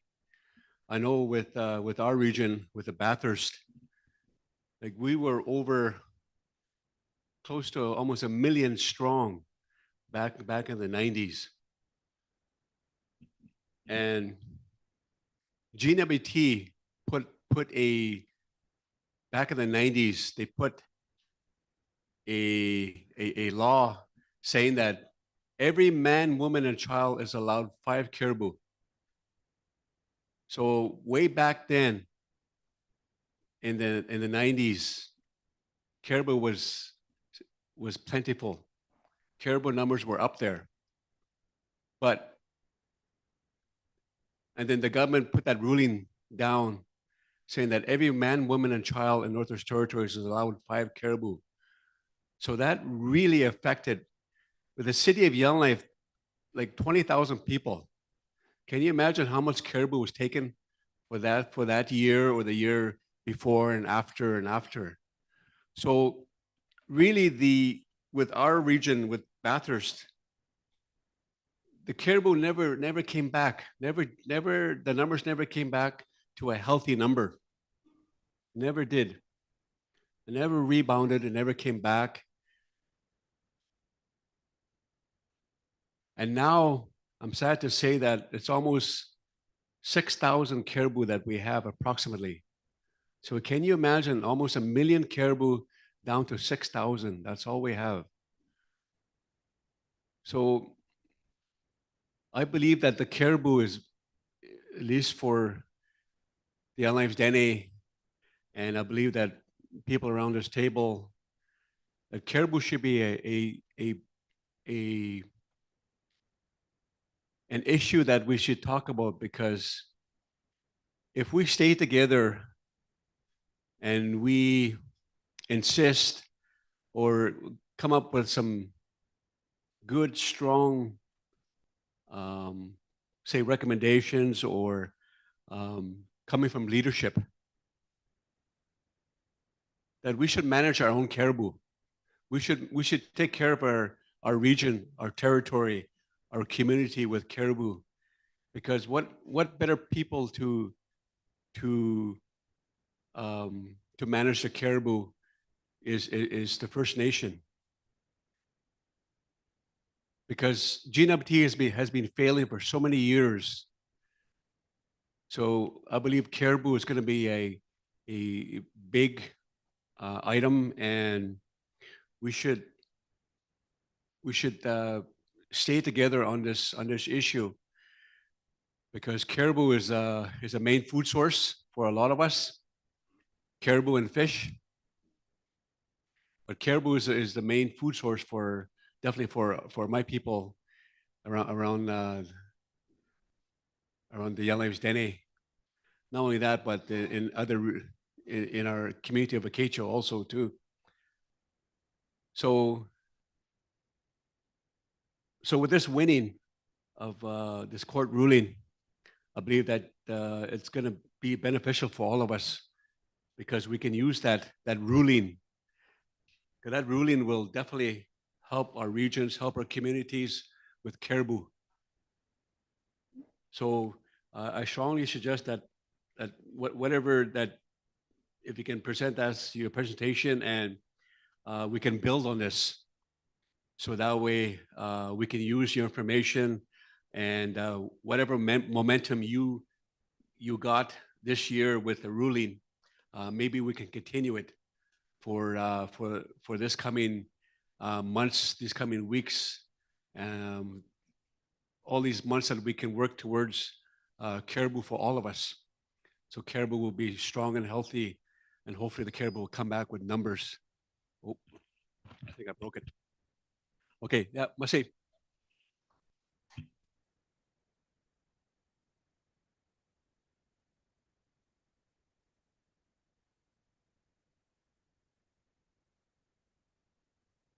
Sorry about that, Masicho. Thank you very much, Chief Bedzina. Do you have any other questions, or would you like to reply to the? I'm just trying to get my thoughts in order before I start going. But part of the court ruling is that we exercise our authority. Anybody that's going around the Cove Lake area would have to come to us and say that they're going here and there to go hunting. Also, other things that we have, we monitor other people, monitor the area.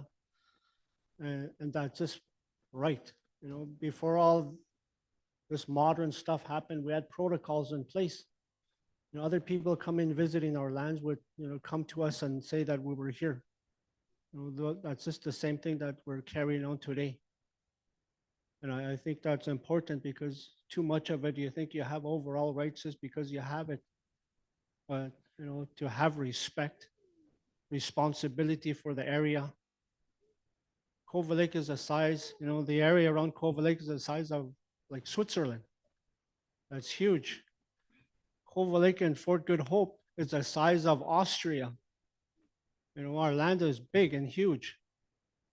We can't rely on just Arwood to be out there. There's only one person between Fort Good Hope and Cove Lake. But then there's a lot of Dene, a lot of Métis that are out there on the land. And the whole Sahtu and the whole Northwest Territories. One of the things about caribou and the decline is that, you know, we had a drastic change to our life.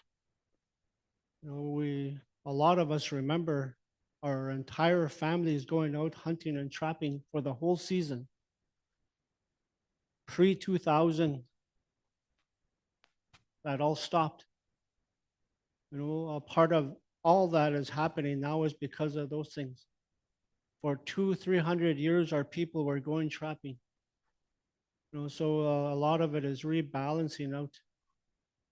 And, you know, it's like things happen in our lifetime, in our stories that we hear from our families and that these things happened before and they'll come back.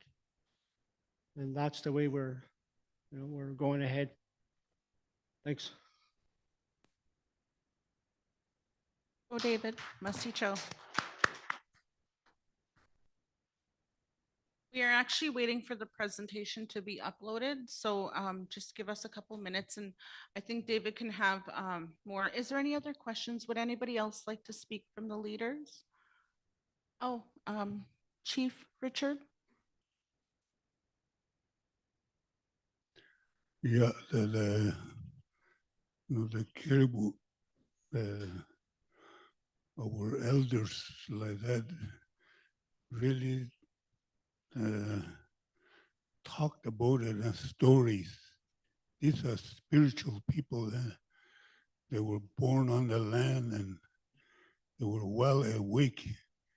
They know how the caribou live. They said if you shoot a caribou and then it's walking among it somewhere, a big herd, it just joins it. You call that in our language yirahake. Yirahake means it just you shoot a caribou and it's alive over there again, joining into its relive again, new life, and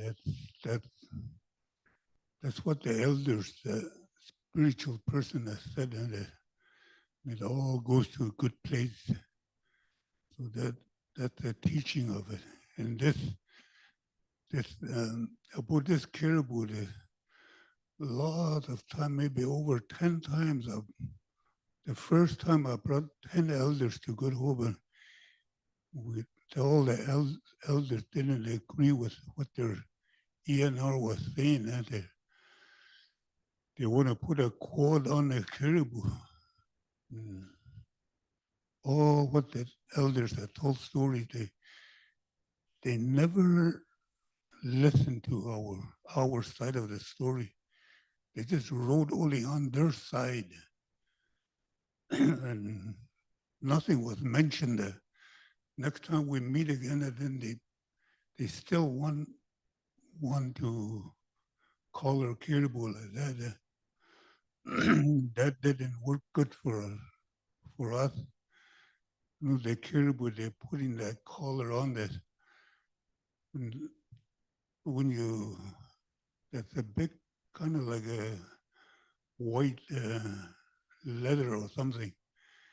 That collar is just cold when you touch it with your hands, bare hands.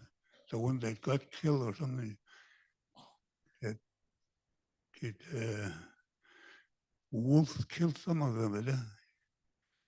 I don't know, that's pretty heavy too, and when it's running, it's just banging on its collarbone, all wore out inside us. We've seen it that it's very suffered there, where they study it. So that's why the elders too were really against the collaring. We could find another way to study the caribou to make it laws, because you got snowshoes like that. And with snowshoes, you get really close to it. So I think it's better we protect it in our communities. Our ancestors have made a good living out of it way back, and they passed that knowledge on to us. And it's got a lot of stories around the caribou. And maybe if we just had a meeting about in Satu region in Cove Lake about it. Oh, lots of good stories came out of there. So I hope it gets better for the communities. We need it, and we're going to take good care of it. So I just wanted to add that, and I really thank those some of the teamwork they worked on it. It's good work they did. I just wanted to add that to David. What's the show?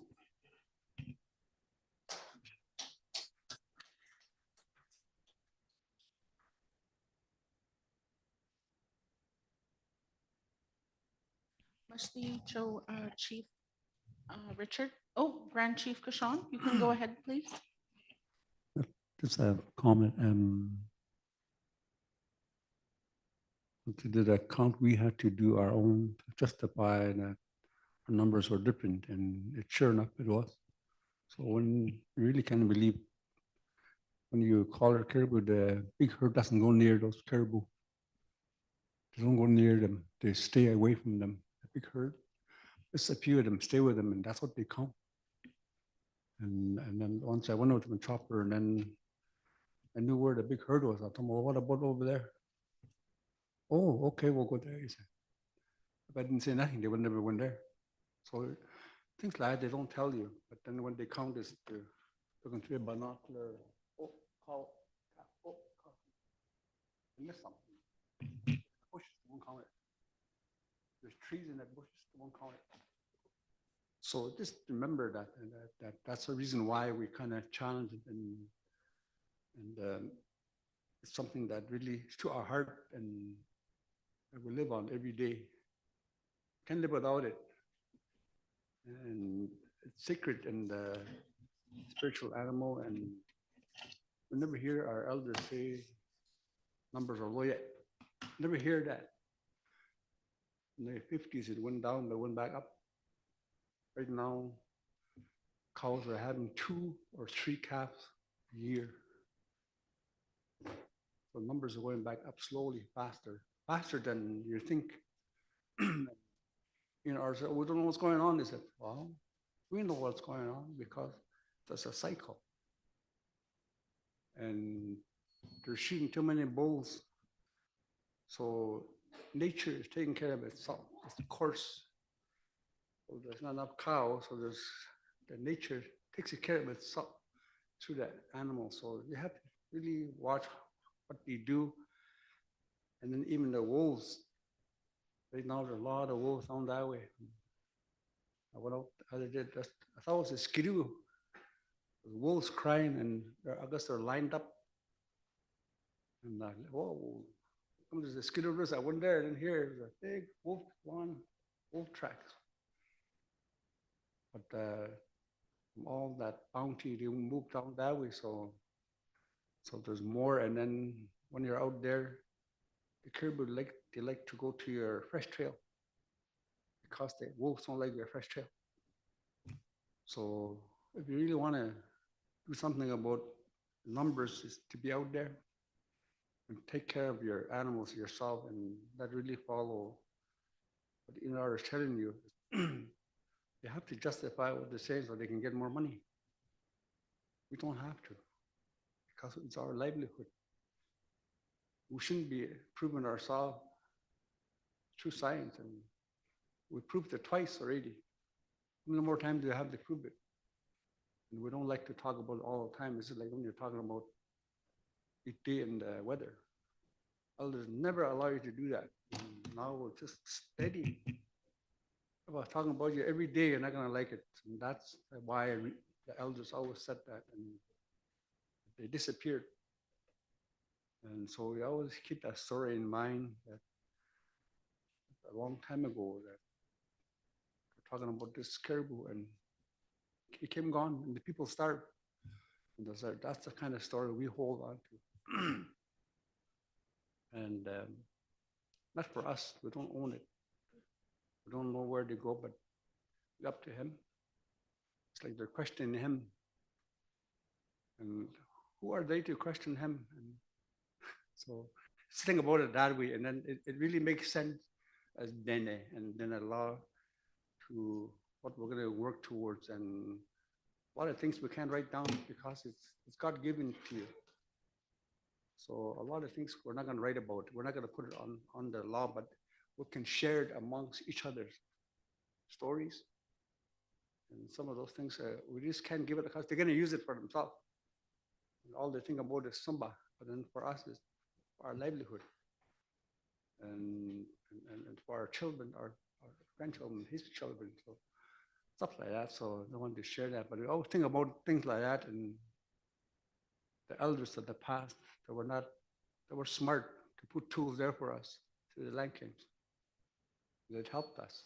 And so that's why I said when you're talking about Constitution, they thought ahead about everything. So they're very smart, even though they were not educated, but they know what was going to happen. So I want to say that Masi and David, you guys listen, if any questions, and but we all want to work with everybody, all that Dene that live up Caribou. Masi.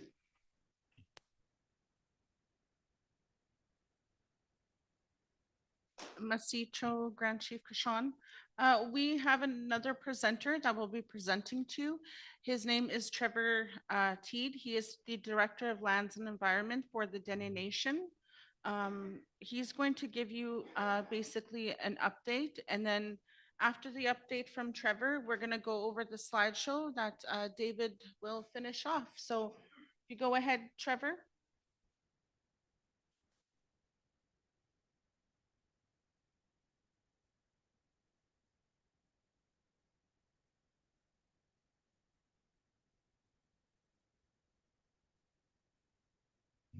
Good afternoon.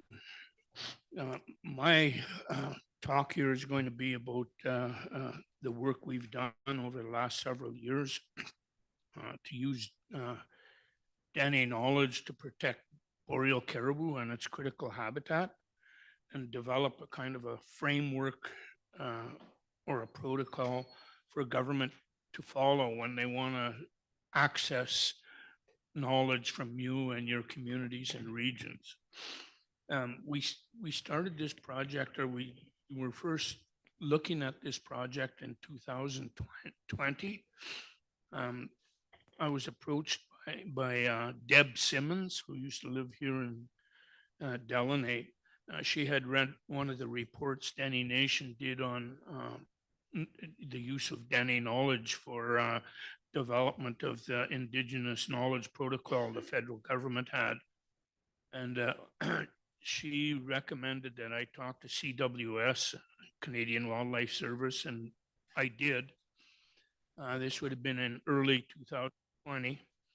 And then in December 2020, the Canadian Wildlife Service reached out to Dene Nation to see if we would be interested in running this project and go to all the regions and collect information from them. And we agreed that it would be something that would be of interest. Norman Yakalaya was that Dene National chief at the time, and he supported that initiative. So one of the federal government laid down two conditions to us to move forward with the project. They recommended we bring in a caribou biologist, and they also suggested that we bring in a student that would be willing to get a master's degree in Dene knowledge. So I reached out to Joe Dragon. Joe was the former deputy minister of ECC now, and with the GNWT, he was let go of that position. He agreed to work with us, and together we reached out to Leanne Goose, and Leanne expressed interest to get a master's degree in Dene knowledge. So together we put together a proposal. We worked through Christmas 2020, and we put together a proposal. We shared it with the GNWT back and forth, and then we presented it to the federal government. And this would have been around, I think it was just after Christmas, maybe the 26th or 27th of December. And the Canadian Wildlife Service phoned me and said that the GNWT put in an identical proposal to ours. The information sharing with them, they took and they put their own proposal into the government. And so the Fed said they probably wouldn't fund either one of us unless we could work something out. So I offered on behalf of Dene Nation to work jointly with the GNWT and work together on this project. And the GNWT declined and they withdrew their proposal. So Dene Nation was funded to move forward. And the terms that we had in that agreement were that we were to visit each region, the leadership in that region, and get permission and direction to return and hold a workshop on how to use their people's knowledge to protect boreal caribou in their critical habitat. So we did that. We started that work. We visited the Gwich'in region, the Satu region. We tried to visit with the Akecho, but COVID hit. We weren't able to do that. We did have a meeting with Tlutsoke. We went into the community and met there. Norman was with us then. And then everything kind of grinded to a halt because of COVID. We were scheduled actually to come in to Colville Lake, and they had an outbreak of COVID there the day before we were supposed to get there. So we never did, not Colville Lake, pardon me, Fort Good Hope. And we never did get there at that time. So we were delayed about a year. And once the restrictions lifted, we were able to visit some communities. We visited April's community. We met with her team there and talked about things. We went to Fort Smith and met with both First Nations there. And then we returned to the Gwich'in region and had a workshop there. Then we had a workshop at Fort Good Hope. And we moved south. We had to come to an agreement with the Tlicho because they have self-government. They were very reluctant to deal with a third party, Dene Nation. They would rather work government to government. So we made an arrangement with the Tlicho and came to an agreement where they did their own workshop and we funded it and they provided us the report. So we accomplished that as well. And then last fall, we held our workshop in the Decho region. So we've had workshops in 4 regions. The Akecho has been kind of off and on. We had some difficulties putting together things there. The chiefs were hardly ever available or had something come up and we had to reschedule the workshop a number of times. So we're hopeful to have that following this meeting here. So the work that we did, we didn't collect knowledge. That wasn't what we were there for. We were there to get direction from each of the regions and the communities at how they would like government to come and address their needs when it came to boreal caribou. And for that matter, any species that get listed in the future as threatened or endangered, then the government will know how to come back to the regions and communities and deal with them. That was the intent of the agreement. We heard a number of things not related directly to knowledge about how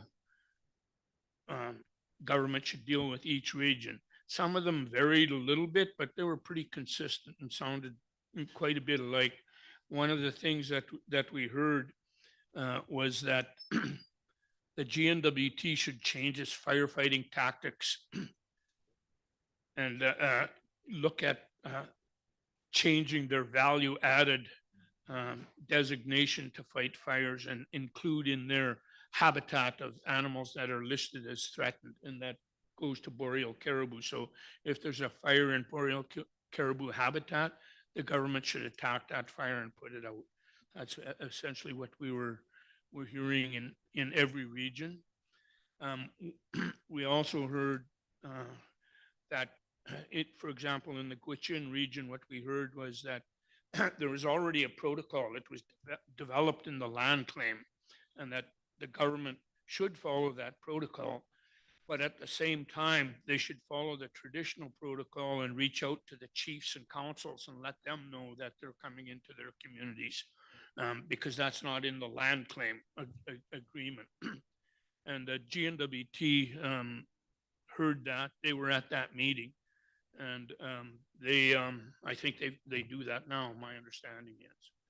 So I'm just kind of talking here. Leanne Goose was supposed to make a presentation here, but she's on a flight to Edmonton. She thought I talked to her earlier today and told her that our talk was going to be tomorrow. So I apologize for not having Leanne present on our findings.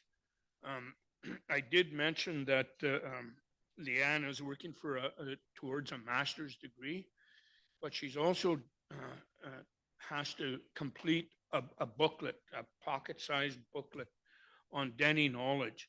Years ago, Dene Nation produced a small little booklet, and it was called TK for Dummies.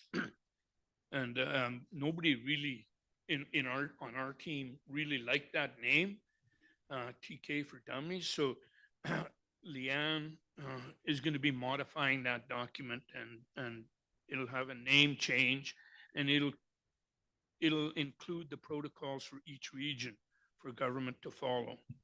So that's essentially all I can really say at this point in time without Leanne being here. So I'm open to any questions that you might have.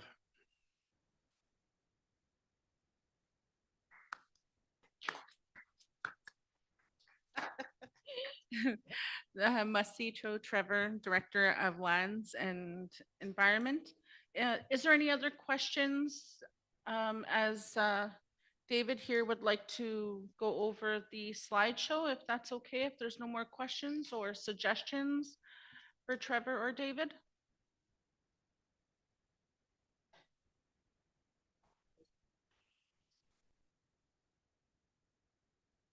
What I said before was kind of a real fast version of that presentation. It just looks like everybody's kind of tired. So I think maybe if you guys have the presentation, I could go over it if you guys want. I see people yawning and stuff like that, so We are supposed to stop the meeting at 5 o'clock, but I was just wondering if the leaders are okay to hear the presentation, and if any other suggestions tomorrow morning, we can move forward with that. So are you okay for David to start or to move forward with the presentation?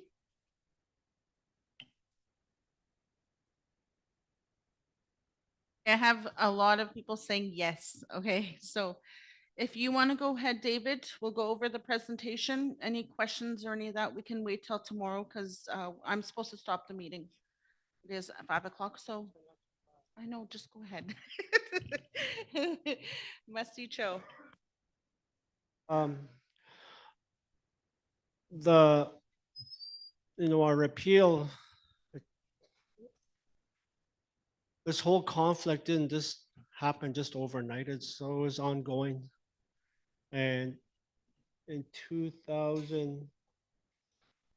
2019, we started working on a process through the listing.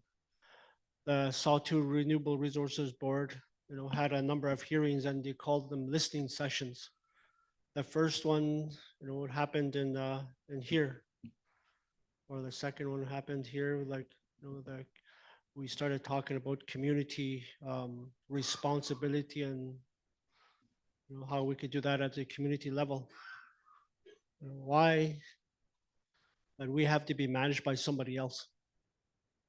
And any oil and gas company, they go out there, they're self-regulating. Nobody has to watch them, yet they cause more harm. But what about us? We looked at it for like that. We're saying we got to make sure that we're self-regulating as well.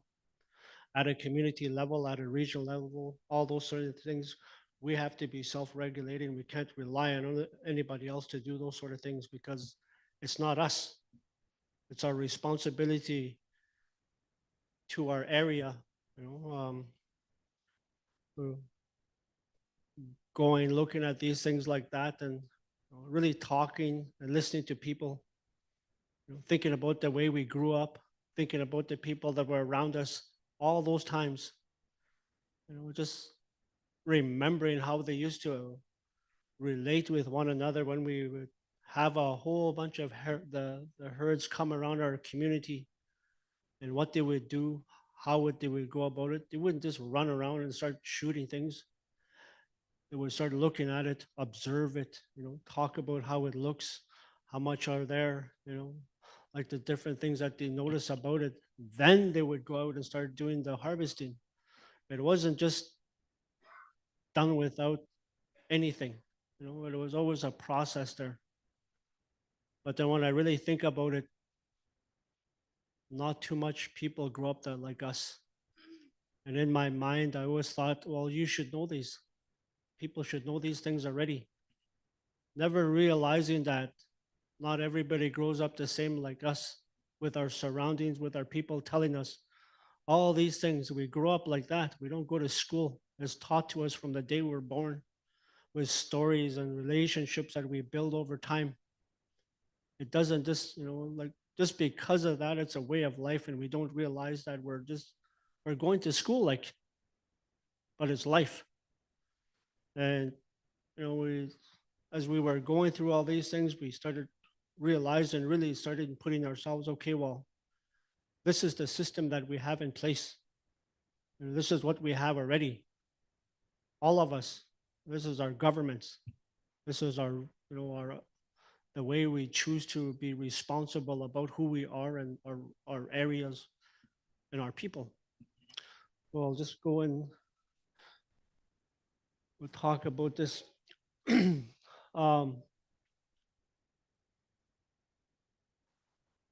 we go look at our land claims, it gives a lot of authority in the chapters that we have in our renewable resource councils.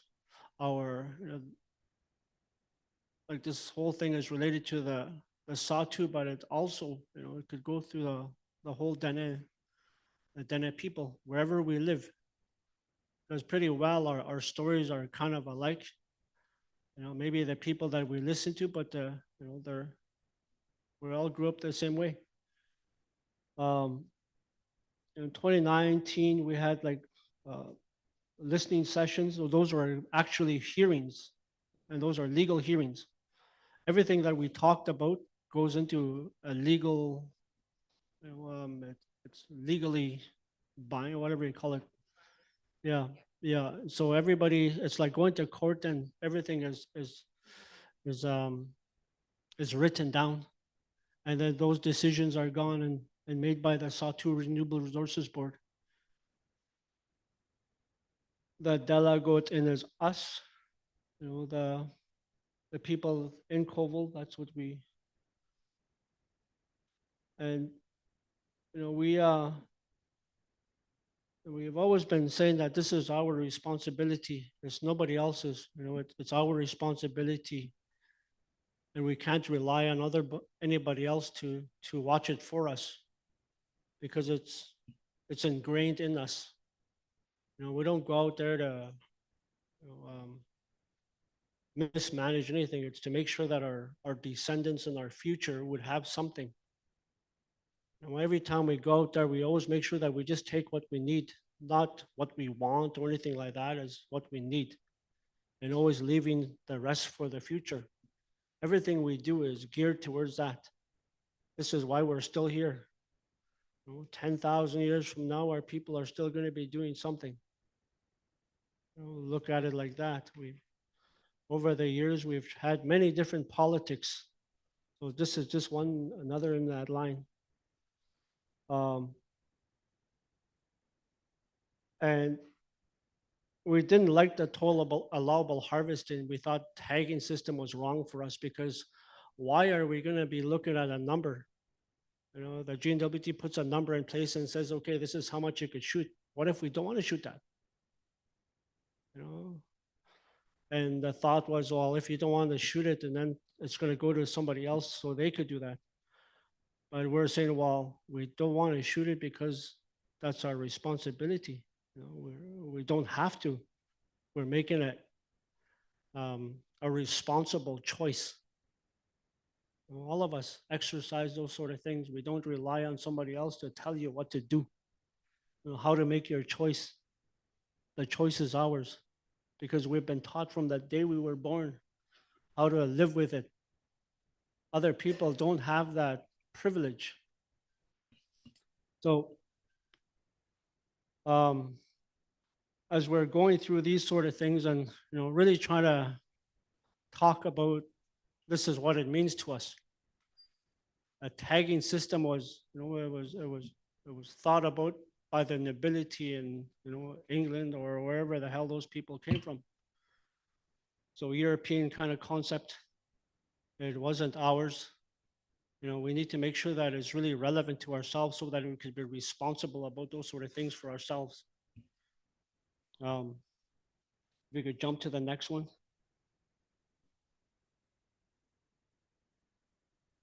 I think we're going through the airways.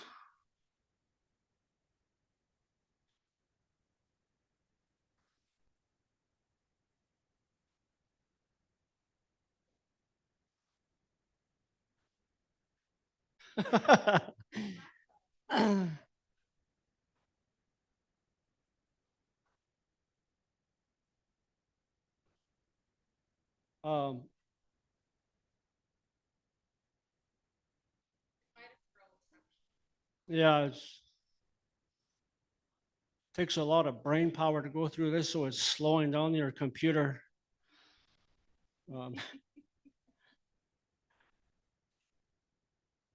Okay. So when we go through the SAW-2 land claims, it gives a lot of authorities and a lot of different designated powers to different organizations. One of them is the SAW-2 Renewable Resources Board. It's regulating over the whole SAW-2. And inside of that, we have the Renewable Resource Councils, kind of like a HTA, but then beefed up and have like, just wait. The RRCs take care of, they do under the land claims, it says legislative, they have legislative responsibility as well. And at a community level, a community can make decisions on how harvesting happens. But it's never been really exercised because nobody really thought about how to do it.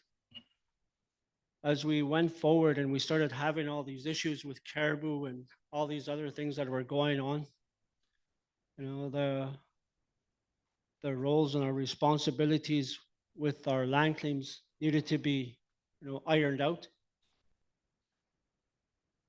So we need to find a way to have that joint responsibility with ourselves and the GNWT, but we have to be equal at it. We can't just be letting them make all the decisions for us because, I think a couple of years of education versus lifetimes of experience living and, responding and seeing the environment change and wildlife patterns change so that, there's a different sort of decision-making process that happens. So we need to be there. We need to make sure that we exercise those responsibilities. Government could listen to us, not tell us what to do just because they have biologists with certificates. Basically all the books that they have, those books were done by anthropologists that interviewed people that were living out there like us. So, it doesn't make a lot of sense just to keep on doing it that way. We need to be at the table to make sure that the decisions are happening for us. And we have to be there to make sure that we're doing it for ourselves. It has to be relevant to us. And then, so we propose that we need to make sure that these things are, the tagging and the whatever permission on how hunting happens has to happen at the community level. Just because Cove Lake did it first, I know other people are going to come later. But then somebody has to be first and somebody has to fight the way. And we might not think of everything, but then guess what? There's other people behind us and they might fill more parts of it up.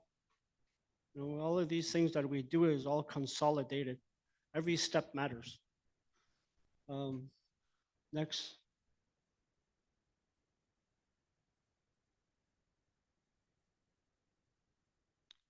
There you see Dennis just sitting there with a big knife.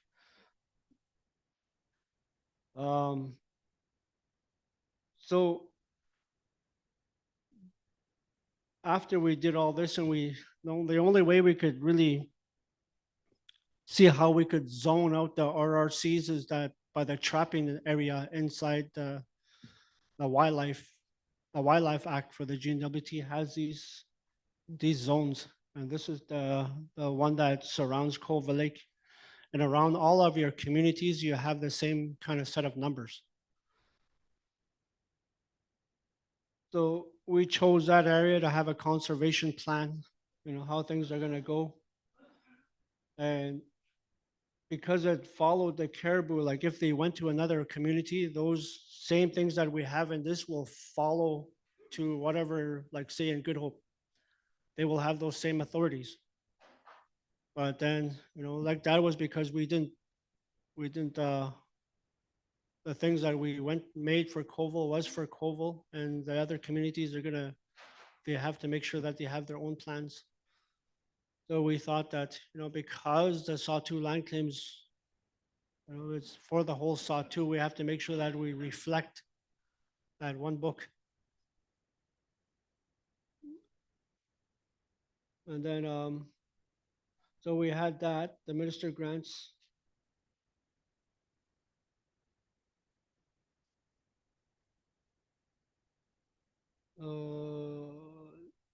The Sawtoo Renewable Resources Board made a decision, and then, the minister is the last, has the authority to say yes or no and all these sort of things, but then he has to make sure that he has to follow the land claims as well. So we change, so one more. So the minister said that the RRCs only could take care of the people in that community, but that's not what the land claim says. It's the Sawtoo people are all one, all participants are all one, but the community land, the RRCs take care of the area on behalf of the whole Sawtoo. So every group, like every community, there's only one RRC in all the communities, and they have their own, their own areas. They have to manage, the community manages that area on behalf of all the participants. So that's the way we read it, and that's the way the land claim says it. but they came back and say, well, this is the local area. But then that just makes us all separate again. But inside the land claims that we're all one. And then he came back. We wanted to give our own authorization. People would have to go to Kovalik, the band, and say that this is where they're going to go. And then we said, we're going to make sure that we have monitors out there. The biggest thing back then that was happening was all these things on Facebook about people abusing, hunting, animals out there left without a lot of the things that could be harvested, a lot of the things that could be brought home and cooked and eaten was all left out there. And there was a bunch of pictures around Facebook, and it was all those, we didn't want that to happen in our area. So we decided we're going to make sure that people go to the band and tell us where they're going to go. And there's going to be monitors out there to make sure that people are taking pictures of what people leave behind and how they do it. So that was our answer to all that. But then the minister came back later on and saying, okay, well, total allowable harvesting is the only thing that we could do. Total allowable harvesting is when the government takes over. But we never tried nothing in between all those conservation measures. We just went straight to the back without doing all those other things. So, and then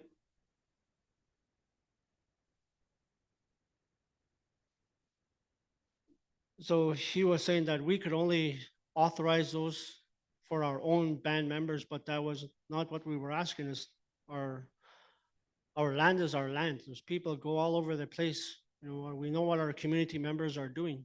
We live with them. Kovalik is a small community. There's no secrets. Everybody knows what other people are doing. I'm pretty sure it's like that in all our other communities as well. We know what we're doing. It's other people coming around that we have to manage, and we have to make sure maybe they're not doing nothing wrong, but then we need to make sure that we're responsible. And we need to make sure that the people that are coming into our area are safe as well, because, how do they know where they're going? They could go into thin ice and go through the ice or something like that. So it's our responsibility for people that are in our area. So, and then the minister said that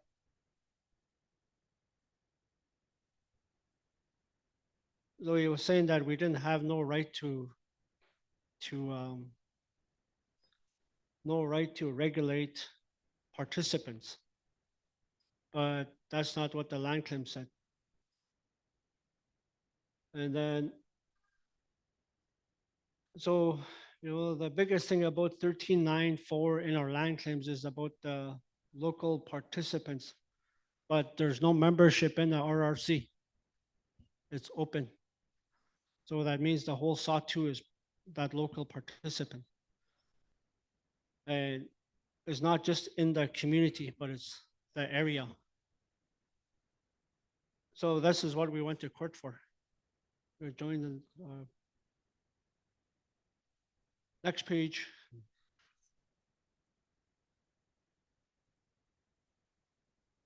So because the minister came back with a letter and that went into the hearing, the SAW2 Renewable Resources made a decision. And those, it's like court. They made a decision that goes up to the minister for, the GNWT to the minister to sign off on. But he came back and he wrote back and misinterpreted and the land claims, not coming back with what the land claim said. So because of that interpretation, we went to court saying that's not what it means.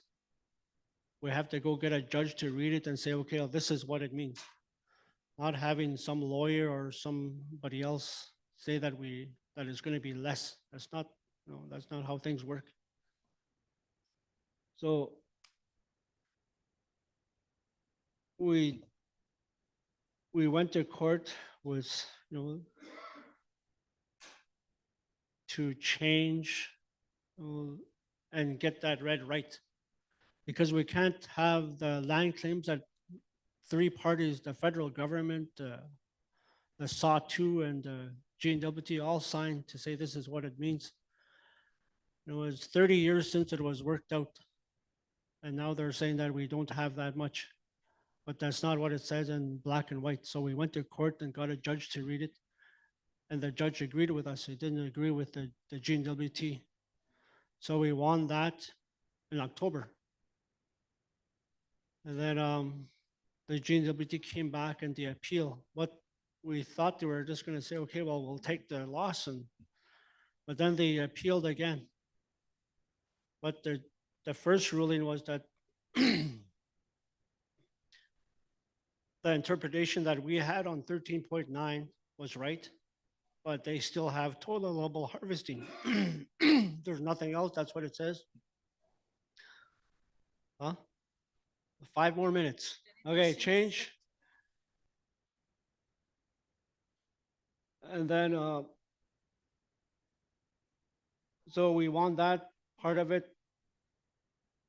And then it came back and reappealed saying that, you know, the judge that read it didn't read it right. So I'm just gonna go right through it really fast. Anyway, and then the GNWT appealed. They're saying that the judge that read it didn't read it right and he didn't know. It went to appeals. There's 3 judges that came from Alberta that sought to intervene. The lawyers had their say. There's a whole bunch of things that went into that. It was a whole afternoon. So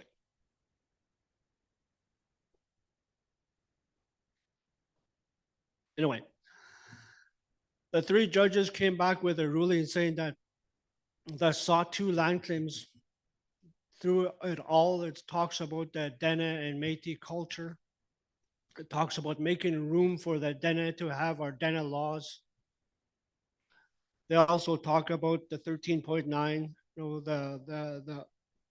the area is the way that we said it was. And they also came back and said, total allowable harvest is not the only way. They also talked about, you know, back in the past, you know, we know what we're doing out there. You know, we've lived this long out here. So a lot of it gave us a lot of, you know, it was on our side. So, you know, that's what we have now. I'll just leave it. Probably they'll share it with you guys. But you know, I'll just leave it at that. But it's, for us, it's a good thing. You know, it gives us a door open. Also, you know, I've never seen anything in the court saying that we have Dene law, which is good. You know, it keeps the door open, and we kind of keep on working on those sort of things. Thanks.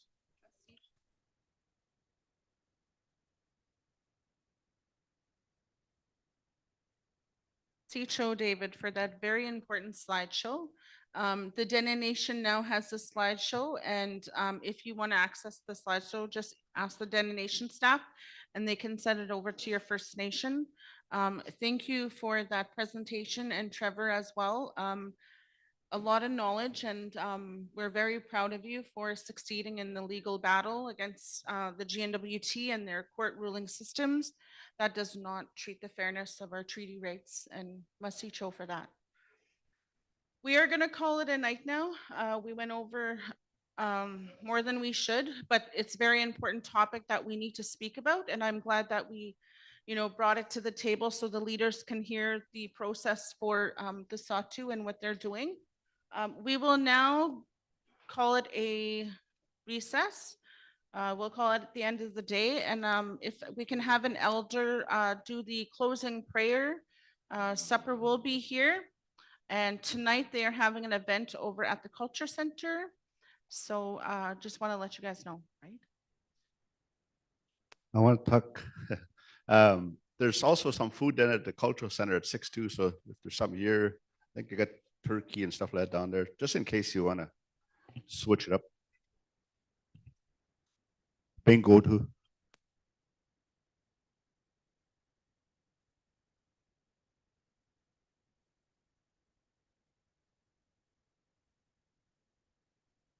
Sorry about that. I invited David to come over in the morning, just in case there's any more questions from the leaders.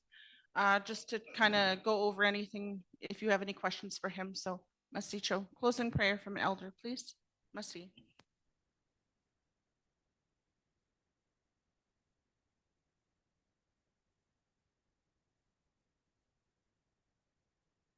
Chief, oh, this Andrew from Deline. 마치 지금 다 미나 뒤에가 아니고 같은 색깔 등등 할때 나왔고 마치 칸이가 스나트 되었네. 그 뒤에 그 뒤살때 내가 뱉어 조거라고 아니야 뒤도고 나 마치 이제는 왔대 아닌데 이제 조거라 나 계주서 위레시 저 지카트의 지식을 고가 렌테 넘는 거죠. 예, 호레 나 마시가 가지고르지 가지고르지.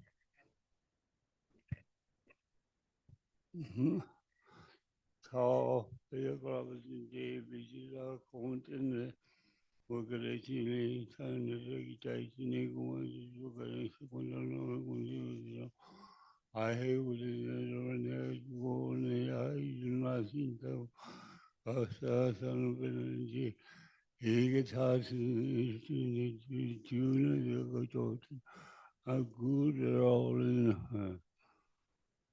저 배우가든지 비지가 공원에 저 배우가든지 비지가 공원에 마시